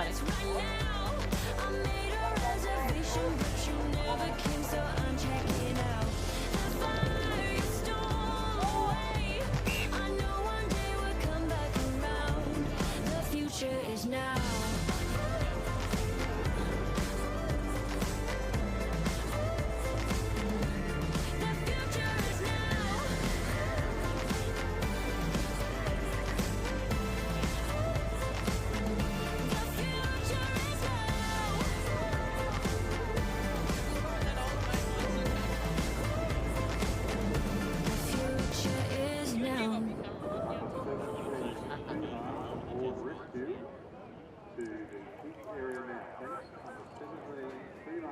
Welcome back. Flags time here in the beach area at the Surf Life Saving Titles, Swansea Belmont. Again, so meticulous on the beach, whether it's our starting blocks or where we've basically got our flag start. Everything needs to be perfect here. So we're looking down, the guys down there, Ocean Beach. Also got the caps from Avalon, North Bondi, Cronulla, Allura, Taraji, not Taudragi, Taraji, I do apologise for you guys down there. Mollymook, Cronulla, and then we're going to call that. Oh, that's old mate from Coogin, but who's now competing for Karawa. So an out-of-stater. But an in-of-stater because he was from Coogin originally. But he's left us behind. For warmer weather. I don't know how much warmer it is at Karawa than Coogin, but I know where I'd much rather be living. New South Wales. Coogin it is.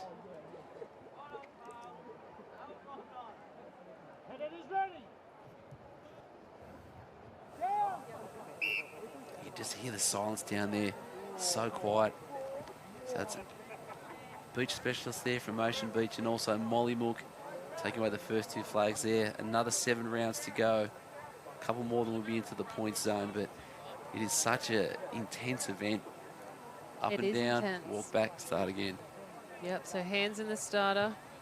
The head goes up, the head goes down, the whistle gets blown, or a gun, and then they're off. It's only a quick little sprint, but it really comes down to how quickly and efficiently you can get your turn in. Correct.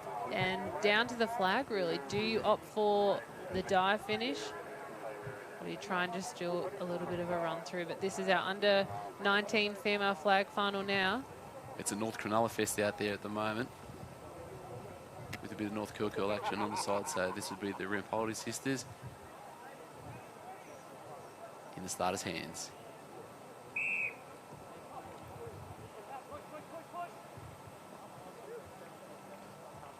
And maximum points there. Maximum points for all of the North Cronulla girls there.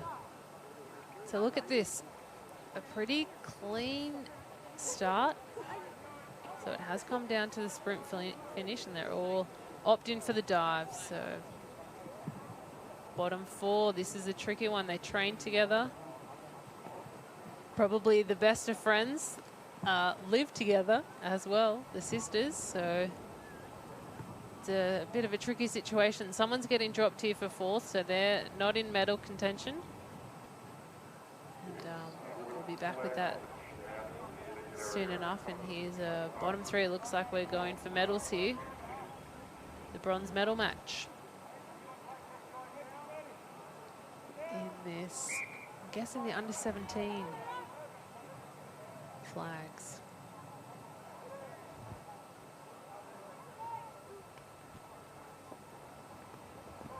Probably one of the quietest places to be, especially if you're at a carnival and you need a bit of peace and quiet to make your way down to the flag pit. I know, and I feel like we need to be quiet. We're not even down there. I feel on edge for them. Wow, that is so quick. Very, very quick start there. Mollymook 1. North Curl just getting knocked there. Let's watch that again. Great start from North Curl, but it's just that got to get a little bit lower, because as soon as the other guy's underneath, just snuck underneath. Oh, and Coogin just with the longer arm. The extended arm there. He didn't necessarily have the lead on the North Curly boy, but he sure has taken the silver out of his hands, or possibly the gold. So we're back here again with our North Cronulla riff off. Yeah, they're on there. Interesting to see. We've got a couple have opted for the plate. One's opted for the tied up bun and one's hair out. I wonder what the thinking behind the hair was. Or am I overthinking it? I don't think you're overthinking it. I think there's tactics in there. Aerodynamics, maybe a bit of balance. If the bun was a little bit crooked, then the turn might be a bit different. You don't want it to fall out. Could you whip a plate maybe? Hit the person next to you. Yeah, it might get in their eye. Yeah. But they're in there. This is serious business now. Top 4 for the under 19 flags. It's the North Cronulla Fest at the moment in the starters' hands.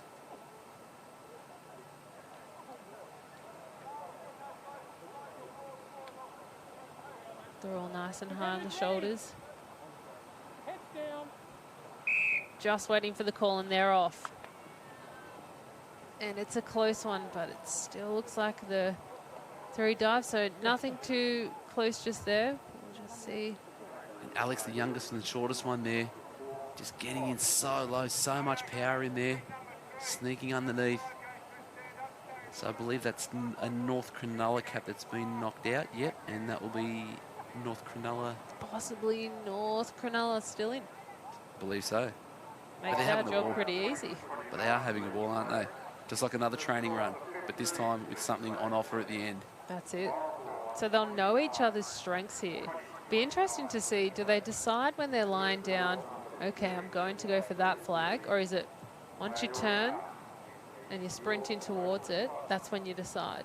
Well, I think they'd be reacting, but depending, because the one would always be faster to go up and one's got more top-end speed. So from what I've seen, Alex was always the one that was just last up, but she's got that high top-end speed to sneak underneath everyone else. So some are leading, reacting. Who knows? It goes way too quick. But here we are with the gentleman. It's going to be Molly Mook on the outside. Shut the gate. That is absolutely ridiculous. Ladies and gentlemen, if you blink, you're going to miss that. That is some absolute speed there. Pretty sure that Sam Zustovic there from the Mollymook Club been dominant for a long while in this event. And that nothing is but class. There was never really any hesitation. Fantastic to watch. So fantastic. There we go. Sam Zustovic from the Mollymook Club. Great to see. Now we're back to the under-19s with the gold, silver and bronze on medal for Family Rampoldi. Yeah, that will be a stressful car ride. I wouldn't want to be in there, that's for sure. But, I mean, they race each other all the time. They train together. They know what it's like. So is it the 2 sisters? Well, I believe there's triplets. And I was asking about why this wasn't a story that I've heard about before. Triplets? Yeah. I thought it was just twins. I thought there was twins and then one was a little bit younger. But I'm not one to question Fletch, and Fletch is the man on the floor and he knows what's going on. But here we go for the bronze, silver and gold medal. North Cronulla ×3.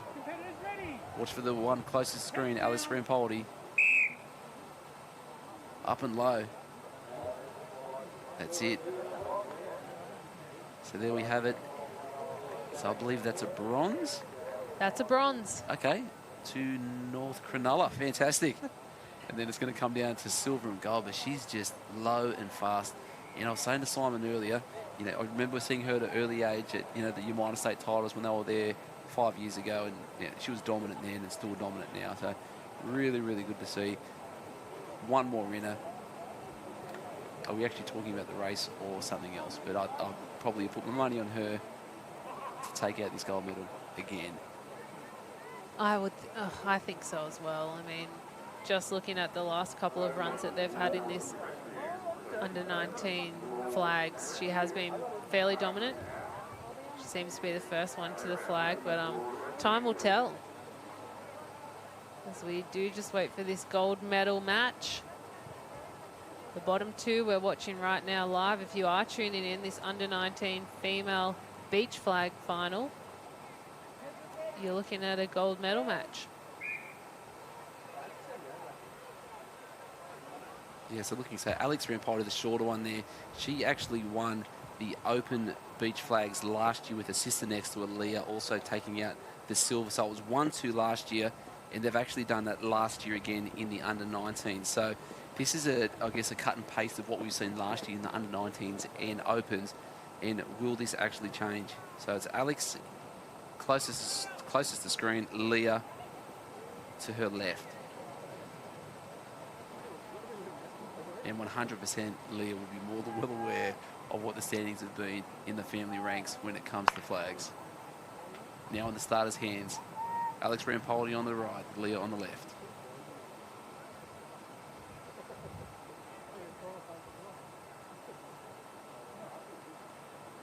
Can hear a pin drop down there. So.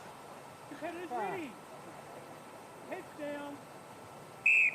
And they're off. Oh, bit of push and shove from the sisters. Who's got it? Oh. There was a little bit of a shuffle there. There was an apology after as well. Looks like they both had an S when they've got in there. Alex has just got a body on the right-hand side. You'll see that was a great turn from Leah there, but Alex is just in there up on the inside, but then the length of Leah just trying to come in underneath. She's gone in with the two-hand dive, missed it with the left hand, so she shielded with the right, gone with the left, missed it. Looks like the sister might have tried to grab it underneath, but then Alex again crowned under-19 champion. But a very close race, closer than what I thought it would be. That was nearly Leah's turn to shine, I think. That was very, very close, but so again, so North Cronulla taking 1, 2, 3, 4th position there. So huge points that they've taken there. Fantastic to see. Look at this. That's a great turn from Leah there. They're nearly identical. Right, left, right, left. Here comes a little bit of a push here. And as I stated earlier, you just see the ponytail whip up to the left. The left hand of Leah just try to grab it, and this is where it's gone missing. As we see between. So close. Oh, so close. Great to watch that. And fantastic. We'll throw down to Hannah now, just have a chat to our winner.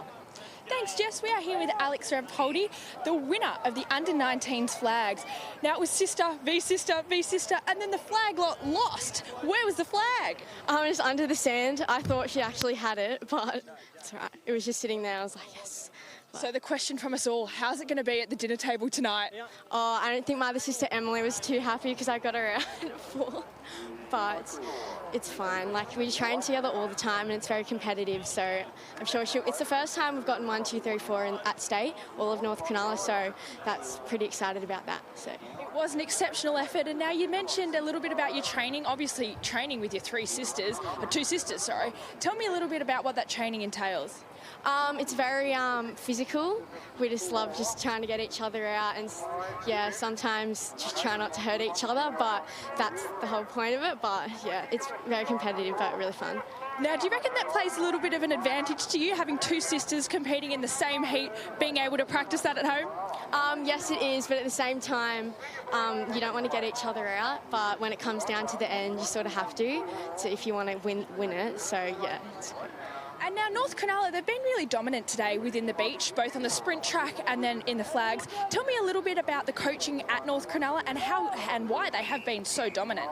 Our beach area has gradually gotten a lot bigger over the past few years. Our coaches Damien and my dad Tom, they've helped us a lot, and Damien is a legend in the flag, so like we're very lucky to have him coaching us.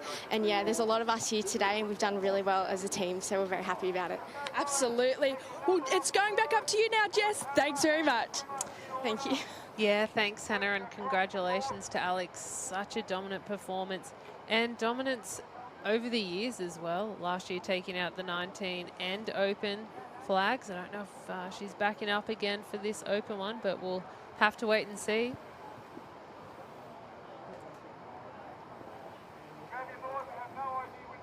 Fantastic. So what we're looking at down here, there's the 20 to 29 age groups getting underway. We're just going to throw down to Fletch with our winner of the men's. Thanks, guys. Got Sam here, the champion of the under-19 beach flags. How does it feel, mate? I'm pretty sure it's 3 or 4 in a row for you now. How does it feel to be champ again?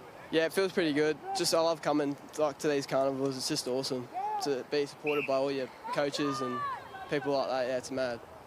So you mentioned you've been coming up since about under-14s to the state titles. So you haven't really had too much competition here. Well, I mean, that's probably the wrong thing to say. You've had a lot of competition, but obviously, coming in state, preparation's key, sort of coming up to Aussies. Yeah. So you got your eyes on the sort of the top prize at Aussies. What's the top prize for you at Aussies? I'd like to concentrate on my age and then hopefully opens flags. Yeah, I'm going for that too. Beautiful. Sounds good, mate. All the best with it. Congrats on today. Thanks, Fletch. Looks like Sam's out there to get it. We wish him all the best upcoming the Opens and Aussies. We're now going to go throw to, so tomorrow is 40 years for women in surf life saving, but also this year does mark the occasion of 50 years of the inflatable rescue boat, or as we like to refer to it as the IRB. We're going to throw to a package about how amazing the implementation of this device has been across surf life saving, not only in Australia but across the world.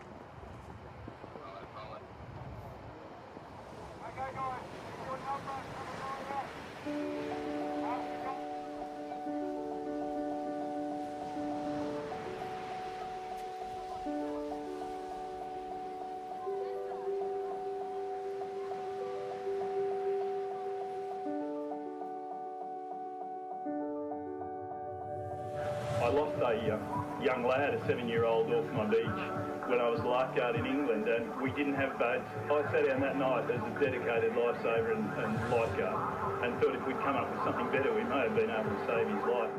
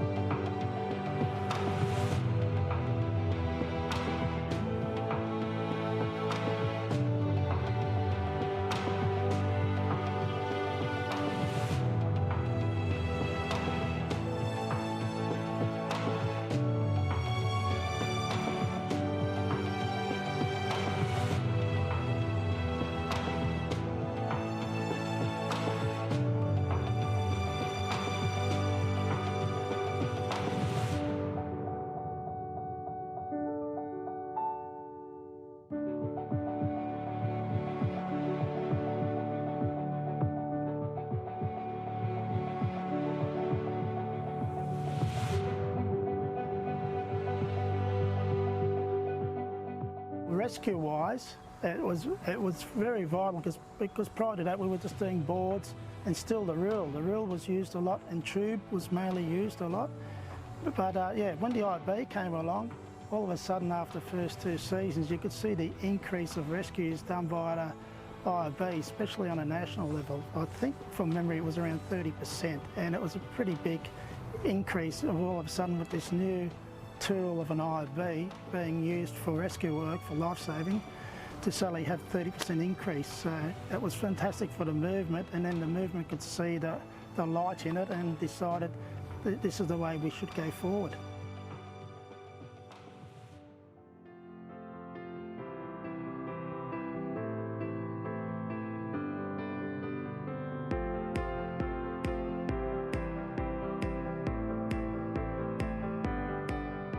So we had three-piece floorboards, and then sort of in the mid-80s we started getting 2-piece floorboards, and then the ducts just got more superior and superior. Then we had different manufacturers back then too, like there was Achilles, there was Zodiac, there was Ken Brown inflatables, and then there was actually Arancia from New Zealand, which was one of the best boats going around at that time, and a lot of clubs were using that sort of boat at that time, plus also the Achilles boat, which was, you know, here in our country was used a hell of a lot.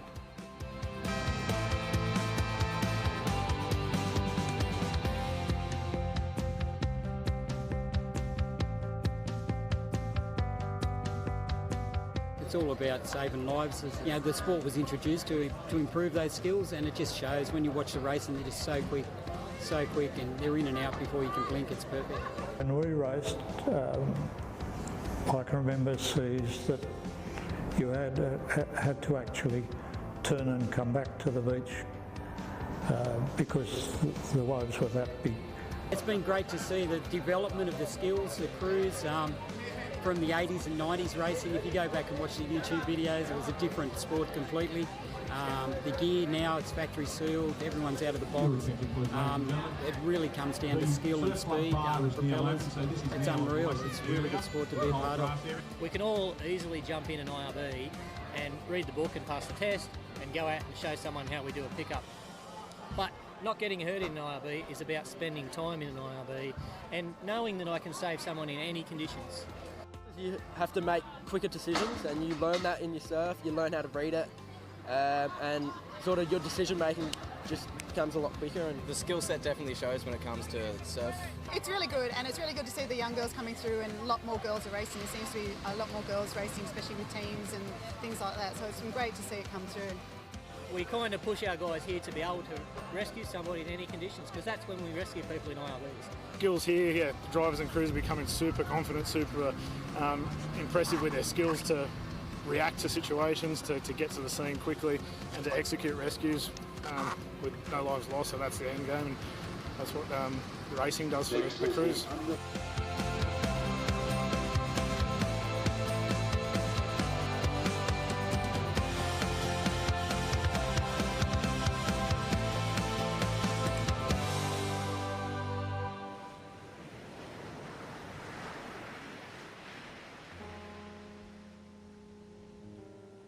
Finally saw that big red boat. It was like the Knights of the Ocean, the Knights of the Southern Ocean came out in the boat, and I just thought, oh my God, I'm going to survive.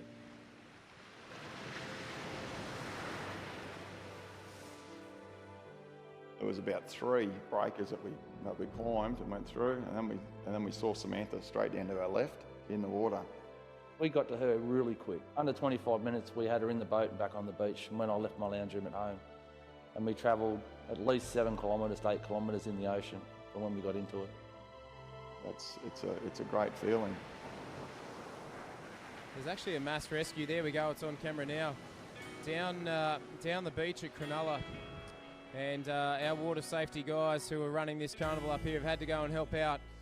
You can see the rubber duckies and the jet skis out there, pulling some people who look like they've been sucked out to sea a little bit.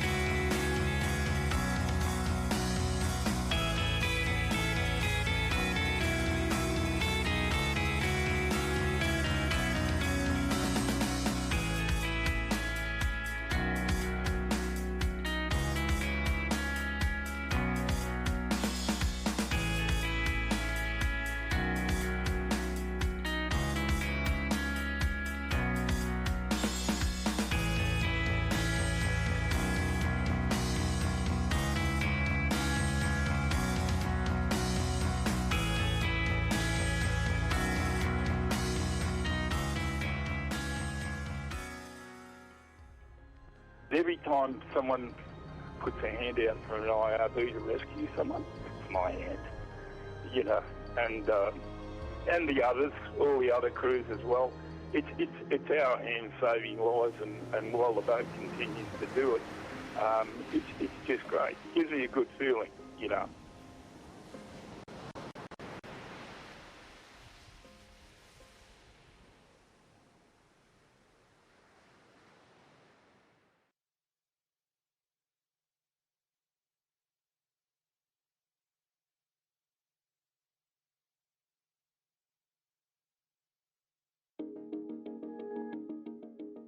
New South Wales is leading the world in trialling drones at patrolled beaches in partnership with Surf Life Saving New South Wales to detect potentially dangerous sharks, including target sharks. Drones provide localised real-time aerial surveillance of coastal waters. The trials will help determine if drones can become part of standard beach safety equipment used by Surf Life Saving New South Wales and other beach authorities. Between July 2018 and June 2019, drones were trialled at several beaches from Kingscliff on the north coast to Pambula on the south coast. There are a minimum of 2 flights per hour, with flight times lasting roughly 10 to 15 minutes. If a potentially dangerous shark is spotted within 100 metres of water users, beach authorities will initiate beach evacuations. The public and beach authorities are notified of potentially dangerous shark sightings via the SharkSmart app and Twitter feed at New South Wales SharkSmart. Drone surveillance trials between July 2018 and June 2019 across numerous trial sites detected 370 sharks. Some of these potentially dangerous sharks were considered dangerously close to water users, resulting in 48 beach evacuations.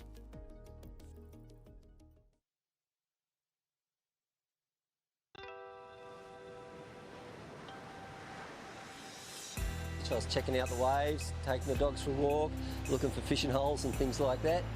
And I noticed a couple of young blokes run down to the beach. So we were here for training, training for competition, and we were here this afternoon, it's Thursday, and we always train here to gain wave skills. We usually have 10 to 15 at training, like all different skills and ages. It's really good and friendly vibes.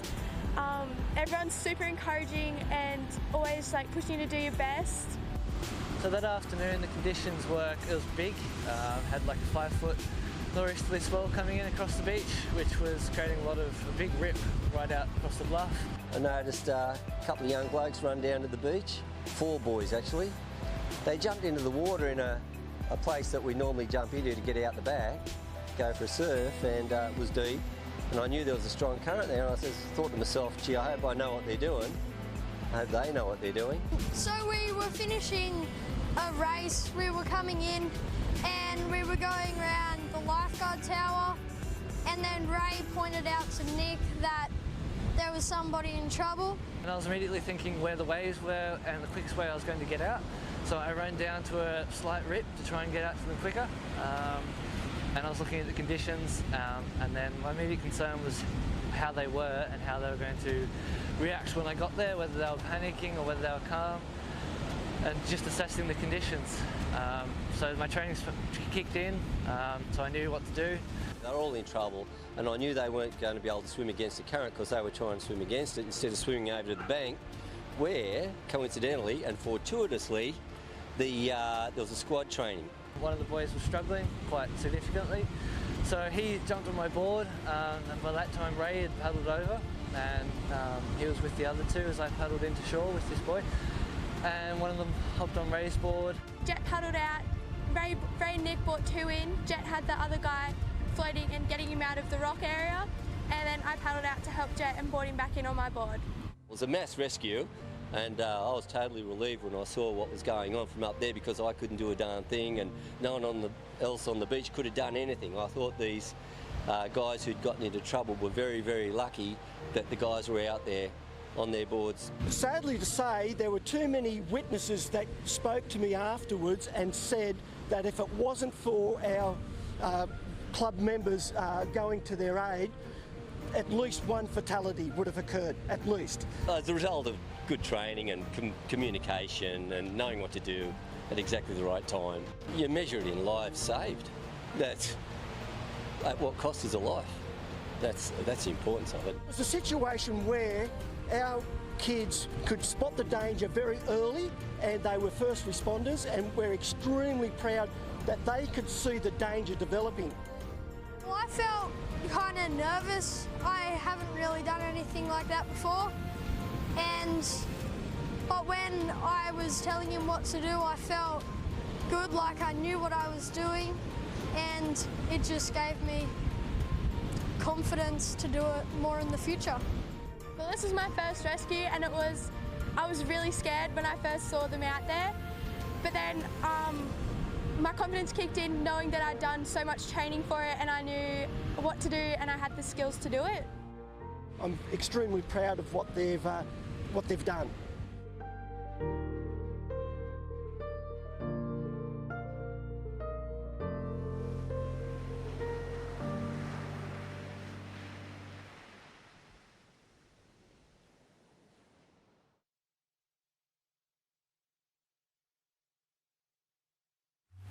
Welcome to the 2019 Interbranch Championships at Bulli Beach. I'm Hannah Clare. And I'm Harold Marshall.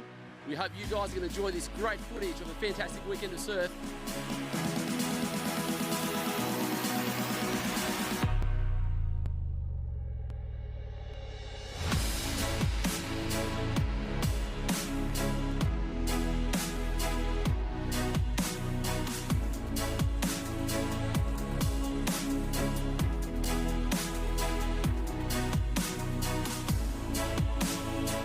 The 2019 Interbranch Championships at Bulli Beach.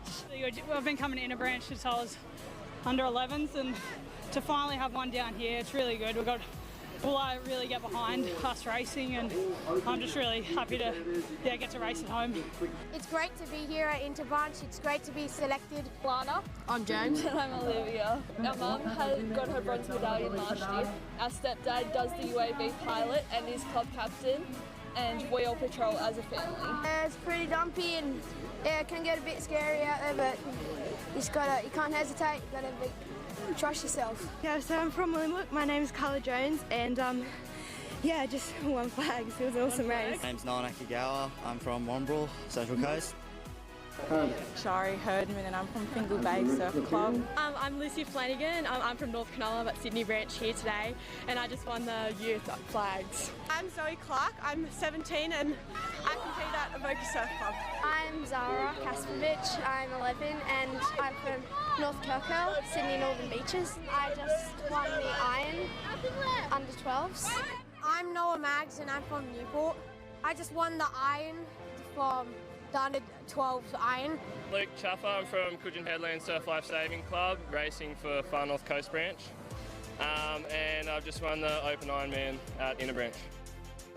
My name is Peyton. I compete for Mollymook Surf Club, representing the South Coast this weekend. Well, that was just the Open Irons, and I'm just really stoked to come away with the win because I'm bottom age 19s and I was not expecting it at all, especially with the ski leg first, and I'm not the greatest ski paddler out there, so yeah, I'm just super stoked. Really friendly vibe, and it's just a really good friendly competition. I feel very grateful because I haven't gone to Interbranch before. My sister, she's never made it, and I just wanted to make it, and yeah. I've been in the sport for so long, so I love turning up every year and racing at Interbranch.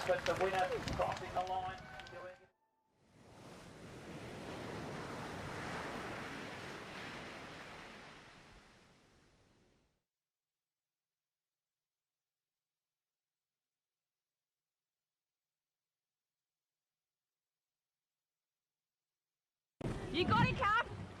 We're still all in a row. Oh, here's our run. Here it is. You ready for it? Drive. Get over it. Get over it. Get over it. Get over it. Get over it.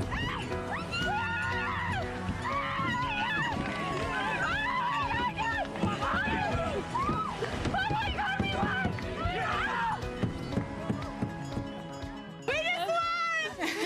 We just won the reserve grade title for the women, and that was just most amazing female, all female crew. What makes it special is when you do it with your mates, and they got to back me and I got to back them. So male or female, we were just awesome. God, you were so good.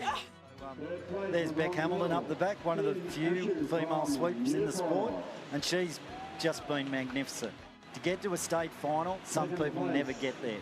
So it's a real honour for her and the crew to work as a team. It looks like it's the South Maroubra crew swept by Beck Hamilton in Alley 2. The South Maroubra girls going to come in for the bronze. I'm claiming that that's probably the first medal, Aussie medal, to a female boat sweep in Beck Hamilton.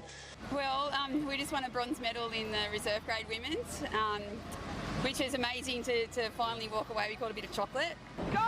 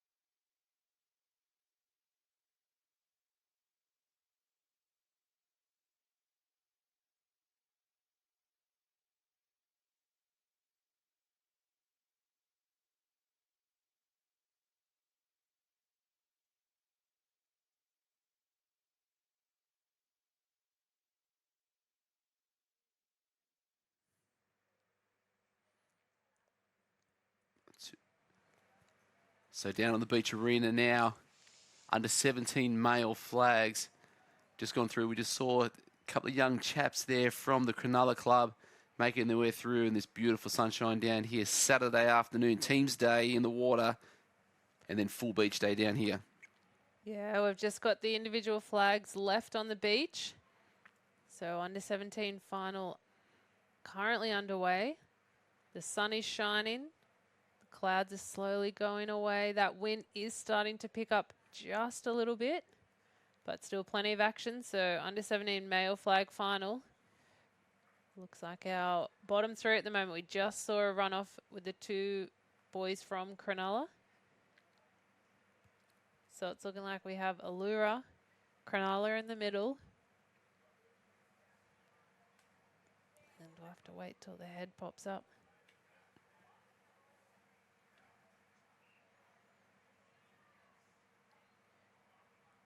Oh, so Molly Mook just getting out in front, sneaking across, picking off old mate from Allura. Cronulla sneaking through. They're great tactics there. If you get out in front, make it harder for the person that you need to knock off. You just see the guys are up. I'm in front. You guys make a decision upon what I'm going to do, because I'm in the front. I'm leading it. I'm going to get whatever flag I want, and then just leave the other two gents in two minds there. And that was close, because the competitor from Allura definitely had a bit of a head start over the Cronulla competitor. So it could have been 1-2. There's a little zoom in there on Sal. Doing a fantastic job down on the beach, giving us a wave. And the other two just checking in on social media. If you guys want to see some hot stuff and some things from Great Holidays, be sure to follow Fletcher Davies on Instagram. He's a man out and about. He's always in there. Down at the sprint on the beach track now. So we're looking down across the sand. Beautiful, beautiful aspect there. Down to the final two. Getting ready. A little bit of mind games here. Don't need to be the first one on the line. We just need to be the first one across it. Well, not even across it, to the flag. The first one to be able to grab the piece of hose and say that gold medal's mine at these state championships. Cronulla just taking his time here to smooth out his path before he gets down on his hands and knees. Nerves are flying high. Under 17 flag final currently underway.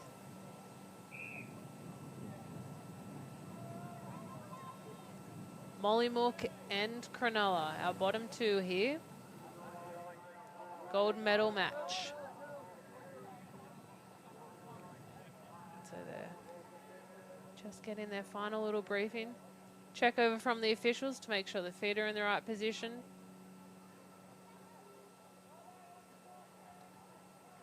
In the starter's hands. Heads down. And they're up to Mollymook turning first, but Cronulla's still going to have a crack there, but... Easily done, Mollymook. Little dive over the top. Swan dive over the top. That's Cronulla. I'm sure a lot of people watching at home has seen this last dive coming from the chap from Cronulla at a nipper, especially from the boys all the time. Just in case it's an air swing, you've still got to give yourself every opportunity. But Mollymook taking out the gold medal for the under-17s titles here, 2020. Just in the background there, you can see the runoff for the under-15s. A few more heats in there, and it looks as if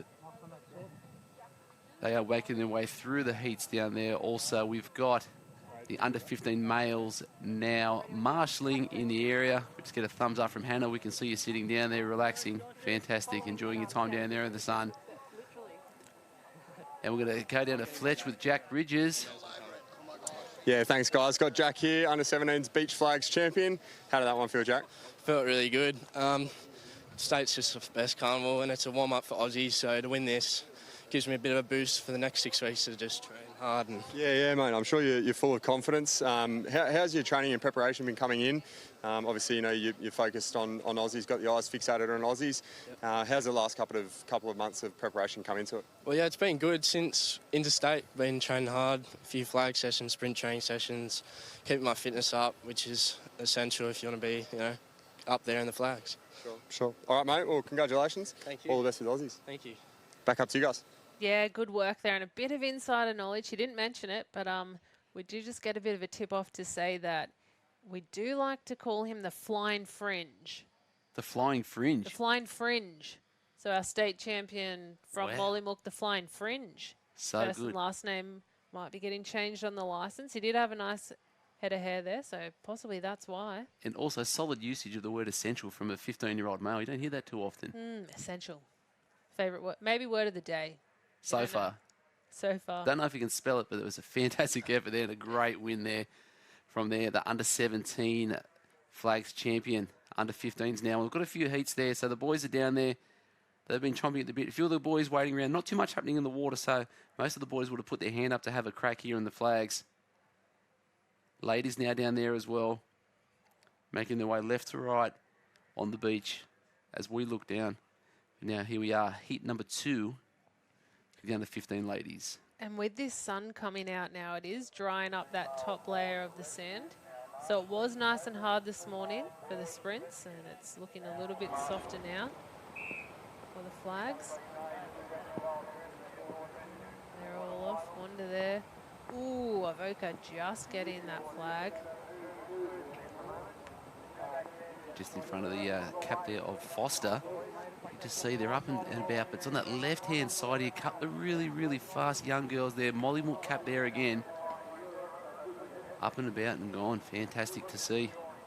Just snags it in the right hand. And again, sun's out, umbrellas are out. Always a great usage. Great piece of equipment to take down to a surf carnival with you. Keep the sun out, keep the rain out. We've seen it used for both today. But it has turned into a beautiful day down here at Swansea Belmont at the New South Wales State Surf Life Saving Championships, brought to you by your local club. And as you can see, a few heats out there. A lot of people just been sitting around under the tent, eating all the food. Mum, I don't want to do the flags. No, we're doing the flags. So I know a lot of these specific beach competitors will be down there saying, great numbers, fantastic. I'd love nothing more than to have to collect 30 flags today. But the schedule has allowed it to happen. So these guys are going to be plying their craft for the next 30 or so minutes to see who will be crowned the under-15 male and female beach flag champion for the 2020 season. Yeah, first year up in the open ranks. So bit of a game changer. They're used to being on top. Ooh, we might have had a false start there.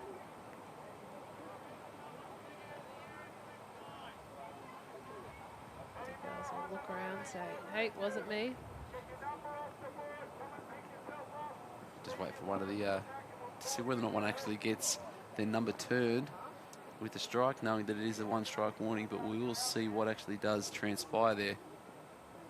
You can see this beach specialist there from Coogee in North Cronulla weren't too sure what happened there either on that false start. It looks like they're all back, ready to go. So maybe it was just a misheard whistle or something there, not too sure.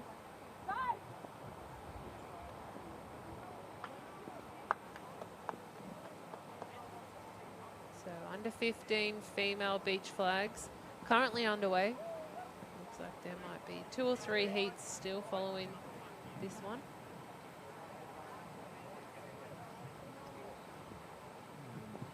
Back in the starter's hands. Clean start this time. Ladies are up and about. What have we got there? That is Ocean Beach there on the top side. A few ladies down there on the bottom. Couple of Allura caps, North Cronulla, as we see our replay. Ocean Beach, Allura just swapping lanes there. Coogie's in there as well. And Allura just unfortunately getting knocked there.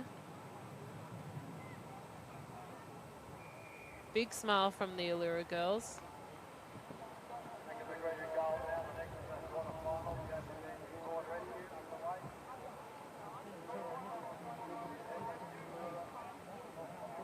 Cameron just getting in the line to get you right and close down into the action there.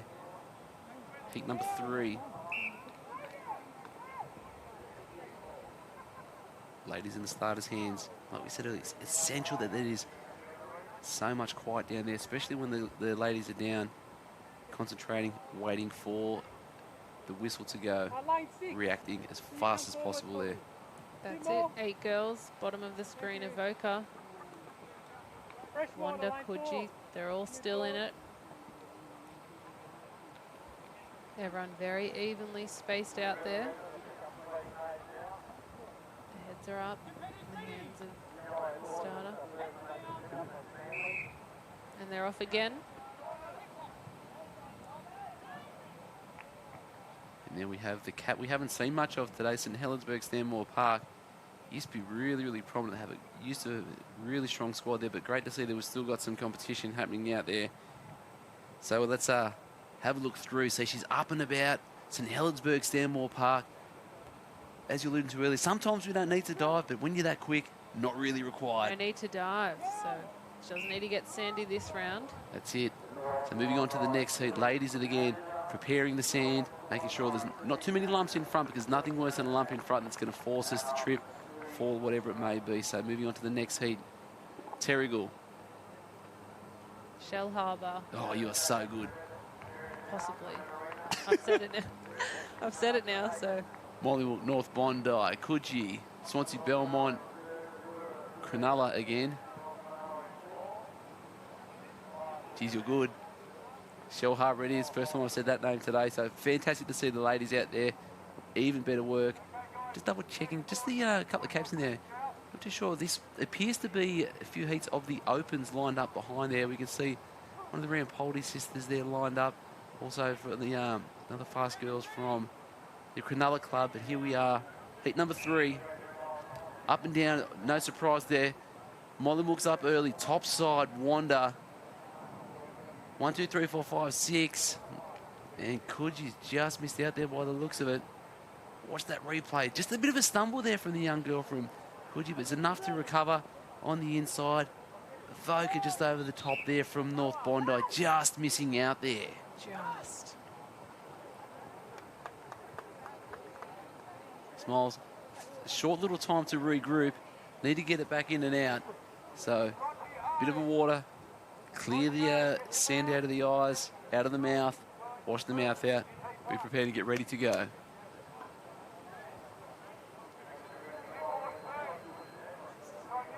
So we just thinking that this is possibly under 15s still going ahead here. possibly 17s. It looks like that's Nicole Mysack there from Ocean Beach. Had some really good results here, state titles over the past few years. I believe she might be in the 17, so I'm just going to call that and have a quick look through the program to see how we're tracking there. Had a really good, strong turn there before. Younger sister actually won the under-12s flag event at state last week for the Ocean Beach Club, but we can see the 2 caps there from Allura, North Cronulla, Ocean Beach, and Coogee. Starter's hands up. You see Nicole's up there nice and quick. Coogee there on the outside, picking your spot. Fights on the outside. Unfortunately there, no one peeled off, so it was Allura versus Allura, one knocking each other out. So we're down to the top 4 now, which I'm going to call the under-17s flag here at the 2020 State Championships.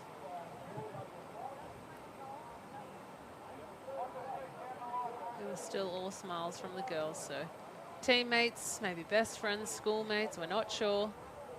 As long as they're smiling, we're happy.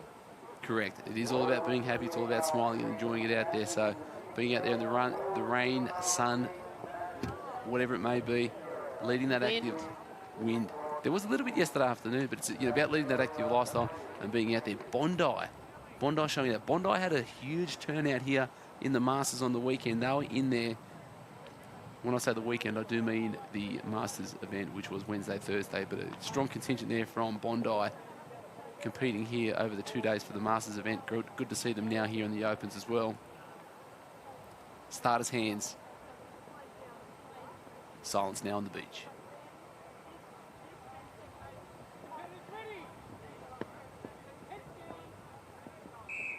And the whistle goes and they're off again.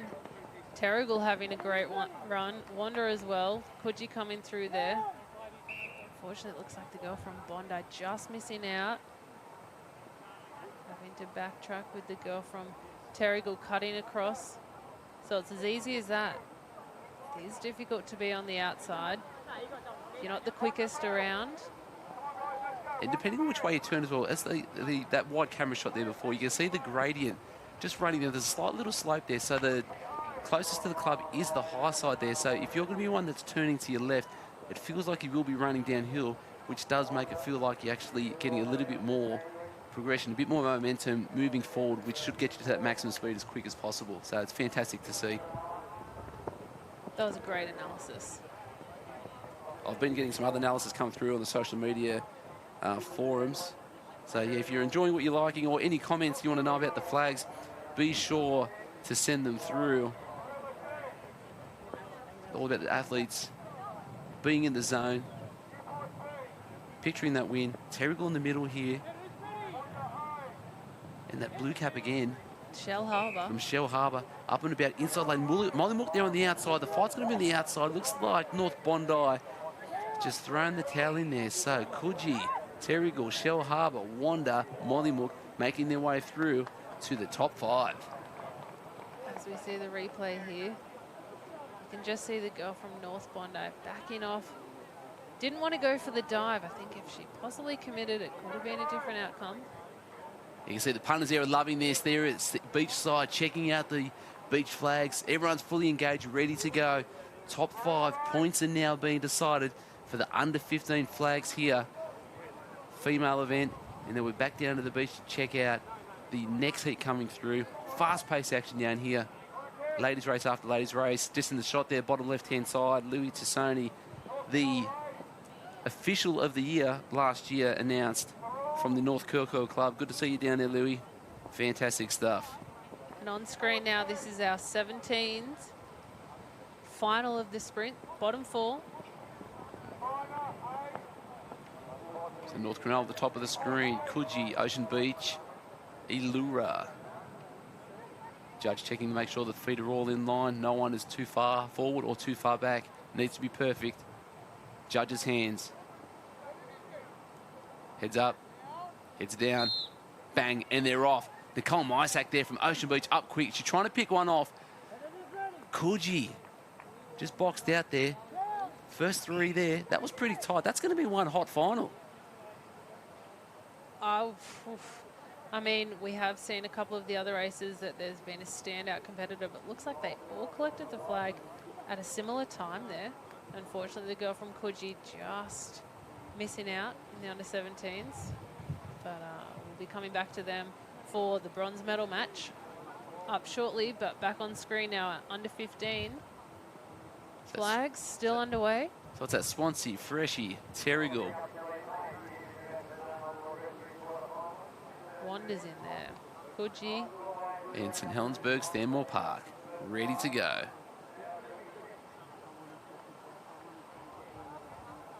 Points are on offer here. First one out gets 1 point for the club. Loses the chance for any medal possibility here. Under 15 ladies flags. Top 6 in the starters' hands.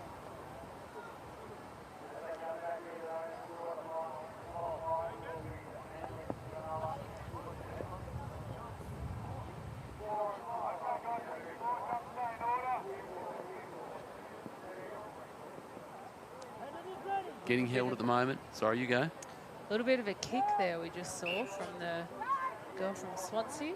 Still warming up the legs as they're waiting for the commentators. Sorry, not the commentators, the officials to get things sorted. And they're off again. Half a stumble there on the inside from Coogee. Wander down on the low side. There's a big dive at the top there. It's Swansea Belmont underneath. Flag in the air, and it looks like Freshie may have just missed out there. See our replay here, the girls just powering on. A little bit of a push and shove there from Swansea and Freshie, but Swansea comes away with the flag. Freshie dusted off a bit of sand in the eyes. Not to worry. She'll be back bigger and stronger next year. Most definitely she will be. Probably go back and review the tape, see what happened there. So top 5 again, here we go. No rest for the wicked. They are in and out. So Coogee, Shell Harbour, Wanda, Terrigal, and Mollymook. Okay. top 5. Literally no rest. Bang, bang, bang. Race after race after race. He's going to come down to a survival of the fastest and the fittest.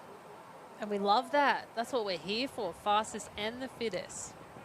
Our 2 favourite words. Starters' hands. Bit of noise in the background. Didn't put the athletes off. Mollymook up nice and early. Terrigal having a crack there as well, but Wander up on the inside. And again, that high side, it's just down. Bottom 3 lanes appear to be getting a free run the whole way through. Great to see. Look at that. Wander. Terrigal, Mollymook, you guys take it. And then the fight comes at the top 4. Coogee and Shell Harbour. That's it. The last 2 or 3 races, we have noticed that it has been the high end of the beach getting knocked out there. So Ocean Beach just smoothing out the sand. This is going back to our under-17 final. Our top 3 getting ready here. North Cronulla's there as well. Patting out the sand. Different techniques for the girls, whether to pat or smooth.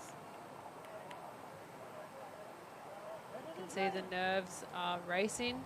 Here in our under-17 female flag final, top 3 we're looking at.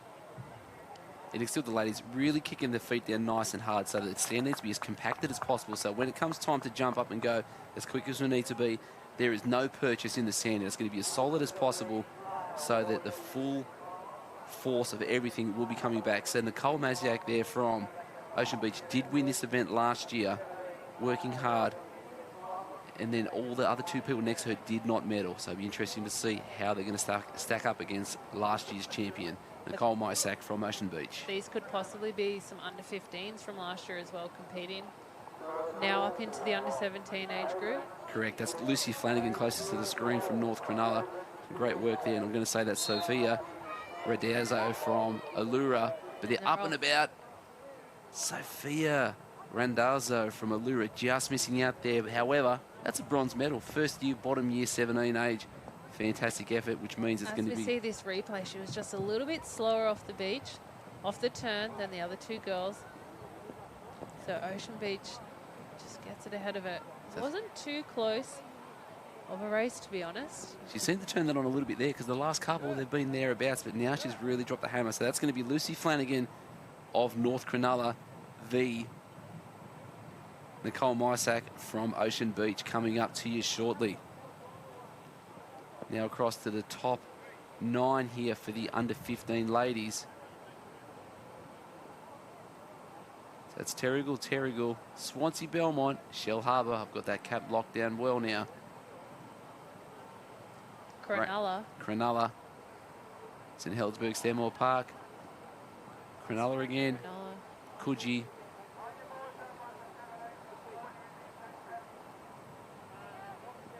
And Mollymook. He's got his eyes on today, ladies and gents. That I do. So the Mollymook lady just having to reset there. Wasn't at right angles to the start line, so we're going to have to get you to restart that because we can't have anyone any less than that 90 degrees because that 1 degree is a little bit of an advantage if that is the way they do turn. That's it. So the officials do a fantastic job here. This is probably one of the most technical races that we do watch over the course of the weekend here at the state championships.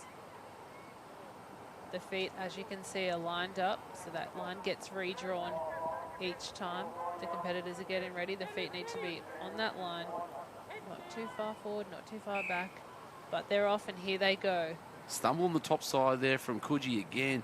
Still going to sneak in to find one. Who's missed out?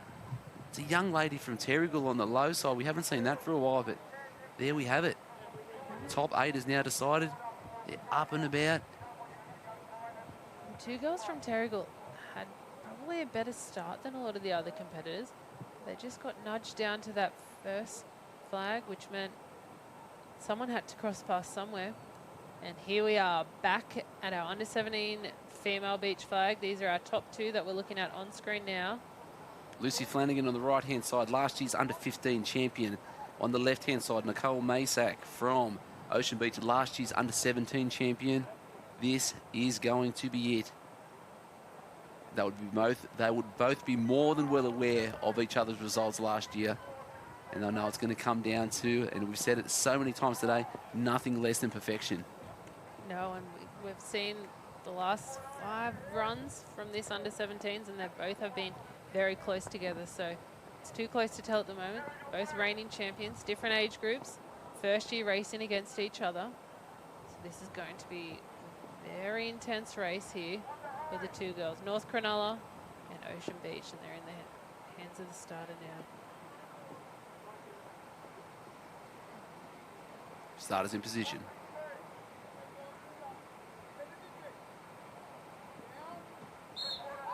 And they're up. Nicole Mosak just turned it on, but she's coming up on the outside there. She just boxed her out a little bit. She's tried to come over the top, Lucy Flanagan. And that appears to be it, ladies and gentlemen. Gold medal, back-to-back champion, Nicole Mosak there from Ocean Beach Surf Lifesaving Club on the Central Coast. That was a pure turn there, but you just see the speed of Lucy on the outside there. Look at that. Bit of push and shove, bit of push and shove. Doesn't go for the 2-hand dive, grabs it with 1 hand. Oh, just gets it. And it is a tough event, and that's, ladies and gentlemen, exactly what flags racing is. You need to box out that person legally, which that was, to ensure they've got to run as far as possible to put yourself between your competitor and that flag. And Nicole Mosak has done that to a T. Again, back-to-back champion from the Ocean Beach Surf Lifesaving Club. Nicole, congratulations. We know the hard work's gone into it, and congratulations to yourself there. So a double 17 winner. Back-to-back. To back it up, and next year up into the 19. So congratulations to both competitors from what was a pretty intense race there. And will those guys have a crack in the Opens? We'll see later on. Have to wait and see. So now to the under-15s. Wander at the top of the screen. Had a couple of really good starts. Been one of the first ones there each time. My new favourite club there, Shell Harbour. I enjoy saying that, Cap, because I don't get to see it too often. Mollywood closest to screen.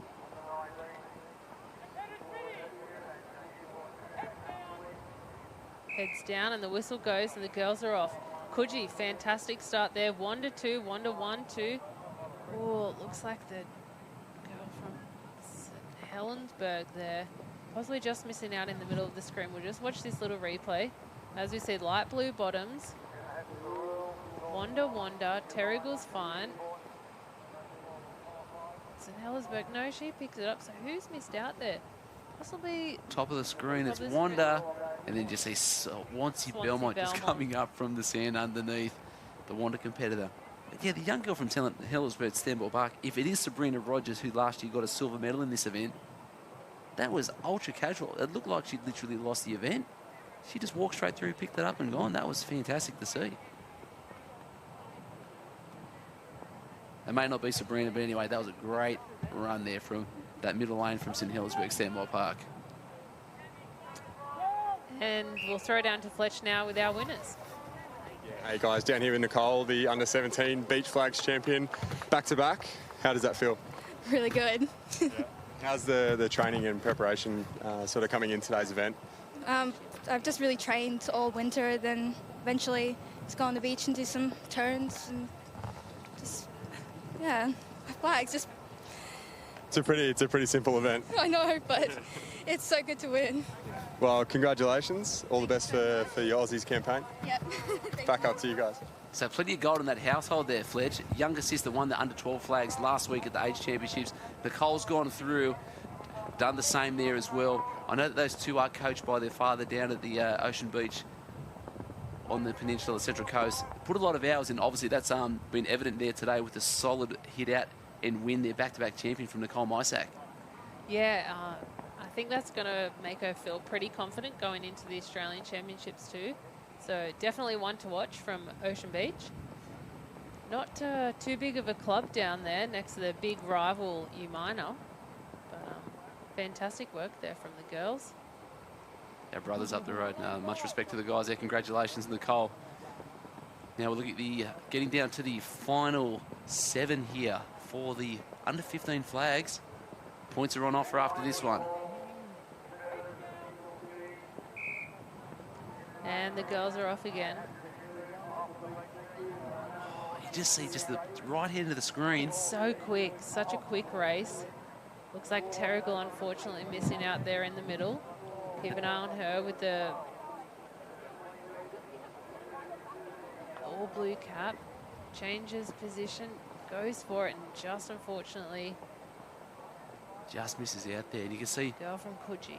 and just on that low side again, just closer to the screen, we saw the lane 3 from Mollymook. Got out early, cut straight in front of the Terrigal girl, but then had her eyes set on the St Helensburgh Stanmore Park. She was trying to make that as difficult for her to get through that round as possible. So she's made the decision, I'm going to try and chop you underneath, take your flag from in front of you. She's reacted early to that and noticed that this is what's going to go on. Next one's open to me, and unfortunately, the young girl from Terrigal was the recipient of that move. Strong move there, aggressive move from the Mollymook competitor. I'm sure the competitors are looking side to side too to see where they get the flag, to see if they're next to the person that possibly got a flag in front of them, to try and decide, okay, where should I be cutting in and out? It is very tactical, these flags. As we can see, even the under 15s, they need to be quite tactical to try and make it through each and every round. Down to our top 6 now. So solid work there. And I know that Nicole Mysek has had a lot of instruction and support there from Central Coast Inner Branch coach Ken Borgensen. So Kenny, Borgo, great effort, mate. She's turning it on, and obviously you would have seen that come out in spades. So huge win there for the Beaches on the Central Coast. Under 15, top 6, ready to go. Points on offer. Points are on offer, medals are on offer. First year up into the Opens. Mollymook here on screen. Shell Harbour still in it. Coogee, Wanda, St Helensburgh, and another Wanda cap up the top. Yeah, so the top of the track there. St Helensburgh Stanmore Park's going to have her work cut out with the young Wanda girl next to her. It's going to be on down here. Mollymook's going to, obviously, they've been getting a really good run on the low side, but all the action's been happening at the top of the screen. In the starters' hands now, getting themselves ready to see who the top 5 is going to be. That's it. It'll be interesting to see if the two girls from Wanda work together here to possibly box out the girl from St Helensburgh. She's been having a great run the last couple of flag goes. And she'd know that they'd be after that too. So she's up early, moving fast. Ooh, and it's Coogee. The hands go on the head. Not too sure what happened there. Let's watch a replay. In the middle of the screen, Mollymook, Shell Harbour, they go off fine. Wanda's aiming for their flag, so no one cuts in there. That's what's made the difference. Coogee had nowhere to go. No flag to go to. The hands go on the head. Bit of disbelief there. But 6th place at state championships is still a pretty good achievement. So there we go. Wanda, Helensburgh Stanmore Park. I don't know why I've been saying Saint in front of it. It feels like I'm on holidays. Helensburgh Stanmore Park, top 5. Mollymook in there. Some great racing. Girls getting a little bit of a breather here. So these girls have been going solid now for a good 15 to 20 minutes. Back and forth, turning it on, turning it off, turning it on, turning it off. And these are the reps, these guys, it's so important that they do these, day in, day out for the whole duration of the season. So when it comes to this pointy end of the season, you're going to be ready. But that's just this final. These flags have had heats, they've had quarters, they've had semis. It may just look like a short run, but I'm sure the leagues now are getting quite fatigued after a big day of sprints and now flags. Top 5 ready to go. And for you partners there watching at home, if you want to keep up with the rest of the results that are happening on the beach, be sure to check out the live results page. Everything ranging from tube races, R&R, 2-person to 5-person are up on there. Big shout out to Grub, who's watching from his surfing competition on the North Coast. Hope all is well up there, mate. But top 5 ready to go. Mollymook, Wanda, Shell Harbour, Helensburgh Stanmore Park.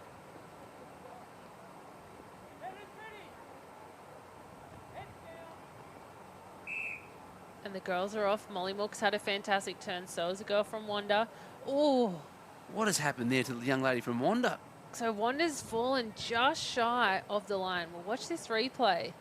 So Wanda in the middle. Keep your eyes on her. Prime position. She's pushing. Just taps the shin of the Shell Harbour competitor and goes down. I think her ankle must have hit the shin. She was actually in front of her and just fell short of the line. So that's a big change up. Yeah, just half a clip. Yeah, the young girl from Shell Harbour had to make a move to go around. It's unfortunate there. Just caught a clip, but it looks like the judges are having a bit of deliberation there. To decide. Was the young Wonder Lady impeded at all? Had to chat through. But yeah, just watch this replay again. She gets out really well and fast. So your eyes need to be on the middle Wanda competitor and the Shell Harbour competitor. As they're pushing through here, pushing through, everything's fine. Wanda goes in front. Trying to peek up on the It's inside. the left leg. Boom! On the inside of that knee there, which then clips onto the back of her own shin. Loses all momentum going forward. So it was a Is it an ankle tap? It was a right ankle into the left to the right knee of the Shell Harbour girl, which then hit her own shin, then caused her to fall over. So yeah, we'll find out to see what's happened there. But we'll find out off the judges if that's classified as an impediment. I'm not too sure if it is, but we'll keep you all updated on the live stream if it is. And now it looks like we're at our final two in the under-15s. Wollongong City, Avoca Beach. Now under-15 male flag final. The gold medal match. Avoca Beach and Wollongong City.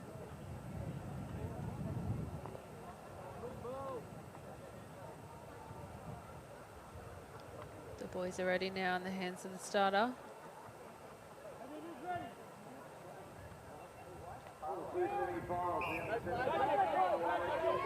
And it's a close one. Wollongong City just pushes out Avoca to take the gold medal there. Fist in the sand, Avoca is not happy about it. It was a tight race. We'll just watch that again. Avoca's in the green. Up early, but just doesn't have that top end early speed there from Wollongong City. Tries to go underneath. Tries to balance himself somewhat, but then that was just not enough speed there for the young chap from Wollongong City. Gold medal, under 15, beach flags. Yeah, a little bit of push and shove's okay, so. And open ladies now marching, see them at the bottom of the screen, making their way through to the flag pit. Top four. Some late action there. Wanda knocked out again, so that's Wanda gone out in 5th and 4th. Mollymook, Shell Harbour and Helensburgh Stanwell Park taking it through for the bronze medal. Watch the replay again. So much indecision for that top three there. Oh, so it's the girl from Helensburgh. She's just gone back and forth and back and forth. She had a lot of control in the race being in front, meaning that Wanda's just unfortunately missed out in that one. 4th place, but top three now in our under 15 beach flag final. And the Shell Harbour girl, recipient of a bit of good fortune in that last race. Wanda tripped over, and again, with the draw on that one, we had the 3 strongest competitors getting drawn on the same side. Some indecision where they didn't know where they were going to go, and she just snuck through on that low end, picking up a flag, unscathed, straight through to the medal round. She's in medal contention now. That's it. Rubbing her hands together. Very happy about it. Yeah, worst case is a bronze medal at a state championships, one that she'll never forget. Short breather again, 60-second walk back there, repat the sand. Guys are down there. Crowd is a buzz. People on the sideline checking it out. Fletch having a look through the big camera. Everyone's ready to go. It is on down there. So top 3. Helensburgh Stanwell Park on the top there. We've got Mollymook on the middle. That would be Carla Jones in the middle. She's a hot tip that we've received. And Shell Harbour. So Shell Harbour on our left-hand side of the screen.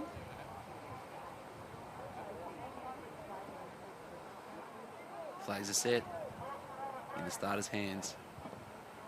That sun just coming out again. Hopefully not too distracting for the athletes. This is for a bronze medal.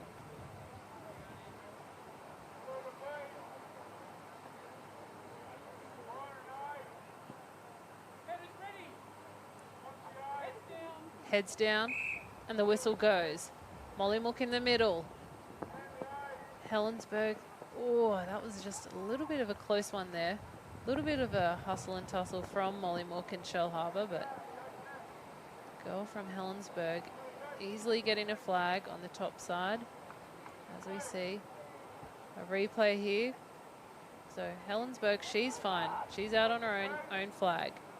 Mollymook goes for the dive. One-handed.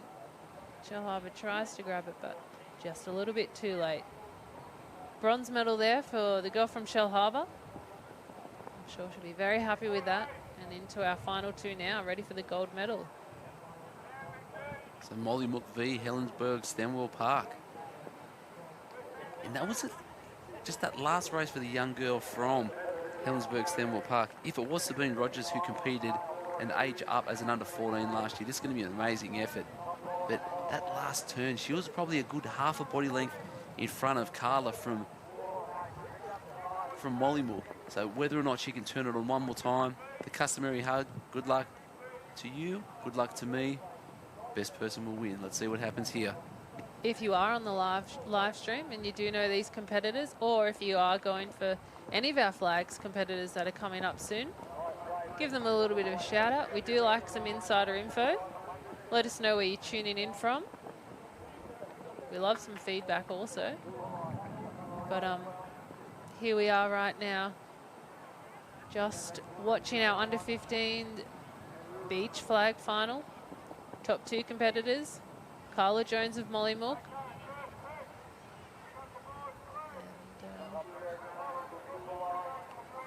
Beach is a buzz at the moment. Lots of activity down there. Last two on the start line. It's good to see plenty of people sticking around to watch these flag events, but they are in the hands of the starters. Getting ready now for this gold medal match. Heads up, heads down, and they're off. Mollymook's turned well. Helensburgh, push and shove, push and shove. Helensburgh, oh, she just grabs it in front of the girl from Mollymook. There's a lot in that, wasn't there? Up early, they've turned into each other. They're both facing there. First bit of contact from Mollymook. St Helensburgh Stanwell Park giving it back there. Half a shoulder in front, both reaching early. Boxed out again, as we've seen like from most of the competitors. Getting that right-hand side in front. We'll go for the grab with the left. And there we have it, gold medal. Gold medal, gold and silver, done like that. Fantastic to watch. One and done within a matter of 20 seconds, really. From start to finish, so that's a solid effort there. Be interested to see. We'll be down to the beach shortly, just checking out to see how the winner's feeling after that. That was a lot of effort there. I know Hannah's down there. She's itching at the bit to go. And then, you know, St Helensburgh Stanwell Park. If that was Sabine, I'd love to see a thumbs up from you, Han, because that was some great racing down there. Fantastic to see. Under 15s, elite pace, ladies putting it in. Yeah, that's it. First year up in the Opens. It'll be interesting to see if any of them try to back it up to race into the actual Open competition. Which we're now looking at on the screen. So that is the first heat of the Open ladies. A lot of familiar faces you'll see there from the North Cronulla Caps, also from the 17s there as well. We usually have a couple of masters that compete down to try and get as deep as possible into the final rounds of the Flags Championship here. So heat number 1 of 2 for the Open Ladies Flags Championship. 3 North Cronulla Caps. Coleridge Park there with the red and the yellow. I think I've said that correctly. Coleridge Park. We'll just clarify on that. As we grab some of our trusty resources. So this is the Open Female Flags Final. Coaldale's what I meant. We've got no idea what I'm doing sometimes. 6 hours straight on the air, but we're having fun. Coaldale. Oh, what? So we're Illawarra. Coaldale.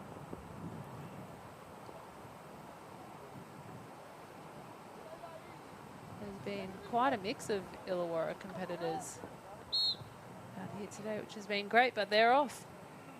North Cronulla doing a great job up at the top of the screen and the bottom of the screen. Cronulla there as well. Coaldale too. As we see our replay, North Cronulla at the top and the bottom, both going fine. Cronulla's just a bit out of the mix here. And we'll throw down to Hannah now to have a chat to our winners. Thanks, Jess. We are here with Sabina from Helens Beach, Stanmore Park. Now, Sabina, you've just taken out the 15 beach flags. Now, tell me a little bit about that difference between being in a junior competition, your nippers competition, and now coming up to your opens competitions. The junior competitions are not as full on. I find the competition is so much harder here, but it's such a more relaxed environment. I really like it. Yeah. And now tell me a little bit about the training. Has there been a differentiation in your training from a nippers competitor now into an opens competitor? I think I'm more focused at training, but I do the same stuff, but I find it works a lot better now that I'm more mature and I can focus on my training and how I eat and sleep and stuff like that. So you've touched there on some pretty important things in an athlete's life. Now tell me a little bit about your training, what your training involves. So I train on a grass track, it's normal track, and then I do a beach session as well. And without my coaches, Davina, Ryan and Wayne, I would not be able to achieve anything. And we will head back to the commentators. Thank you very much, Sabina. Thank you.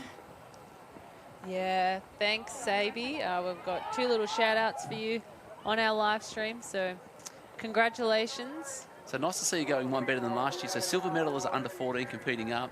This year, taking out the title. That's crazy. So good to see. So good. So now we're making our way through to heat number 2 of the Open Ladies Flags. Mollymook Cap in there again, Allura, Cronulla. Palm Beach also in there.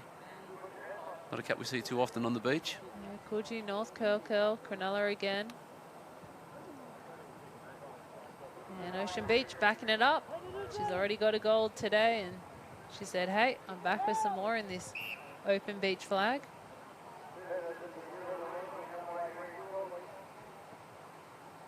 So still a couple of heats left.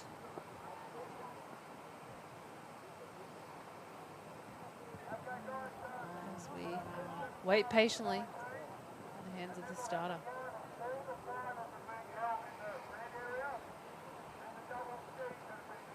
Lots of fidgeting, routine down to a T. A lot of these girls would have the same thing they're doing over and over again. Well, you know what it's like when you lay in the sand. You need to be comfortable, especially if you want to get the best start that you can. Getting up and spinning on this sand is quite difficult. Heads up, heads down.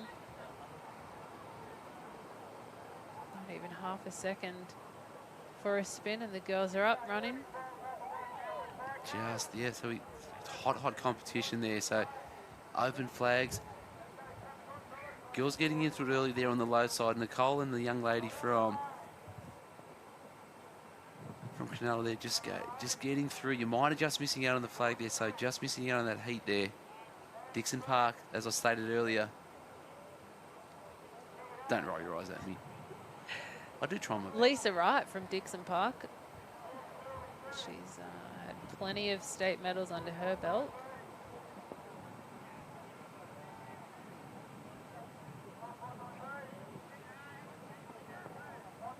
Originally, possibly Lisa Wright competed for Swansea Belmont. So she'd more than well aware of the sand down here. So well aware. She's, yeah. I want to go as far in saying that she could have nearly nudged an Australian medal back in the day. Still plenty of competition going on here in this open female flags. We've got about 3 or 4 heats currently underway. Making the way through, just trying to get through these minor rounds to get to that top 8, then top 6. Then, whereas anything could happen from there, as we saw, especially with a young girl there from Shell Harbour. That's it. Luck is sometimes on your side. Girls moving around, moving through, flags coming out. And just as we've seen, nothing around there for the scraps at the end there for Cronulla. So you've got 3 North Cronulla there in that race, making their way through. Dixon Park making their way through there as well. Curly as well. You just see, just snuck underneath on the inside there from Dixon Park. What was her name again? Lisa Wright. Lisa Wright in the right place. And unfortunately, all wrong there for the person that had to dive around the other side and just scrape in to make the next round of the flags. So on the other side of the draw here as well, these girls would have been here early in the morning. They would have get some activation going, get the body ready for these sprints, for the relays, shut it down for a little bit. It's been probably about 3 hours since we've been back on the beach, in the beach area.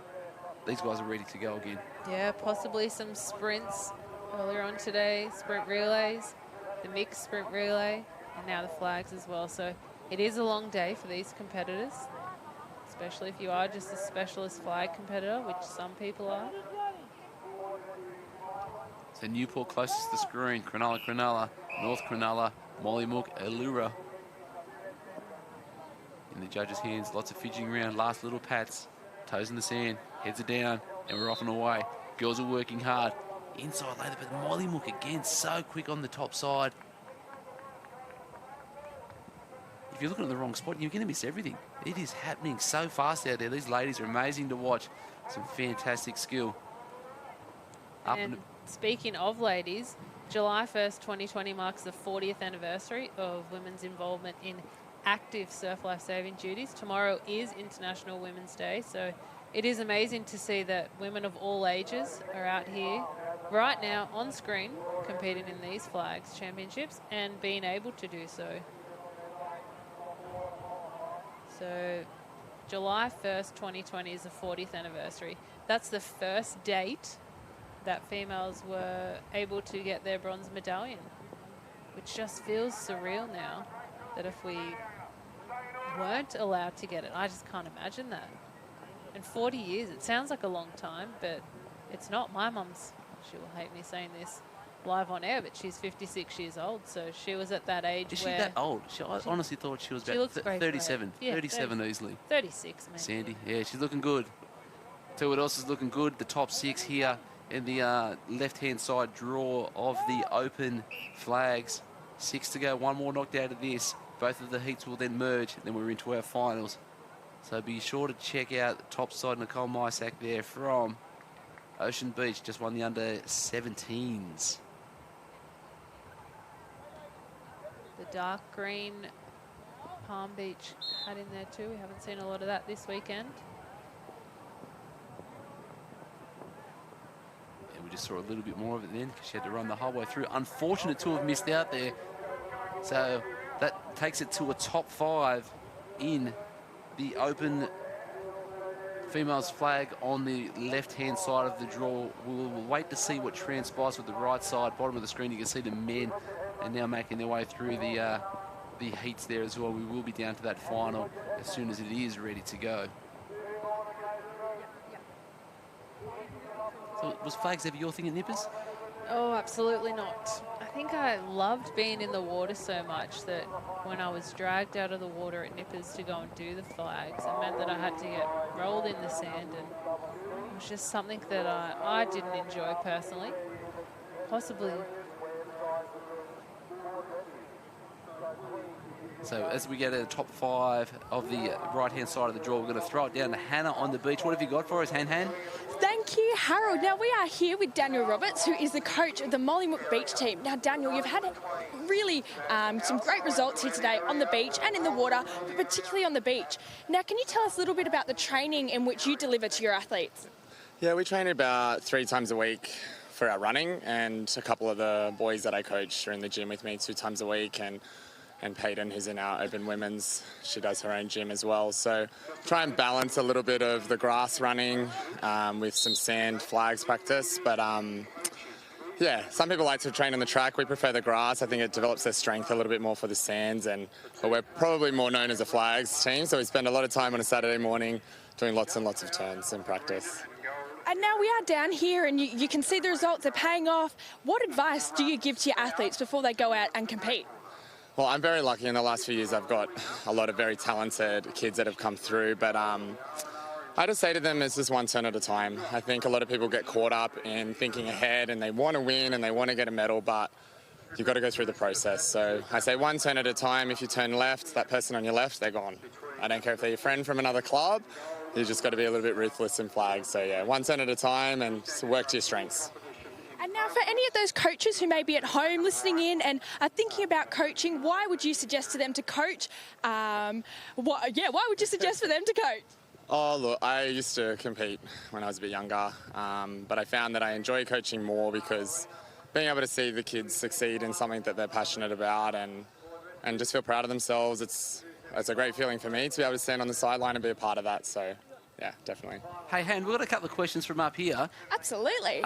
Tactics-wise, when do you know who to pick off other people? Do they actually do that? They put a target on someone good's back to try and knock them out early? So Harold upstairs has asked, when in regards to your tactics-wise, are you picking athletes in which you want to knock out? When are you doing that? Well, in the younger ages, most of the kids that I do coach have a pretty strong turn and they know who their main rivals are, but I don't like to put too much pressure on them with making those decisions. So it's up to them, they make that call, but they just need to be wary throughout that if you get to the last two with your biggest rival, well then you're making it the hardest for yourself. So if you do get an opportunity, sometimes take it, but don't put all your eggs in one basket. Sure. Solid. and where did you get that shirt? And, a question, where did you get the shirt? I think I got it from a little boutique shop in Wollongong, actually, called Key Supply, so I'll do a little plug. Yeah. But yeah, pretty much Molly Mook is my wardrobe, black and white, very simple. I love it. Well, we've had commentators giving plugs all weekend to local businesses, so we love it. Thank you very much, Daniel, for coming down and having a chat. No problem, thank you. Thank you. Awesome work, Hannah. And yeah, great shirt. Supporting the club colours and local businesses. We are all about that, especially down there in Mollymook. So, all right, so we're down to the final few here with the Open ladies. Just as the top 5 on the right-hand side of the draw, we will be going back live to them shortly, but I have got some updated mail here. So we've got a current point standing overall as at 2:11 p.m. today.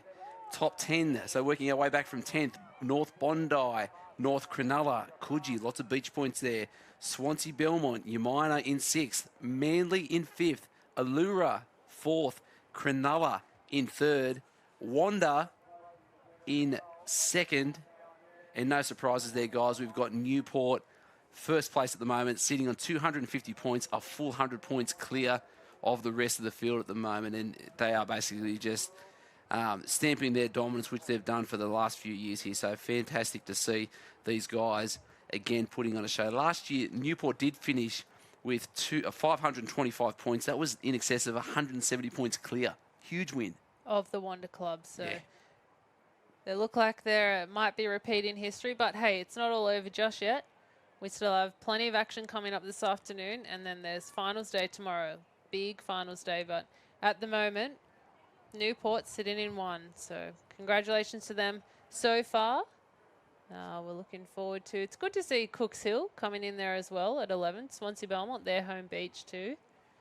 Pretty happy about that. I think that they placed possibly in the top 20 last year. So to break the top 10, I know is a big accomplishment for some of the smaller clubs that are out here.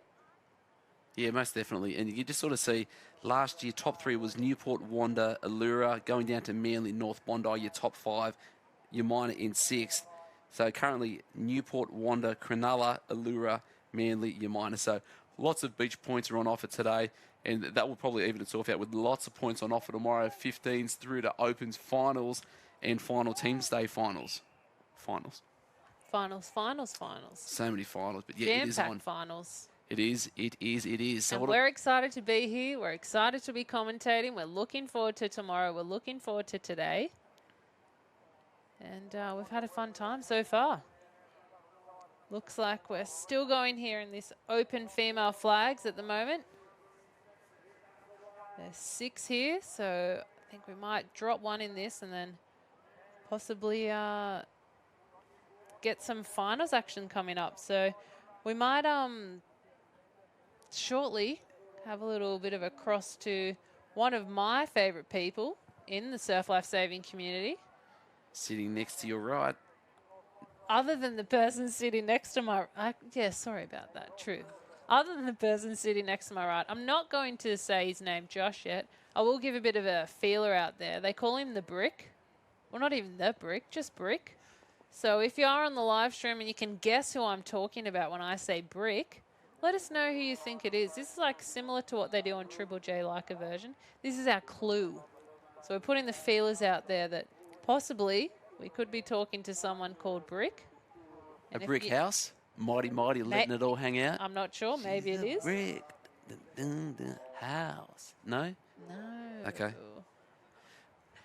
But for the moment, we're just going to throw down to Hannah. Thank you very much, Jess. Now, we are down here with who you described as one of your favourite people, the Brick, Sean Hendry. Jess Collins has described you as one of her favourite people. What's that relationship like with Jess? Yeah, I've known Jess for a while. I had Jess when I was part of the state team as in the coaching, and was a great competitor in those days, and we've had a friendship ever since.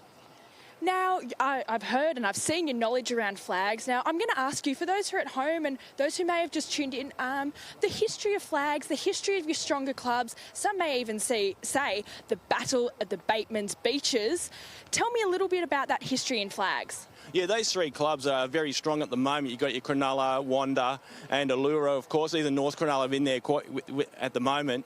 Over the years, this club here, Swansea Belmont, has been quite successful with a young lady by the name of Lisa Wright, who was Australian champion for quite a while. Mollymook, the club I come from, been very successful in the beach for quite a long time, right back to the 70s and 80s, with people like Kip McFarlane, Melissa Howard, Ashley Cheney, and right through to now, some of those competitors coming back, and Mollymook doing quite well as Sam Zustovic, and under the tutelage of Dan and Steen Lofts down there. So yeah, around quite a bit, all those clubs doing really, really well. Now, Sean, we can see as we look at this heat over here, we're down to about your final 5, your final 6. At this point within a race, if you would be able to go and talk to your athlete, what would you be saying to them? What would your advice be to these athletes? Just focus on the things we did in training, pushing back towards the start line, turning your head, getting your hands ready and turning and using your arms to complete that run, and making sure you dive at the end for the flag. Very good. Now, if you want to come and see Jess Collins' favourite person, he will be at the medal presentation. So if you're down here, come down, say hello, collect your medals, and we hope to see you soon. Now, Jess, we're heading back to you. Second. Now, Hannah, while you're just there with Brick, I was just wondering if, with his expertise, we would be able to possibly see a flag start from him. Now, I'm not sure if we can cross to that, but just wondering if his expertise, if we can see him, the Brick, doing a flag start for us live. And social media have also said they want it. They've been asking for this all day. We want Brick on a flag start. Now, we've had some comments, Sean, from our viewers. And we've had some emphasis from Jess. We want to see Sean Hendry do a perfect flag start. Now, Sean, he may not be impressed. He looks less than impressed at the moment, but Mollymook coach Sean Hendry, ladies and gentlemen, one of your finest opportunities, you are going to see Sean Hendry's, the Brick, do a flag start. So here he is now. He's handing over his things. Hannah, you'll have to be an official here, please. An official. Got to make sure that he's not going early. He's not jumping the gun. He's leveling out. He's leveling out. Could we get him to just commentate what he's doing and thinking about in this situation? Okay, so Sean, what are you thinking about in this situation? Keeping nice and tight. Making just sure like that we listen to the start. Trying to not think about anything else. Now, Harold said you keep nice and tight like your hammies. They are very, very tight. All right, so what are we doing at the moment, Sean? How are we setting up? So we're nice and flat, wrist to fingers, ankles together, body nice and straight, concentrating on what we've got to do right at the start. All right, ladies and gentlemen, are you ready? Heads up, heads down, go! There you go, ladies and gentlemen. Sean Hendry, the Brick, his very own flag start. Ladies and gentlemen, it is some of the exclusive content in which you will get from the Surf Lifesaving New South Wales Facebook page over the weekend. Jess, we are heading back up to you. Thanks for that, Hannah. That has just made my year. That was possibly the greatest thing I've ever seen. And do you know what? For all the competitors at home, that's something to watch. You've just watched someone that coaches Australian champions, how they do a flag start. So I'll take that home and study it. But back to some real athletes now. And real champions. So good. So it looks like we've just had one more knockout. So we're down to the final now. So ladies and gentlemen at home, you haven't missed too much. Last one, we're going to knock this down to 4. And then we're going to be looking at our top 8 for the Open Female Beach Flag title for the 2020 Championships here, live and direct from Swansea Belmont. So good. I know our energy is even higher now. We're getting ready for these finals. That was so good, and he did it. Fantastic, Brick. Brick by name, not by nature. So we've got on the line Mollymook, North Cronulla, North Curl Curl, North Cronulla, Cronulla on the top side to make state final top 8. And the officials are just waiting for the crowd to settle down after watching Brick. And they're up and about. Cronulla's had a great start. North Cronulla as well. Oh, a little stumble there from the North Cronulla girl. Maybe a clash here with North Curl Curl as well. So the two that are a little bit further back here. North Cronulla stumbles a little bit, pushes into North Curly. Hip and shoulder Comes straight back up. again. I think North Curl Curl just got to the flag. Had a better angle than the competitor from North Cronulla. As you can see, we do have a lot of crowds down here watching the flags. It's one of the favourite events of the carnival. Can be very intense racing. Lots of push and shove. Lots of push and shove. Ladies will now be regrouping in the marshalling area, pulling the paddle pop sticks. Unless we've got the laminated pieces of paper. But we are down to the top 8 for your ladies' final. Men wouldn't be too far off there as well in the open, so they'd be getting fired up, ready to go. Points, medals, ready to go.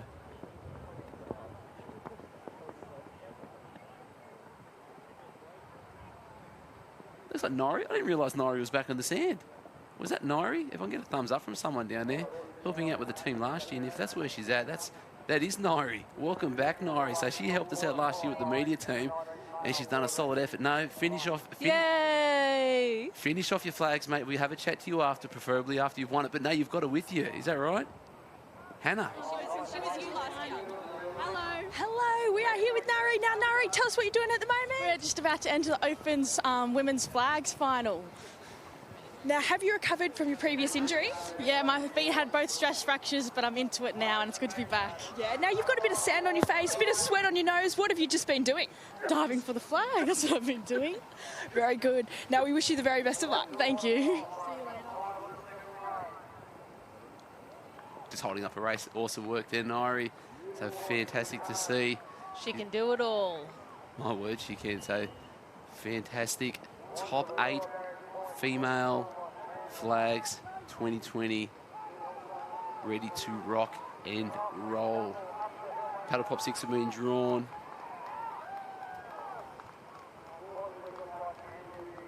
So looking through Newport, Ocean Beach from the top side of the screen. Mollymook there ready to go. It's going to be tough to see. I don't even think I'm going to call who it's going to be in this one. No, it's too early to tell. After a couple of little starts, we can get a little bit of a rough idea. But we've seen it all change. It's a little bit of a stumble here and there if you don't get the right dive angle. If someone cuts you off or if you accidentally hit the shin of someone else. Things can change very quickly, very suddenly here in this final of the Open Women's Flags. But if you are on the live stream, let us know who you're going for. Give them a shout out.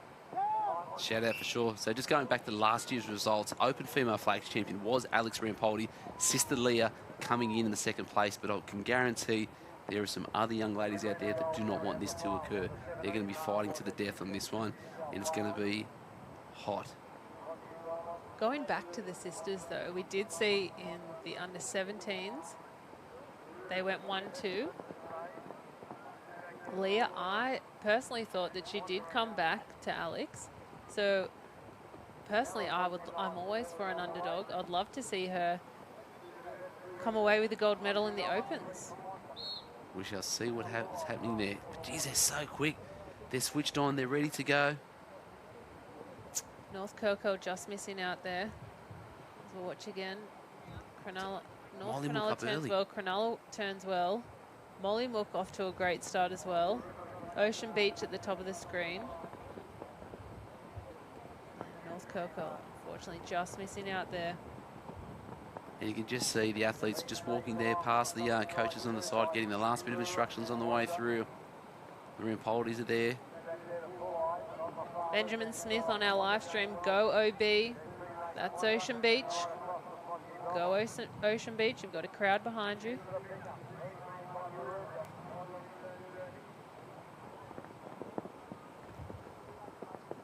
Ladies regathering there again. So North Curl there.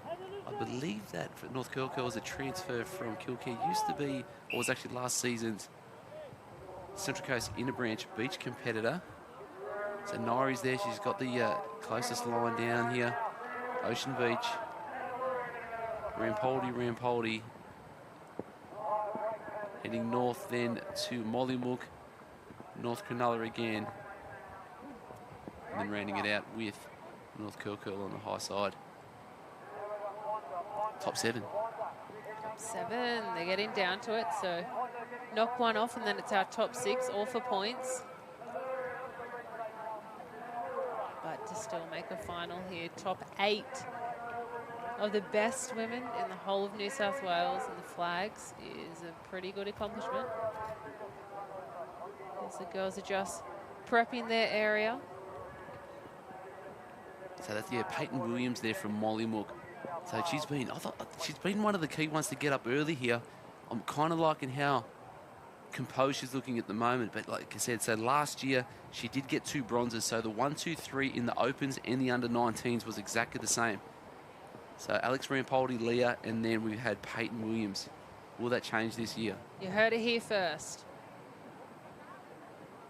And they're in the hands of the starters. So Cronulla on screen, bottom of the screen.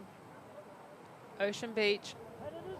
Plenty of North Cronulla in there as well. So the girls are just getting ready. Our top 7 of this open female sprint flag. Sorry. We know what you're saying. It's a long day.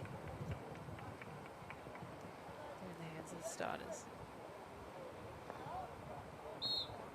And they're off. North Cronulla has had a cracker of a turn there. Ocean Beach going for one, so looks like there might have been a bit of a dive finish on this end of the screen. So turned into each other. You just see Alex Rampoldi trying to take it Nicole Mysack there in the middle. Sister coming across from the outside, boxed her out. So I think it's a flag for North Cronulla and North Cronulla there. I think they've overcomplicated on the inside. It looks like 2 North Cronulla girls have miscommunicated and dove for the same flag. Just wait to see. So there's North Curl, Brick standing there. North Cronulla. It's Leah. So and the other Rampoldi, whose name is short of me at the moment. I think she might have knocked her sister out in that one. We'll have to wait for the late mail there, but Molly looks through. So Peyton Williams, again, getting a nice run. Nairi Hatfield sneaking through down that left-hand side. Nicole Mysack, that's a top 5 waiting for one more head to come in. And ladies and gentlemen, you've just seen it here first in that last race. They have completely overcomplicated that. The 2 North Curl girls trying to maneuver themselves around, and it appears as if Leah Rampoldi has knocked out reigning champion of the under-19s and open titles here in the 2020 championships. And her own sister. Gone. But that's the tactics. Yeah, we just heard Say the coach family, of that's left at home. I'm going for gold here. Wow. So that was a bit of a shake-up there in that last round. So our top 6 here. So if you are tuning in with us now, we are looking at the open female flags. Currently underway, top 6. We have just seen the reigning champion from last year and current under 19 flag champion from this year just get knocked out. But that's surf life saving. But it is cutthroat. Lee's going to have to hold on to it now. She was the one that's knocked her out, but Nairi Hatfield still in the race here.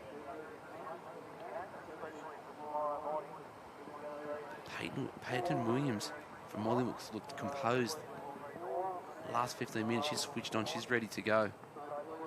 So possibly Nicole from Ocean Beach, Tara from Cronulla.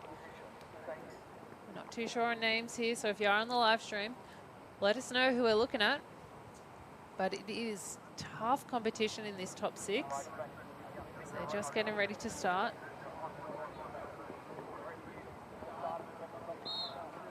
And they're off. North Cronulla turned well again. Cronulla turned well.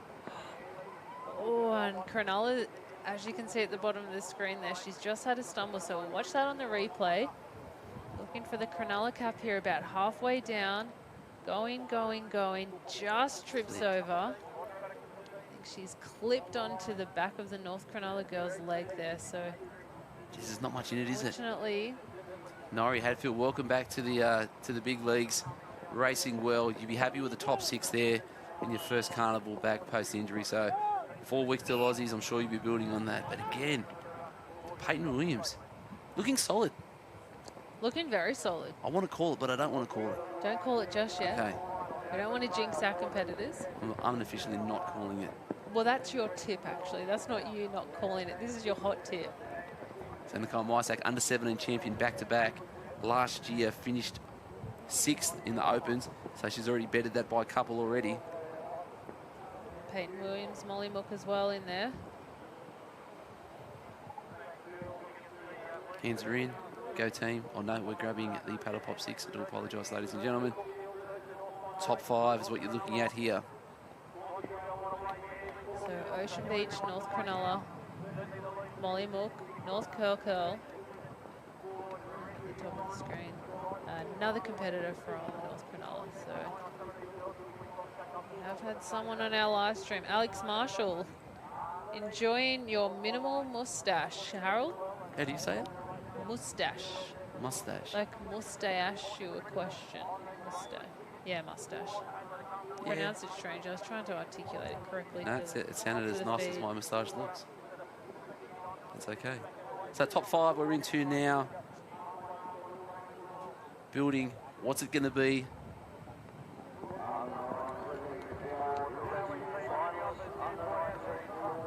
Again, routine is the same. We make the same reverse sand angel, patting down 3 times left hand, right hand, kicking the sand, or whatever their routine may be. Yeah, we should be asking you some hot tips. You're a nipper dad. How do you go coaching the flags? We'll delve into that after this race. He scratched his non-existent hair then. We get into we probably do flags once a year, and that's a championship day, to be honest. It's pretty disgraceful. But they're a great race. They are. We love it. Top 5, I probably wouldn't do anything different to what Brick did, probably just faster, to be honest. Top 5, ready to go. Middle lane, Peyton Williams, Leah Riampoldi, shoulders are up and about. Nicole Mysak's looking around and she's just been boxed out a couple of times. PB, 1 better, 5th in the Opens. Congratulations to you again, Nicole. But again, it's all positioning. Leah Riampoldi up on the inside. Her and Peyton have turned into each other, met. And then just going through, and then North Curl has had a great run for the last 3 or 4, coming away unscathed.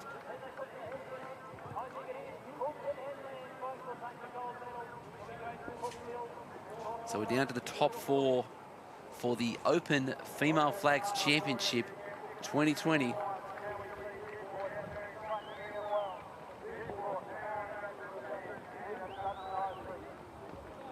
Loving everyone's engagement and feedback from out there. We have been live all day. There's a lot happening out there, so it's really, really good to see. And thanks, Keith, for hi, Joe, Jenny, and Leanne. Hi, guys. Hope you're enjoying the live feed. Let us know who you're going for. Let us know what your favourite event is, where you're tuning in from. And don't forget, we do have an Instagram account, Surf Life Saving New South Wales, Instagram, Facebook and Twitter. Live results are available on our website as well, Surf Life Saving New South Wales. Correct. And this competition would not be able to be here without the support of your local club, all of our volunteers. Working behind the scenes, Swansea Belmont Surf Life Saving Club, the Lake Macquarie Council, mums and dads for bringing kids along, friends and family for supporting them, coaches. But our bottom 4 here or top 4, should I say, the open female beach flags.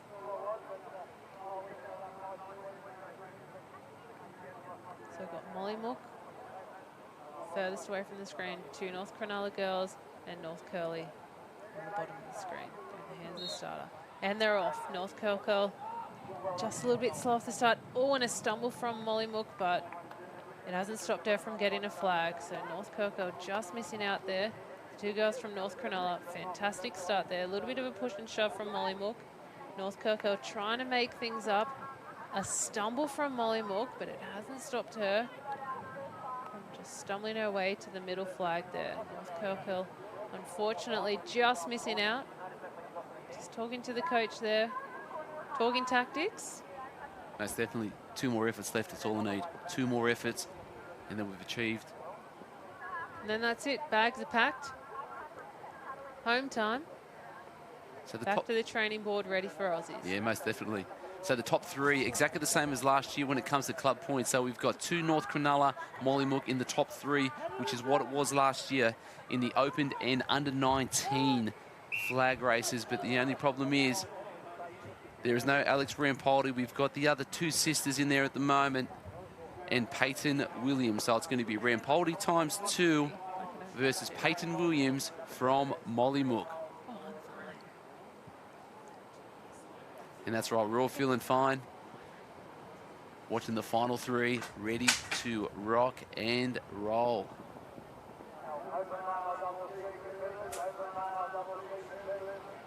Arms are folded from coach.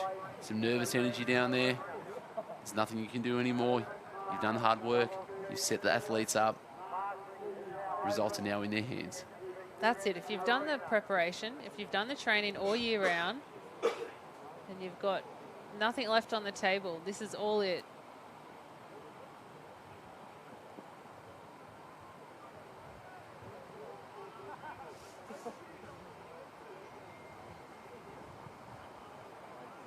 So meticulous. It's got to be perfect. Top 3.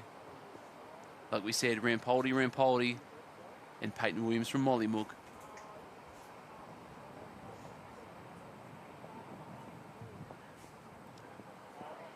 In the starters' hands.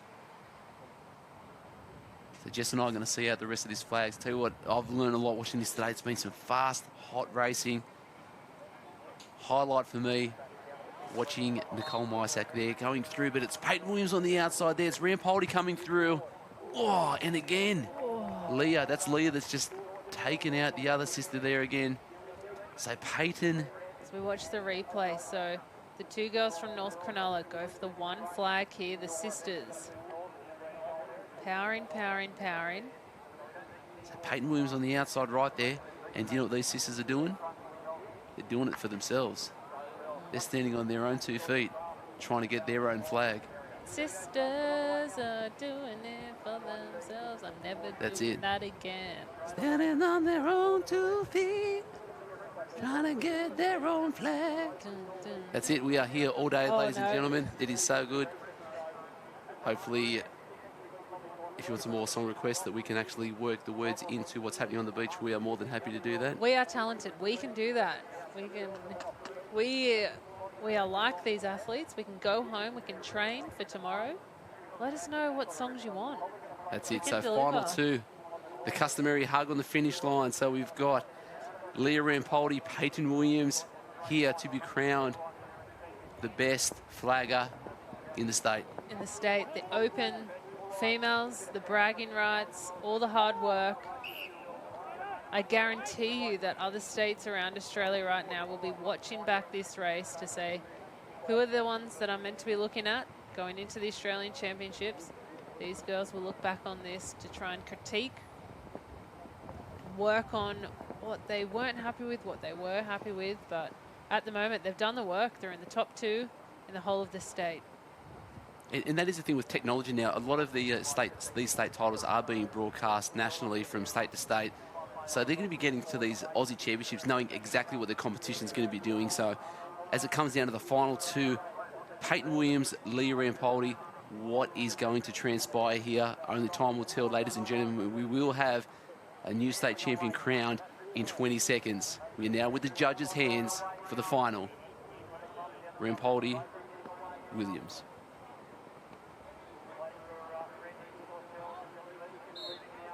And they're off, and they both had an equal turn.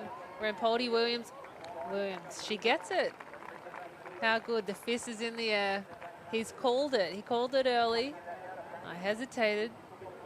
They're just so composed all day, switched on, you know, just enough. You could see in the zone the whole time. Power, power, power. She just Eyes got focused. extra legs to get there. And again, boxing him out with that inside hand, coming through with the outside one. Ladies and gentlemen, your 2020 champion on the beach, Peyton Williams from the Mollymook Surf Club. Fantastic effort. Going to go down, give the coach a high five with his new shirt. And it's great to see also a bit of royalty down there. Jake Lynch also checking out the beach, not competing at this event. No doubt he'll be watching these guys getting ready for the Aussie champs also coming up in 4 to 5 weeks. Yeah, and doing a little bit of coaching with the Newport team there as well. Doing a little bit of an intel.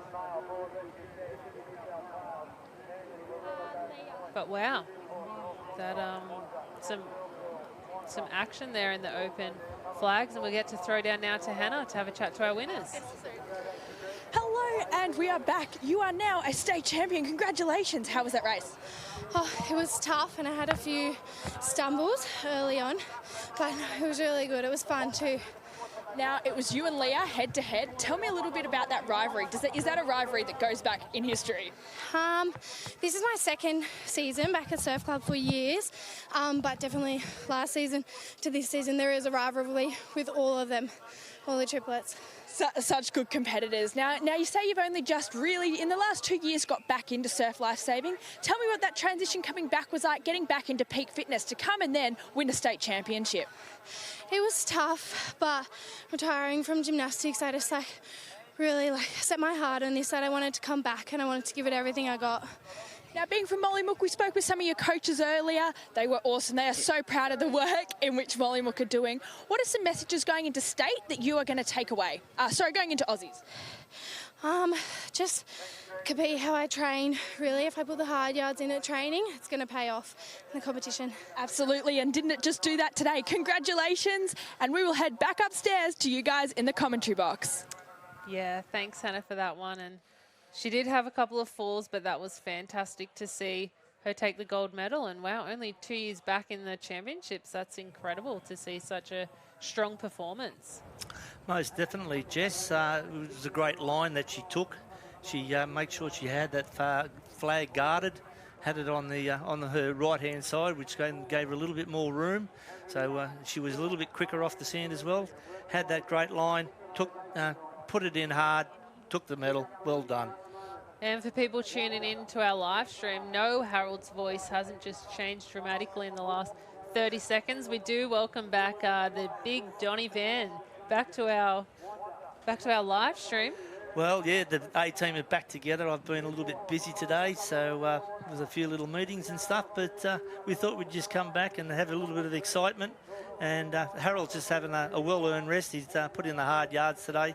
He loves the microphone, so just give him a bit of a rest and see what we can do. Have you had a chance to watch much of the competition? Not today, Jess. I haven't had much of a chance. I've watched a little bit down there while I've been doing some presentations, but haven't had much. But looking forward to commentating this afternoon, and really looking forward to tomorrow with the finals day. What's your favourite event? I'd have to say my favourite event, I do like watching a good flag event because I did coach flags. I think there's a lot of tactics in there and little plays that little mind games that everyone likes to play, and little finches, and just make sure you just try and put someone off, and when you get out in front, just run that little bit of a zigzag line, all that sort of stuff. My other one I really do love is the Taplin relay. Yeah. I think the Taplin relay is a great event, both the male and female. The tactics in that and the strength of the club as a whole really comes to the fore. Well, you came to the right place. Flags coming up right now. This is the Open Men's Flag Final that is currently underway. Our top 5. Blake Drysdale at the top of the screen there, Newport Club. Molly Mook in there, Wanda, Allura, and possibly another Molly Mook. Yes, it is. And they're away. Look at this. Molly will go on the outside. Bit of a shuffle there between Allura and Wanda. A couple of competitors who compete together down in that Sydney branch. But Molly Mook there on that outside, he was so quick. Great turn there. Great arm action, really getting there, long strides. As you can see, that shouldering going on. Nothing wrong there. But the Allura just slightly gets in front and grabs the flag. Not a bit of a dive there. He guarded that flag quite well. So really, really good action there. But Drysdale will be looking forward to getting that bit of extra pace if he can in the next couple of run-throughs. Yeah, he's been very dominant throughout the past, decades since I've been involved in surf life saving. He's always a name that gets thrown around in the flag event. Yeah, definitely he's been around. A great athlete, a state team representative. Bit of a vague face there on this guy from Wanda. Looks like he wasn't quite sure about what was going on with the camera there, Jess. Oh, they might not be aware that the camera's facing on them, but we do like to have... There he goes. He's seen it. He's seen it. There's plenty of crowds down here watching this. A lot of the younger competitors probably looking up at their idols here in these flags. Yeah, definitely. So there's Jake Lynch there with the black hat next to his father, getting some, just checking out the opposition, I think. And Jake has had a few little injuries in the last few weeks. And so we're looking at Jake coming back, hopefully, for the Aussies. And as they do their little bit of gardening and stuff like that, good luck to them. And we're looking forward to see what goes on here. Jess is going to take a little bit of a break at the moment. She's done well, so a little bit of a short stint. If you like Jess and I, just give us a like on Facebook and Twitter and the like. Jess will be back tomorrow, and we'll bring Simon back in there now to the dynamic duo from the country championships. All good. So as we look in the flag competitors, just getting their little beds prepared. Just trying to psych each other out. The taller guy there, Drysdale in the middle, digging the toes in, making sure he gets a good run. So we've got Molly Mook, Newport, Allura, another Molly Mook on that on our left-hand side there. Starter Mark Thompson looking at what's going on, making sure he gets a nice start there. There's our media manager.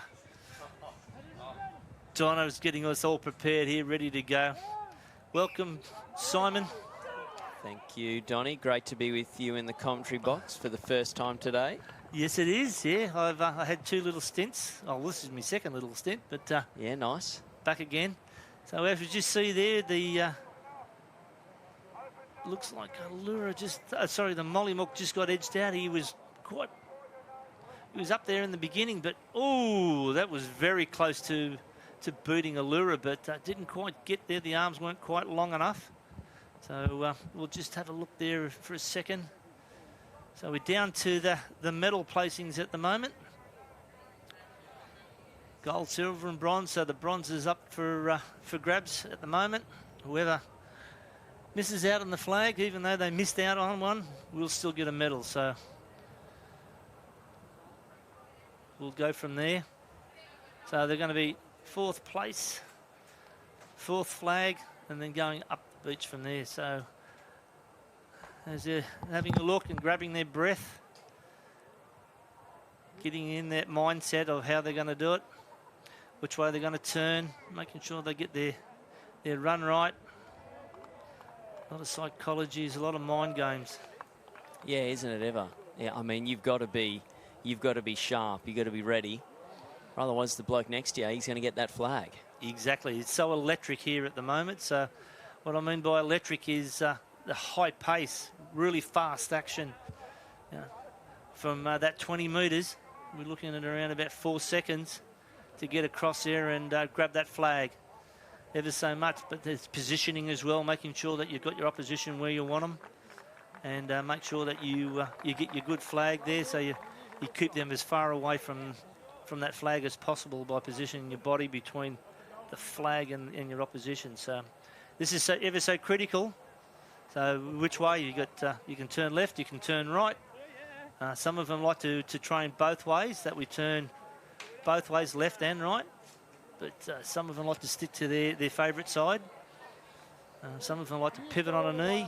Others like to put the leg in underneath and spin on that. So a couple of different styles to get across. And, look at the preparation that goes in. Yeah, some of them a little bit... yeah, bit too much prep.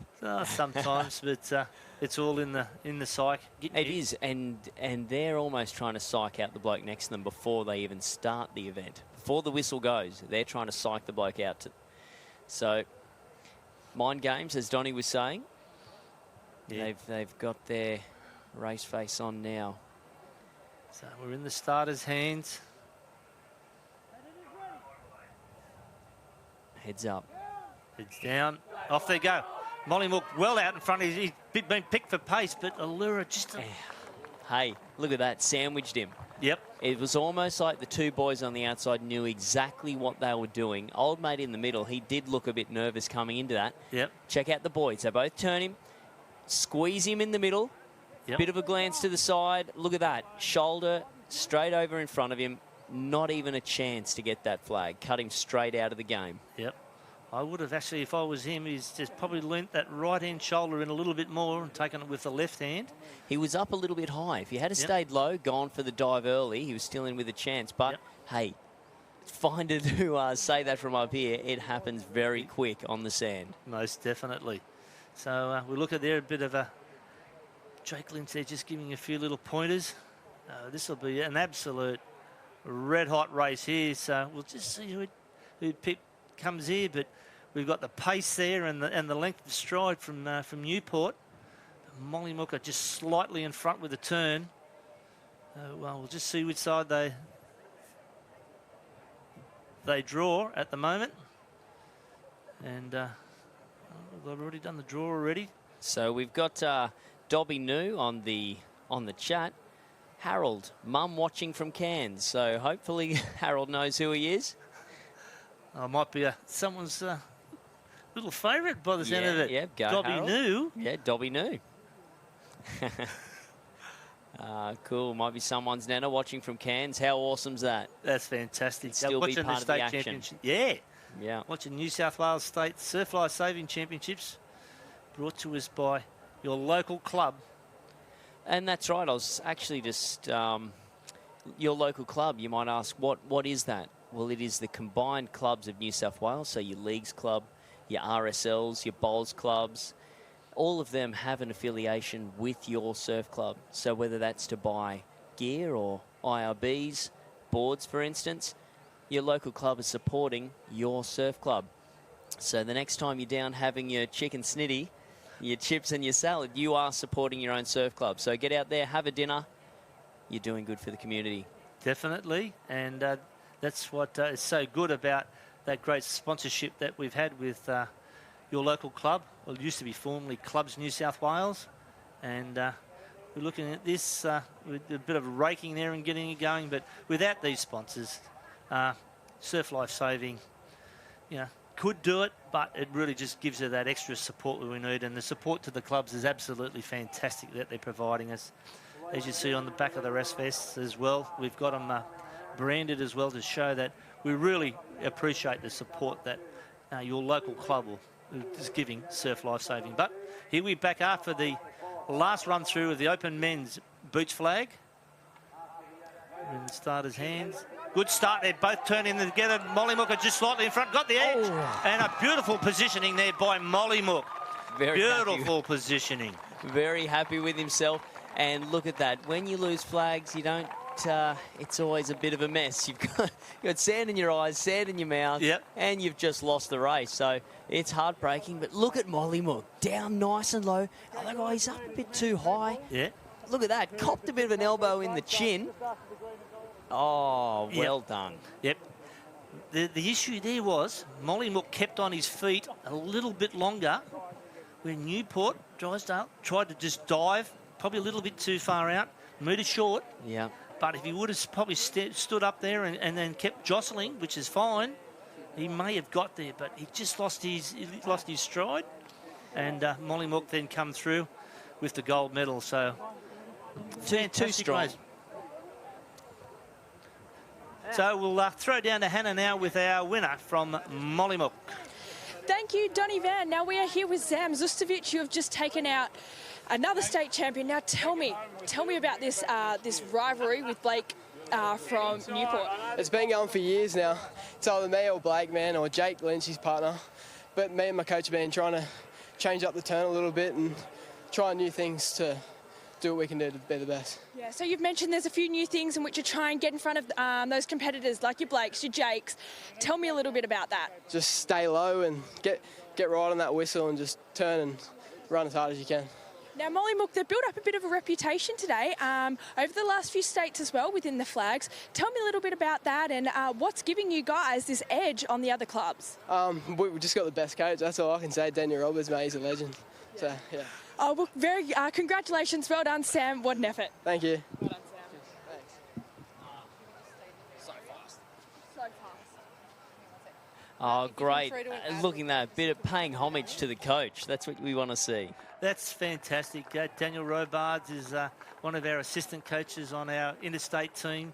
He's been doing a great job in the last couple of years, and it's exciting to have, you know.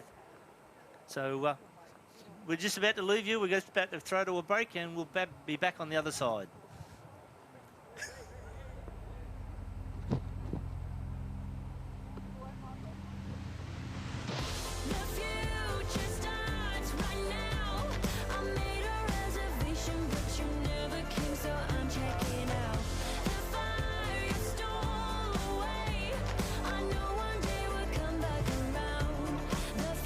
Is now.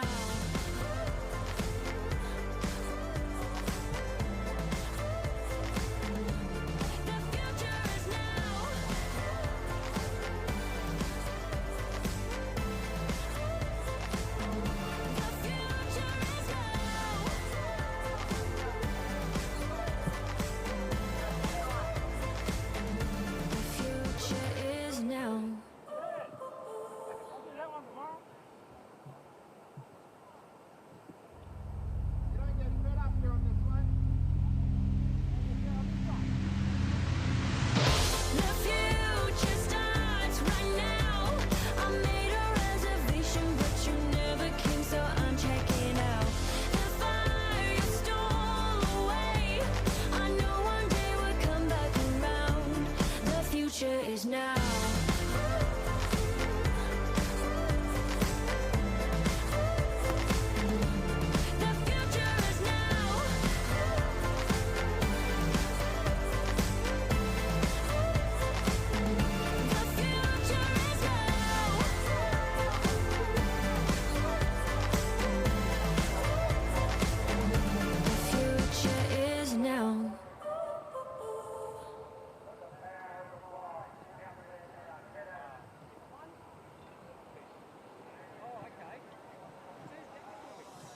I was checking out the waves, taking the dogs for a walk, looking for fishing holes and things like that. And I noticed a couple of young blokes run down to the beach. So we were here for training, training for competition, and we were here this afternoon, it's Thursday, and we always train here to gain wave skills. We usually have 10 to 15 at training, like all different skills and ages. It's really good and friendly vibes. Everyone's super encouraging and always like pushing you to do your best. So that afternoon the conditions it was big, had like a 5-foot northeasterly swell coming in across the beach, which was creating a big rip right out across the bluff. I noticed a couple of young blokes run down to the beach, 4 boys actually. They jumped into the water in a place that we normally jump into to get out the back, go for a surf, and it was deep. And I knew there was a strong current there, and I thought to myself, gee, I hope I know what they're doing. I hope they know what they're doing. So we were finishing a race, we were coming in, and we were going around the lifeguard tower, and then Ray pointed out to Nick that there was somebody in trouble. And I was immediately thinking where the waves were and the quickest way I was going to get out. So I ran down to a slight rip to try and get out to them quicker. And I was looking at the conditions, and then my immediate concern was how they were and how they were going to react when I got there, whether they were panicking or whether they were calm. and just assessing the conditions. So my training's kicked in, so I knew what to do. They're all in trouble, and I knew they weren't going to be able to swim against the current because they were trying to swim against it instead of swimming over to the bank, where, coincidentally and fortuitously, there was a squad training. One of the boys was struggling quite significantly, so he jumped on my board, and by that time Ray had paddled over, and he was with the other two as I paddled into shore with this boy, and one of them hopped on Ray's board. Jet paddled out, Ray and Nick brought 2 in, Jet had the other guy floating and getting him out of the rock area, and then I paddled out to help Jet and brought him back in on my board. It was a mass rescue, and I was totally relieved when I saw what was going on from up there because I couldn't do a darn thing, and no one else on the beach could have done anything. I thought these guys who'd gotten into trouble were very, very lucky that the guys were out there on their boards. Sadly to say, there were too many witnesses that spoke to me afterwards and said that if it wasn't for our club members going to their aid, at least one fatality would have occurred, at least. As a result of good training and communication and knowing what to do at exactly the right time, you measure it in lives saved. That's at what cost is a life. That's the importance of it. It was a situation where our kids could spot the danger very early and they were first responders, and we're extremely proud that they could see the danger developing. Well, I felt kind of nervous. I haven't really done anything like that before, but when I was telling him what to do, I felt good, like I knew what I was doing, and it just gave me confidence to do it more in the future. Well, this was my first rescue, and I was really scared when I first saw them out there, but then my confidence kicked in knowing that I'd done so much training for it and I knew what to do and I had the skills to do it. I'm extremely proud of what they've done.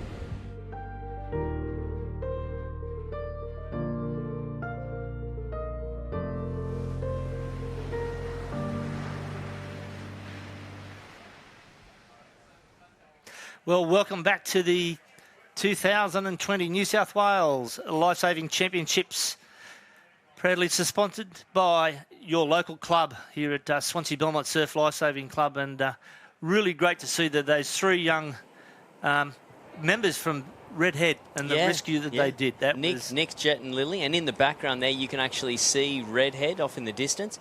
Unreal Surf Club right on the beach. And what a great thing for the young nippers, future lifesavers and lifeguards. Yes, it is. Yeah, great story there from Redhead. And how proud was the coach when he was seeing all of that.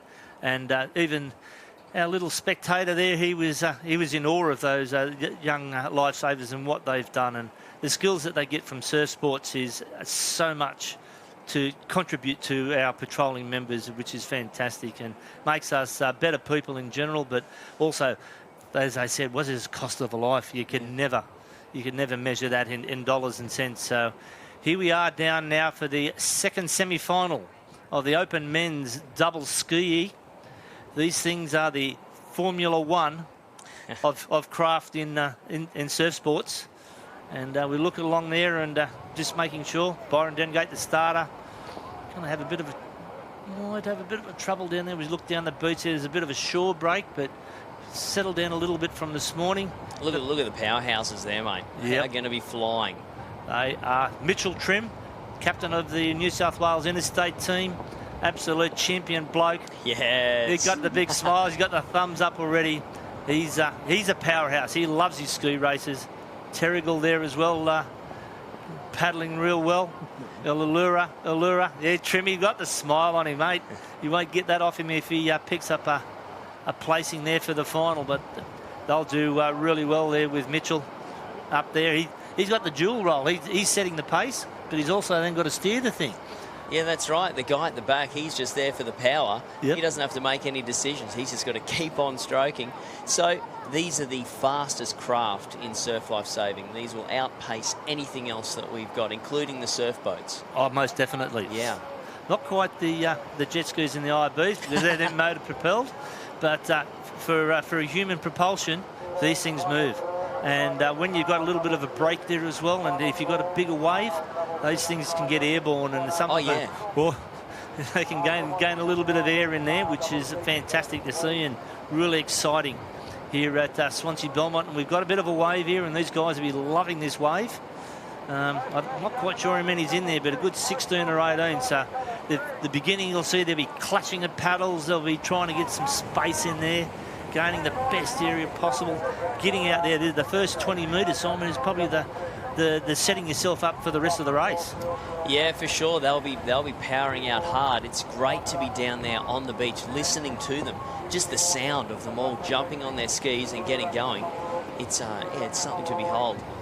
So here we are. We're looking back there. Bit of a different start there from the third from the right-hand side. One on the left, one on the right, but normally they're both on the same side and then jump back on. Here away, we've got a great start there, and there is Newport there on that right-hand side, getting some great space out in front. Look at them moving forward. Look at the rating that they're getting through there.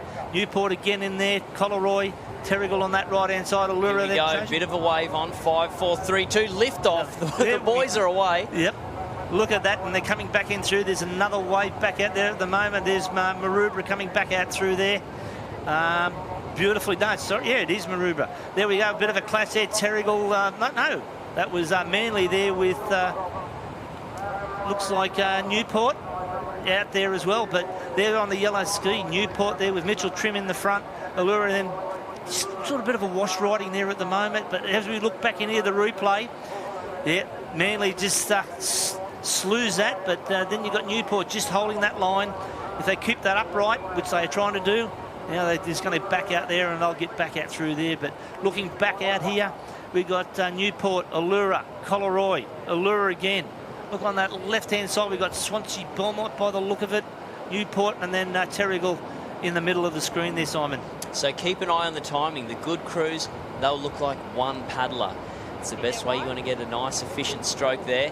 No one's really getting in the draft at the moment, so we'll see. They're all looking at setting their own pace.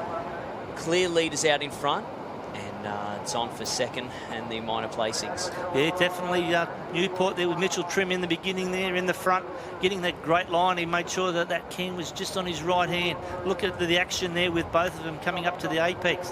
Allura just still hanging in there on that on their left-hand shoulder.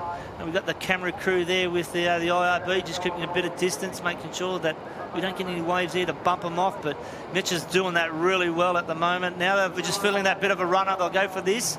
And if they can keep on that for a little while, they'll keep that great run. So we look at that, and they just come back off that at the moment. That may bring their fellow teammates there on the next ski behind them. Here come the reinforcements. Here we go. Look at this. We've got a runner here, and then back in through Coleroy, just running that. But the two there from Newport coming back on that runner. Now, one of them's dropped off, but Allura there just coming back in here again. He's got that little runner on that just underneath him. So Newport out in front haven't got that yet. So we've got Allura coming back there in the middle. Then looks like Wanda here on that outside with the red nose. So it's but Newport here, as you see that head-on shot, they're right out there. If they get over the top of this, they're home and hosed, and they're going to do it really easy, but beautifully done. The paddles just laying in the water there just to give them a bit of balance. Wave comes in behind them, they're getting some pace. See them there, they were actually able to outrun the wave there. They were pulling in front of the whitewash. Yep. And they backed off the pace a bit and just let the wave do the work. Yep. So we've got Allura there just on that little wave. So Mitchell Trim out there in front. He's puffing a little bit. He had to do that little bit of work to get over there, but comfortably home on the Brainwave Brave ski there, the yellow nose. Allura will come in second quite comfortably there on that inside. So what are we taking here? 6 through, do you think, Donnie? If there's a semi-final, they'll probably take 9 because they'll have an 18 final for either later today or tomorrow.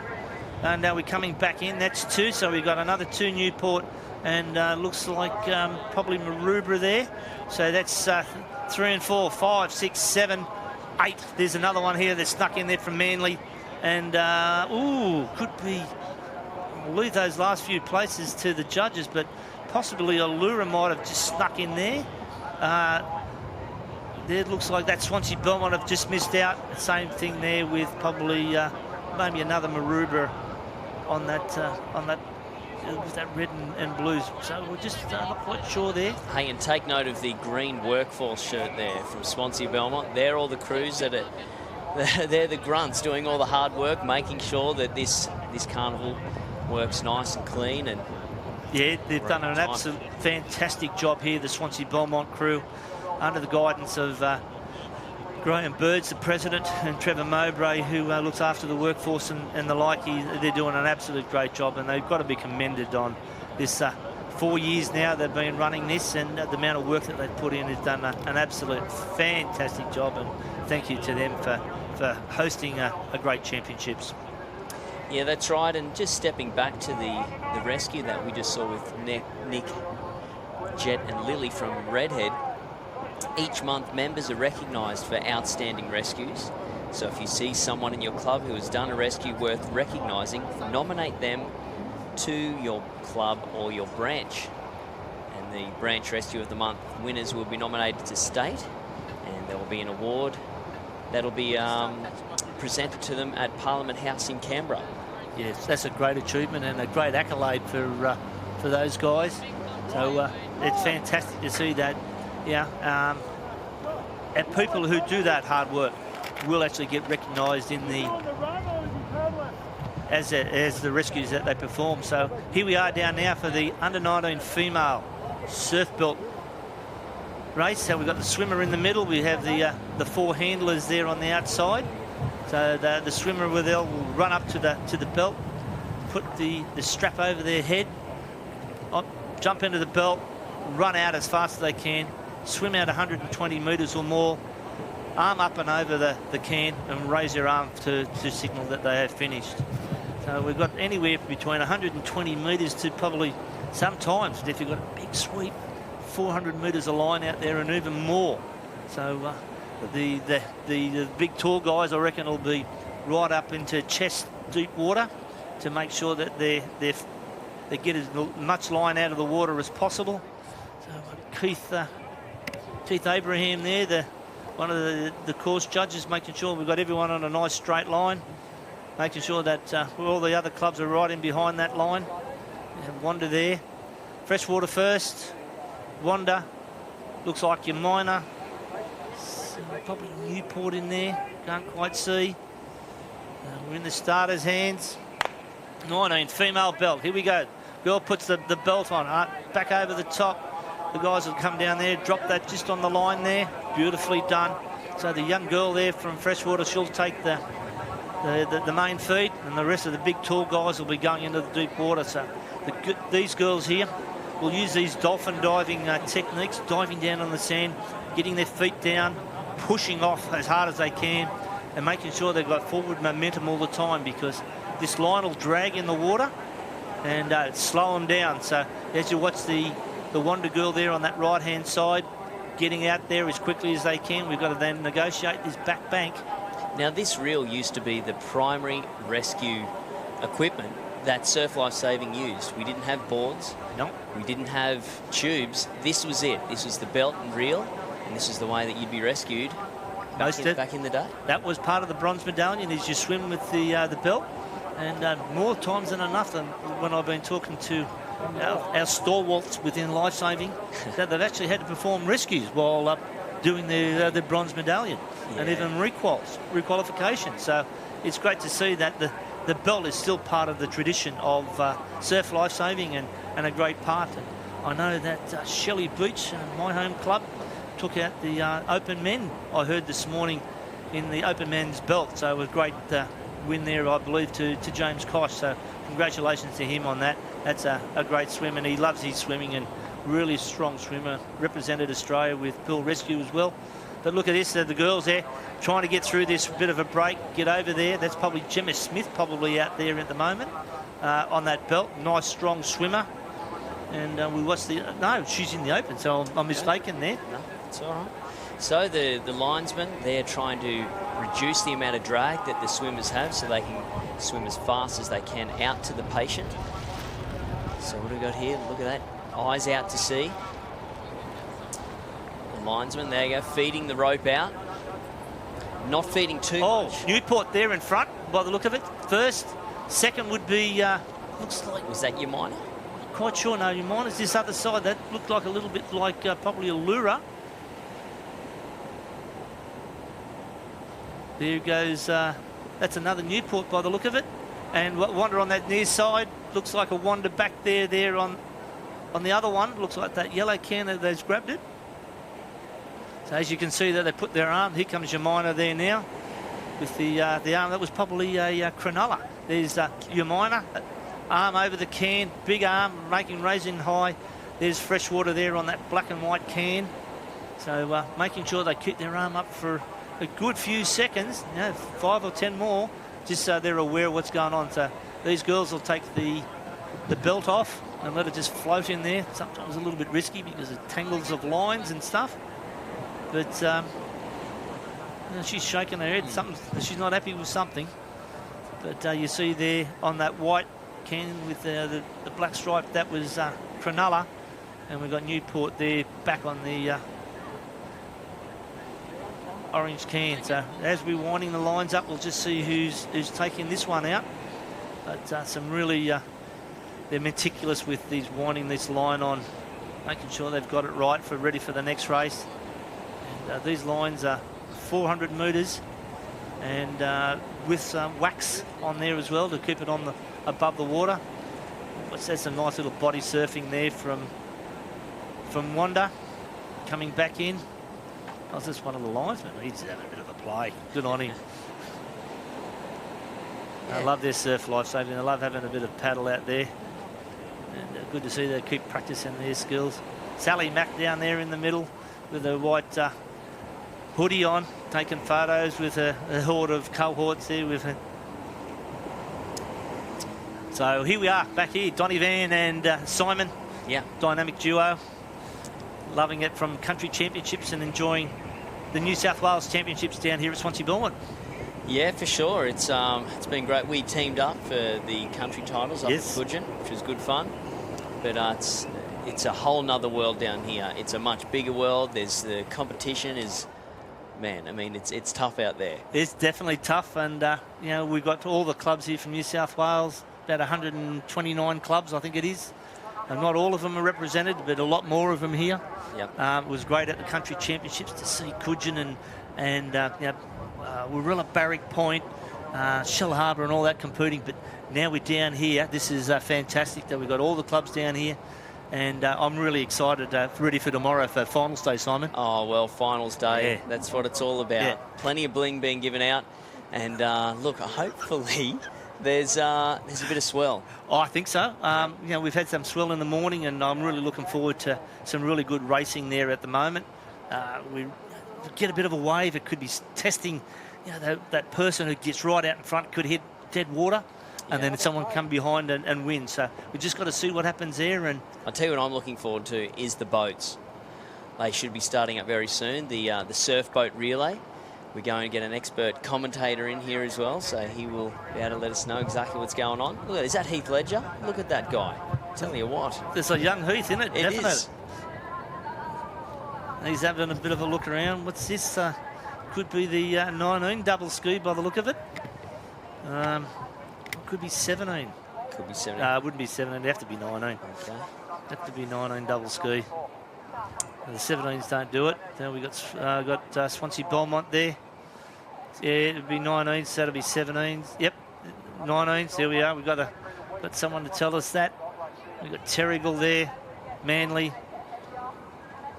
Darren Galea there from Allura as one of the safety and emergency safety coordinators, doing an absolute fantastic job, being here for 2 weekends, spending all his time here on the beach. And we've got some of the judges down there. Ian Miller, the marshal. Pam Vallis here in the orange vest there, ready to ski judges. She loves a good ski race, Pam. She loves getting in the water. So straight after this, we're going to go into the Opens double ski. And as we're just waiting for these 19s to get underway, boys are just chilling out. They've been here all day. It's been a big day for them. Probably been racing all day as well.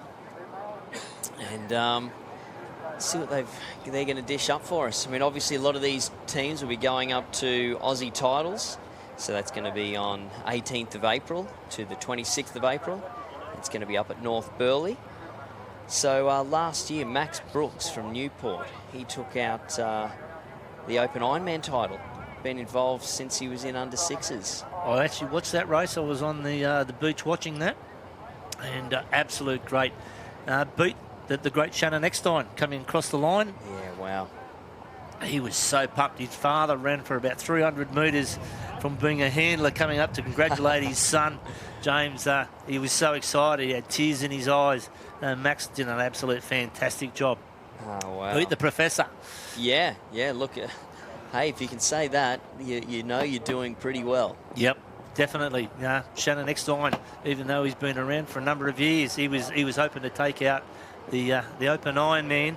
Maxie had other thoughts. Maxie said, well, I'm going to take you on and show you how it's done. That's it. And that's what he did. So we're looking now for a start in the 19 male double ski. Down here at Swansea Belmont. The New South Wales 2020 State Championships sponsored by your local club. So we're looking there at the moment. Great field there. At the moment, 18 across there. These young whippersnappers looking to compete probably at Opens as well. They probably have. But a bit of a smile and a chuckle between each other. So they're all trying to buy their way into the final here. So 9, you're saying, are going to go through? No, I think this is the final. Okay. It is the final. So we're in here with the final, Simon. So all guns are blazing here. The check started down that far end with the arm in the air. Just waiting for these couple little waves just to settle down. One more little wave to go. I reckon Byron Dengate will have the gun up in the air about now. Popping back down. No, not just yet. So he's just waiting for an even break. So yes, they all get a fair shot at getting onto their ski and getting underway. He's talking to them there. He's got that loud hailer. He's just letting them know what's going on. Boys, just settle down. Yep, so a bit of a wave there. As you can see, it's only breaking on half the field. He's not going to like that. No. It's a nice, clean wave. You'll just wait for this set to come through. What I always mean by a set is all these little waves coming through. So here we go. That's a nice, clean one. I reckon he'll let him go after this. No, you'll just wait for this other one to come through. Probably that second one out the back. We've got one more after this one. Oh, no, another one after that one as well. So you might just wait for that last one to come through. And it looks fairly clean across there. As we're looking there from another angle. And there's another thing there, all the mums and dads, they've been here all day as well. It's a big day for them. Yes, they haven't been competing, but they've been making sure all the competitors are fed and watered. So big shout out to all the mums and dads there as well, and grandparents. Yeah, definitely. These guys, you know, well, they're probably under 19s, probably still 18 years of age. They still need their mum. Oh, you got to love your mum, don't you? Got to love your mum. So they're there to support them. Got the great support from their club members and your parents and grandparents, and all your friends around you. So these guys will be champing at the bit to get started. We're just waiting there for a bit of a start. I reckon I'd put the gun up now and go after this one. Gives them still plenty of room to... there we go, they're away. Here we go there, the clutching of the paddles. But in the middle there, they've got a great start there. They're really starting to pump in there with a few little waves. Looks like North Bondi and Swansea... Oh, no, that's Avoca out there at the moment. Great under 19 double ski from there in Avoca. And Newport in the middle there as well with North Bondi. Do White get that? Oh, is that Too White? Yes, it is. They've absolutely got hammered. Popped it on the chin. Yep. And as you can see, the boys have got their timing right early. Air time. As we look at this, we're coming back up. Boom, straight onto them. That's Copacabana. Yeah, that hurts. That hurts real big time.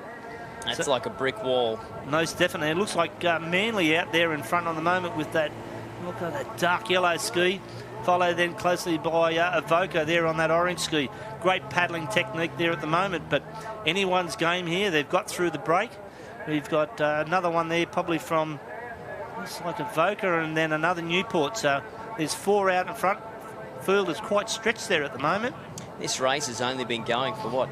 Lucky to be a minute. Already look at how the field is stretched out. Those two teams that took off.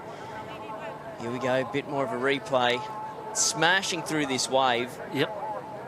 Bang, goes up, back and through. Paddles either going everywhere. Looks like Terrigal there just come off. Hard to be at the back there. You can't get the momentum because you've got the skis in front. You really need that power so you can smash through those waves. Yep, really long strokes into the water here from Manly. Beautifully done.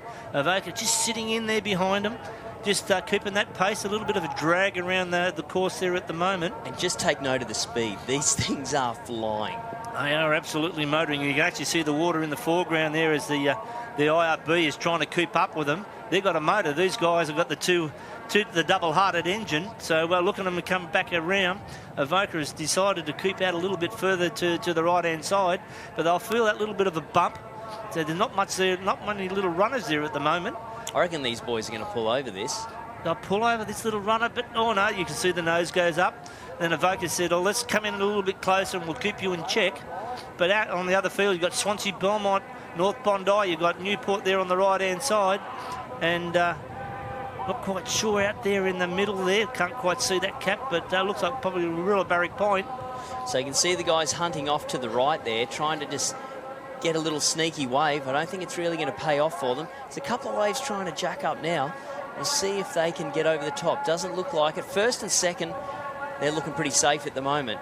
First out there with Manly, he's just picked up another couple skis lead. They're out in front there, but they're in this wave zone, so we'll see what happens here. They get a little runner on that left-hand side, that Manly. It's a little bit, but here comes Avoca back on the right-hand side. Look at them coming back down. They're going to hit that runner together. They're putting the pace back in there, Avoca. Coming back over the top of that wave again. They're going to challenge Manly to this. They may even do this. I think they're slightly in front, Simon. They've got them here. They've come through from nowhere, out of second place, and just powered in front of that wave. They didn't even wait for the wave. They just said, stuff this, we're going for the win. Yes. Look at the smile on those dials. Look at them. Well done, second. Manly just hung back a little bit too much, but here comes Newport there, back in there. You can see the gritting of the teeth, smiling away. They look like they've got a third. I think they've got a third. They know they've got a third. Look at them. Look at the smiles on the dial there with North Bondi coming in there. Swansea Belmont on that boss ski, the yellow tip. You know, all points are valuable now here as well for their champion point score. No, they're not going to stop. They're going to keep pushing until they cross that finish line. Get the maximum points they can for their club. Yeah, there we go. Quite sure of that cap. That's thrown me a little bit there on that one, but probably... that's not maybe Mona Vale by the look of it. Not quite sure, but I'll just double check. No, that'll be Mona Vale back in there on that one, and that's a club that's coming through now as well. Copacabana there, Terrigal back in there. So well done to those to our Swansea Belmont. Sorry, our Avoca club members who won the under-19 double ski here at Swansea Belmont. As we look at North Bondi there, a little bit disheartened. So we're down to Hannah with our winners from Avoca Beach. Thanks, Donny. We are here with the under-19 newly crowned state champions for the double ski. Boys, to come back and beat Manly, tell me how that feels. Oh, it feels awesome, like just always around the sport with those blokes over there, and it's just awesome to finally pull over that wave and beat him in the end. It's always good, a bit of banter, so yeah, I'm stoked with it. Now tell me a little bit of the friendly rivalry in which you experienced with Manly. Well, we've grown up with these boys paddling, and it's always, you know, between us, and we've always had a little thing going, but to get one up over them on the double and state, oh, feels so good. I bet. And what was going through your mind as you were coming in? You could see those waves behind you. They were close to getting a runner. What was going through your mind? What were you two saying to each other to really get in front of them? Yeah, well, I could see that the runners were sort of tough out there. You had to sort of pick and choose what way you went, especially on the doubles. And coming in, I saw the wave building in front of us, so I held off for a bit and then saw it sort of hit the gutter and like bottom out. So we pushed over it and come through, so yeah. Now, you guys may not have seen the starts. They were challenging. Some clubs really did get caught. What is the importance of getting out there and really getting a good start in these races? Oh, just trying to get away as clean as you possibly can really gives you the best advantage. Although, if you do get clipped by the sets like many of the boys did, you know, it does become unfortunate, but it's surf. Well, congratulations, boys. You have just won a state title. Enjoy it. Thank you. Thank you. Thank you, Hannah, and well done to Avoca. as they said, that start was ever critical. You could see that on that replay. They got back out there on that right-hand side. They got into that clear water, and off they went. So that's so critical to getting a good start on that race, and that set them up in good stead for that finish as well. And then that race home, they just had the yards on them. Oh, they did. And you know what he said there, that surf, it certainly is. You never know. You can never, rest. You've got to be giving it. I think the boys really were caught off guard there, and Avoca come through from behind. Yeah, I think the Manly competitor thought they were a little bit further in front. They were there, as we said earlier in the race. Yeah. They had a couple of lengths there, and they just sat in that bit of dead water.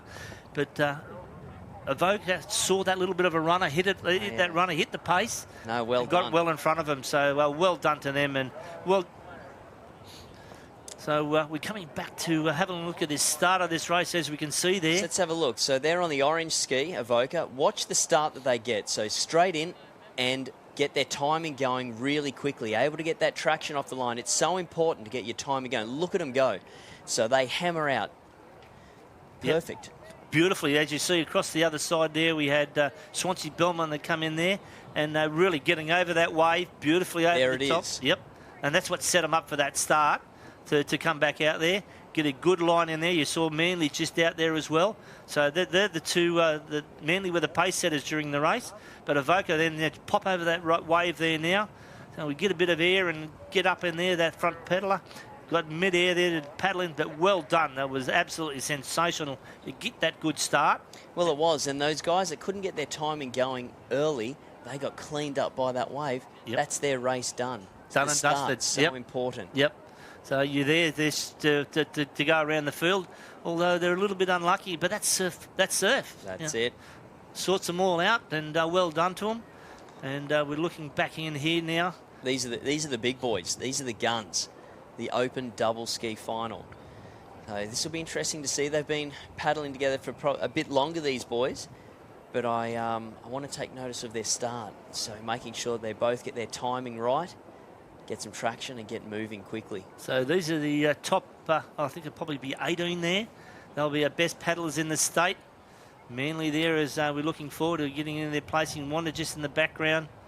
North Bondi, another good ski club. They're coached there by Jimmy Walker, a former Olympian. Sorry, an Olympian, I should say. Jimmy, talking to him the other day, he says, no, Donnie, I'm hanging up the paddle. You know, I'm 40-odd. Getting close to that big 5-0. He says, if I could still get in the final at my age, I think I'm doing pretty good. So he was very happy to do that. And now he'll stick with his coaching and a few Masters events. So well done there to North Bondi. As we're looking back into the boat area there, looks like chaos, but that's organised chaos. Look at those beautiful pink vests with your club. I was talking to one of these sweeps yesterday, and he was saying that he's talking to his oarman. He's going, look, if you boys make a mistake, I fix it. But if I make a mistake, we're swimming. that's ever so true. It certainly is. So coming up later in the day, we've got the surf boat relay, so really looking forward to that one. Oh, that could be some great racing there. Three boats, or three teams competing against each other. Just had a little comment here from Alex Marshall. That's Harold Marshall's brother, by the way. Enjoying your minimal moustache, Harold. That's nice, isn't it? Oh, yes. I think a bit of a jibe there by the sound of it. He worked a long time on that moustache, old Harold. This morning he was telling me he had the little trimmer out. Oh, yeah. Well, he said he's been growing it for a while now. So Movember's finished and I think he's still going. Yep. Yeah. Took him that long to grow it. Yep. So we're here. We're just waiting now for a start as we've got all competitors here ready for the open male double ski, getting ready. Just waiting for a start list to come through. And everyone's quite relaxed here at the moment. I'm really looking forward to this this start. See who's going to bring home the gold medal. So we're looking back to the boats there at the moment. And looks like we have possibly Bronte there on the foreground. Quite a leisurely race by the look of it. They're just taking their time and they're going back at it. You can see the swells here popping up and down. Well, again, we're talking about the timing in the double ski. It's even more important in the boats. I mean, it's very rare you've got a sport where 5 people actually have to be so in tune to make their boat do exactly what they need to do. It's their great skills. Watching them come in on the waves, I'm really excited for it. I'm looking forward to these boat races later today, the boat relay, but then also the boat finals tomorrow. Should be some great racing. That's right. We're going to see everything tomorrow. The boats, male and female events. So all those people on the comments that are wanting to see some different stuff, tomorrow's the day. So as we see the highlight come up, open male double ski final, sponsored by your local club. Manly just sticking a little bit out there on that right-hand side for a little bit of cleaner water. Hoping to get a good line in through there. You're quite tightly bunched in there. So ever so critical to get that good start, get out there in clean water, and then lead that race. Hopefully you can lead it from start to finish. Well, I think these guys out on the end here on the right, they're out in the clear. They're not going to be clashing paddles. No. So let's see who's got their timing up, their rating up, and they're powering out. Yep. Look at the speed they pick up so quick, so much power. Yep. So there's back again, Newport back in there. That looks like Mitchell trimmed back in there. Allura just getting that bit of clean water. Look at the pace on these guys getting back out there over that wave. So this is going to be a little bit tighter than that 19 double ski. Got a couple more in this middle coming through. Manly coming through there again. 2 there from Newport as we're heading back out to sea. But possibly a Newport out there in front by the look of it. It is. Probably Mitchell Trim by the look of it. Redhead have got a team in there as well. Newport, another one on that left-hand side there, the other double ski that was in the first semi-final. But look at these guys, mate. Look at the action. Look at that paddles coming up in unison. So good to see this action coming back in through. These yellow skis must be pretty favourite there, Simon. Well, they have been. They've been featuring a lot. I don't know if it's going to give much of a performance advantage, but they seem to be going well. These what brand are they? Oh, they're all different ones there at the moment. We have the Brave skis out there at the front. We've got a few Boss in there and a few other different ones. I can't quite see the branding there at the moment, but we're coming back in there, Redhead, and then even Evoca back in there. But Newport, 1 and 2 back in here. Look at this. There's Brave skis coming through. Look at the pacing and the unison on that. This is looking so great there from Newport there. Mitchell Trim there out in front at the moment. He's determined to get this win at the moment. You can see it, the gritting of his face. He's looking around, coming around that last can, heading back into shore. They'll be looking for a marker to find out where they're going to be. And Redhead coming back into 3rd position. Another great paddle there with Manly back in 4th and Evoca back in 6th.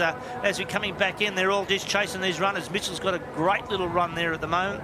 Here come the cavalry, Donny. Look at him turning that last can. Yep. Look at them. There's everyone. This is anyone's game, but I think Mitchell's got it pretty well pinned at the moment. We'll wait and see. He's just hanging around there, just looking for a good little runner. He's got a good length out there in front. Look at the action in this. Great camera work there by our IRB, and Manly coming through there at the middle. Just dropped off that little runner. Newport there. The second one's dropped off. If they get this little runner, there could be a way. He gets that. Look at the pace that they're picking up. Newport coming back on there, and then Redhead picking that up as well. But they're over the top of this wave. Look at them go, Simon. This is fantastic. Oh, you betcha they've got this for sure. I can't see these other waves catching them now. That is a great jag by the boys from Newport. It's still on for 2nd place, and look at the cavalry coming in behind them. Oh, look at this. I hate to be a finish judge. I used to do that. I'm glad I'm sitting up here in the commentary box calling this race. But Newport, Mitchell Trim and his partner there looking at taking out the gold medal as he'll sneak inside this pole. Look at him concentrating ever so much, just pushing a little bit over. Well done. And Newport, our winners of the open male double ski, was the second, looks like Newport on this near side. Donny, have a look out the back. The cavalry's coming. Redhead across the line, Manly. Oh, look at this. 1, 2, 3, 4, 5, 6, 7 across that next wave. I'll leave that to the finish judges. Yeah. See you later. That's iPad time for me. You've got to have an iPad out there to pick that. I wouldn't pick any of that. A brainwave ski there. Interceptor. Another local brand here. So well done to everyone there. Swansea Belmont competitor. So well done. Still smiling even though they didn't medal, but well done there to Allura and Coleroy in the background. So all these spectators here, some great action here that they've seen live here at Swansea Belmont, the 2020 your local club Surf Life Saving Championships here And some great action here, and please come back with the comments and all. So now we're going to throw down to Hannah with our winners there from Newport. Thank you, Donnie. Now we are here with the open male double ski state champions. Tell me about that race. Defending champions, how have you done it? Shake and bake, I guess.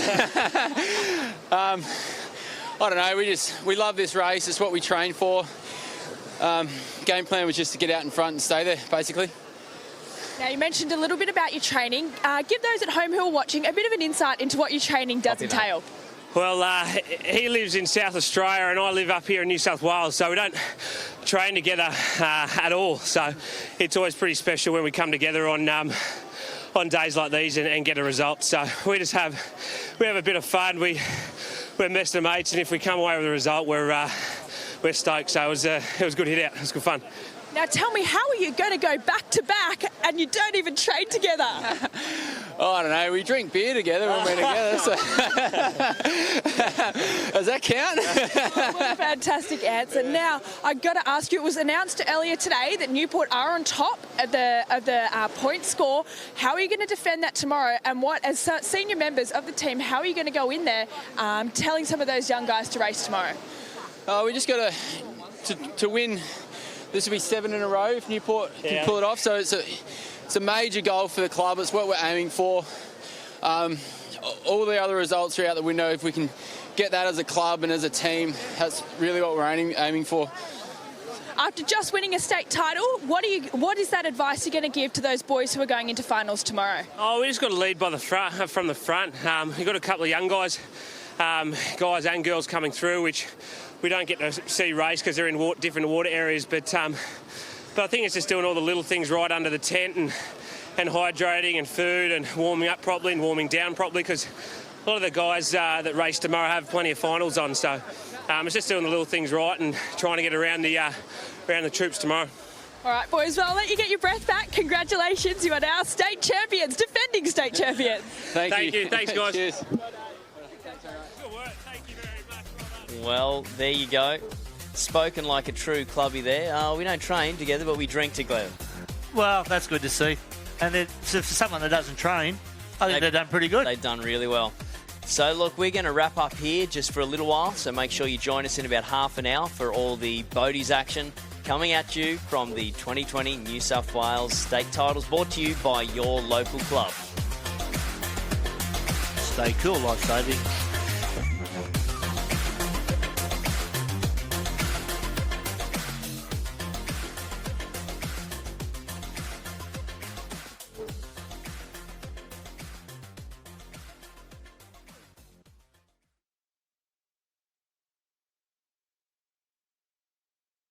Okay.